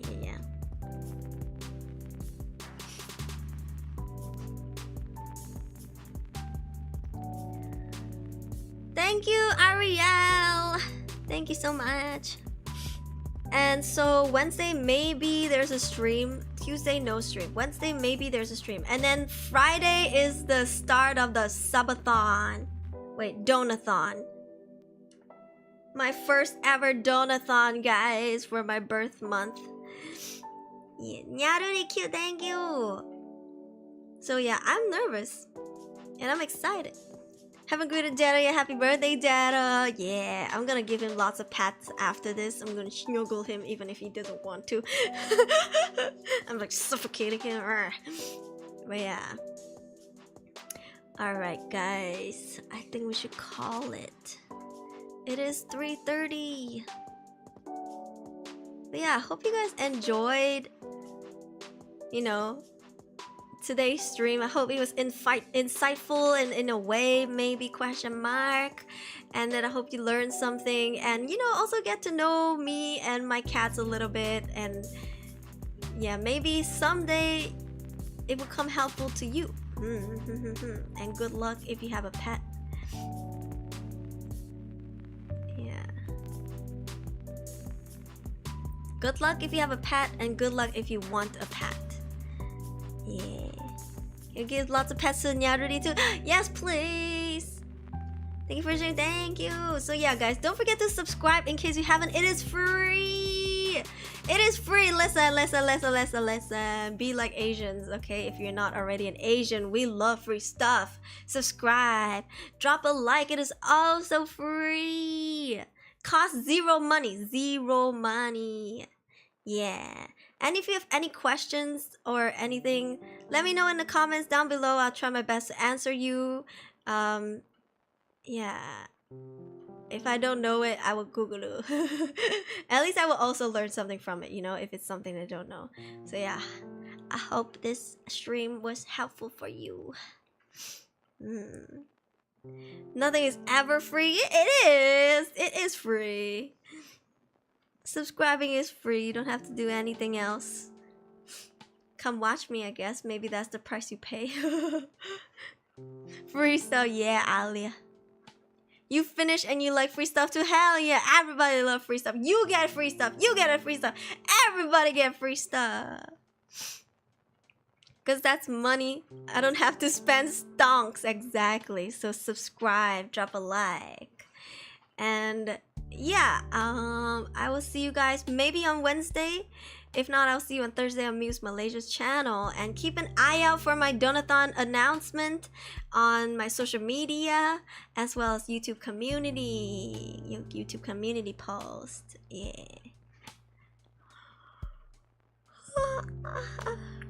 And thank you all so much for the donation and all the gifts to Jetto. Thank you. I really appreciate it. We both appreciate it. Honestly, whatever that is mine is probably Jetto's because he hoards my stuff. He hoards my stuff. Okay? I don't even own what I own. If I buy a parcel, he gets to the box first. So so yeah, I guess Jetto is grateful. Okay. Alright, I'm gonna go sleep now. お疲れ様でした。みんな수고하셨습니다 여러분. Thank you. 와주셔서 감사합니다, 보코님. Cats are always the real owner. That's true. We are just the slaves. So yeah. Oh, we should do an end stream screenshot. I almost forgot. Jesus Christ. If you are still here, say.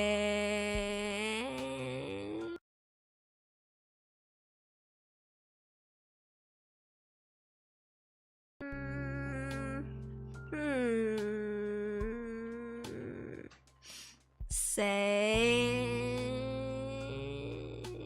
love your pets. Yeah, I don't know. My brain was blanking. So yeah. or say whatever, I guess. Oh, to Zehro, it works too. All right. Okay, keep it coming. 3, 2, 1.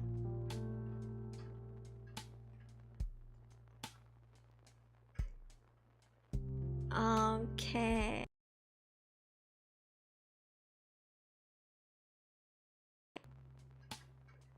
Mama.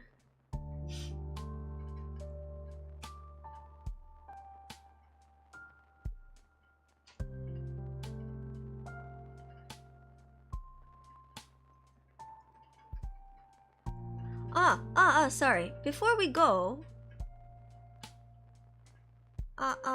okay. Sorry. Before we go, can I ask you guys a question? Have you guys donated to streamers before, just in general? Like, have you guys? What are you more comfortable with using? Typically, what do you guys use, if you have? I know Ko-Fi is not that popular, but what do you use? Streamlabs? Stream Elements? Ko-Fi? What is it?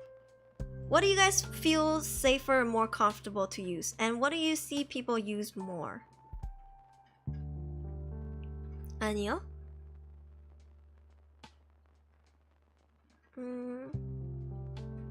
Streamlabs, Stream Elements. Streamlabs, huh? Streamlabs. Okay. Did donate a few times back then. What did you use? Stream Elements Ko-Fi are the safest for streamers don't know. Ah, Stream Elements, huh? Wait, so Streamlabs is not safe? I use PayPal for Ko-Fi and Stream for Google. I use Shopee Pay.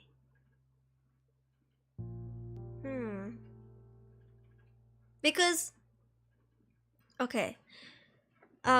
Because I'm thinking, what platform do I want to use for the donathon? And I can't do multiple platforms because the counter needs to be. Is it auto counter? That means if you donate, for example, through Streamlabs, then the Streamlabs will calculate the number and keep the counter up. So I don't have to manually add the timer. Yeah, so it can happen in my sleep as well, even if I pause the timer. So I'm thinking, which platform do I want to settle with and what people are more comfortable using? Because I know Ko-Fi is not that popular. Stream Elements, SE Pay. I think I donate on Ko-Fi. Usually people use Streamlabs. I just use Super because it's the most convenient. I don't know if Super Chat lets you use the alert like that. Streamlabs less proactive against chargeback scams. Ah, I see. Ko-Fi. No, I know Ko-Fi is not popular. Streamlabs might make more sense, probably. Or Stream Elements. What do you think? Stream Elements or Streamlabs? So what Ariel is saying is that Streamlabs don't really protect their content creators. Stream Elements are safer. That thing that everyone uses seems more for Stream Elements. Okay, so maybe I should use Stream Elements then. Now I'm just waiting for PayPal to get back to me. They say like any day now, so I'm just waiting. It's been like 2 weeks, so I contacted them again.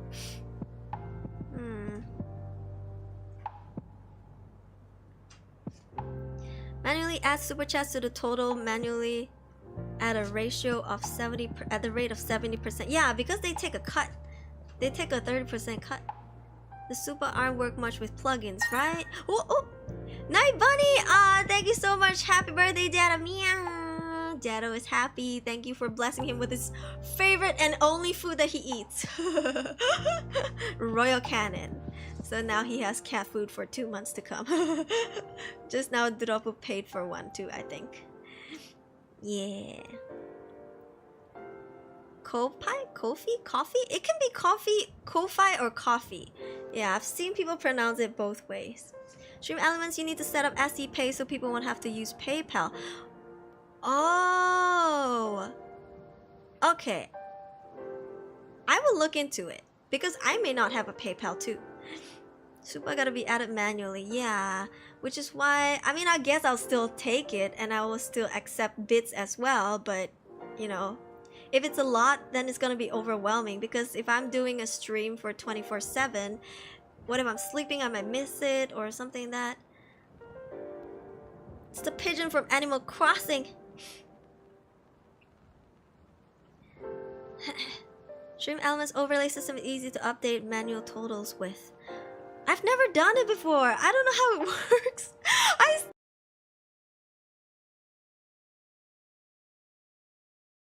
am so overwhelmed by the research of the timer, the freaking goal. What the goal? I don't even know. I have to really look into it. But you know, it's very overwhelming. I only have a few days left to do this.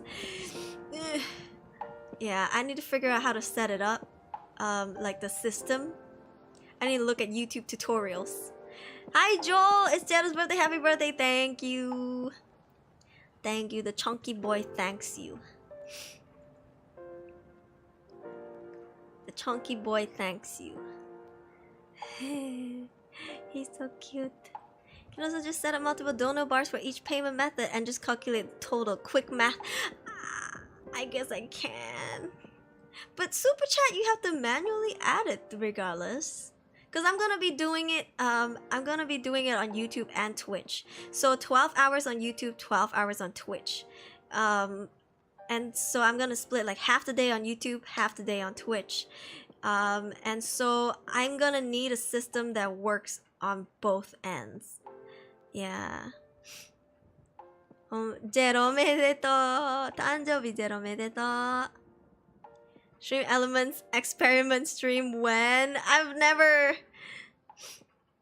The pigeon Animal Crossing is named Ko-Fi, Kofi in the German version. I see. Ko-Fi, Kofi. I need to play Animal Crossing again. My PayPal, I use RHB Bank because I want to shopping a hobby search. That time RHB Bank's okay with PayPal. Not anymore. He can thank me when I catnap. Hey, no, this is my precious son. Wait, in case you missed it, let me show you baby Jetto.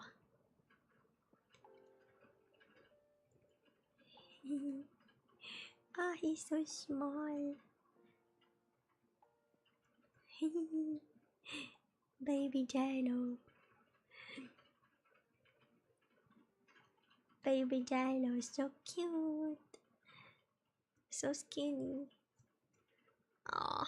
He was like probably like 1 month old maybe at this time. He's my baby boy. Tiny baby, little bean, yes. But yeah, okay. I guess I'll look into stream elements and then set up SE Pay. Okay, yeah. I think I'll go with stream elements. We'll see. Okay, I have to do a lot of research next few days. Okay, I'm not gonna stream on Tuesdays, so I can do my research. So I'll see you guys on Wednesday. If not, I'll see you guys on Thursday on Muse Malaysia's channel. Trying to find pics of my previous cat too and send it in the Discord. Yeah, honestly, please. If you have any cats of your previous cats or ice candy cats, if you have any pictures of your previous pets or current pets or future pets that you want, post it in the Discord server. I want to see. I love looking at cat photos and animal photos. Empty, making me want to do business easy. Other bank is like market, huh? Our baby boy. Trying to find pics of my previous cat too and send it in Discord later. Okay. Okay. What did it resend spam? It's okay. I think YouTube's doing a weird thing. SE Pay isn't available in all countries, so check if it's supported in Malaysia. Ooh. Okay. Oof. But knowing Malaysia though, maybe not. I'll look into it. I'll look into it after this stream. Just so I can sleep a bit better tonight. But there's still a lot to do. 30 days donathon, guys. 30 days. Right before my Japan trip. Because I need funding. But yeah. My sister's cat, she lives 3 doors away, but I always go see them. One of them always comes up to my house when he's out. You should take photos, Joel. Send it in the server. I want to see. Take videos. Pet the kitty. Pet the Kimties. Kimting cats. Alright guys, we go now. I've been saying goodbye for like 3 times now. Okay, お疲れ様でした。みんな、すごいすみだ、여러분. Sorry for all the audio cut. I hope it doesn't make it to the VOD, but we'll see. But yeah, have a wonderful day, have a wonderful night, have a wonderful evening. Phasma, bro, I wish. Okay. I will see you on Wednesday. If not, then I'll see you on Thursday. Yeah, I love you guys. Bye bye. Good night.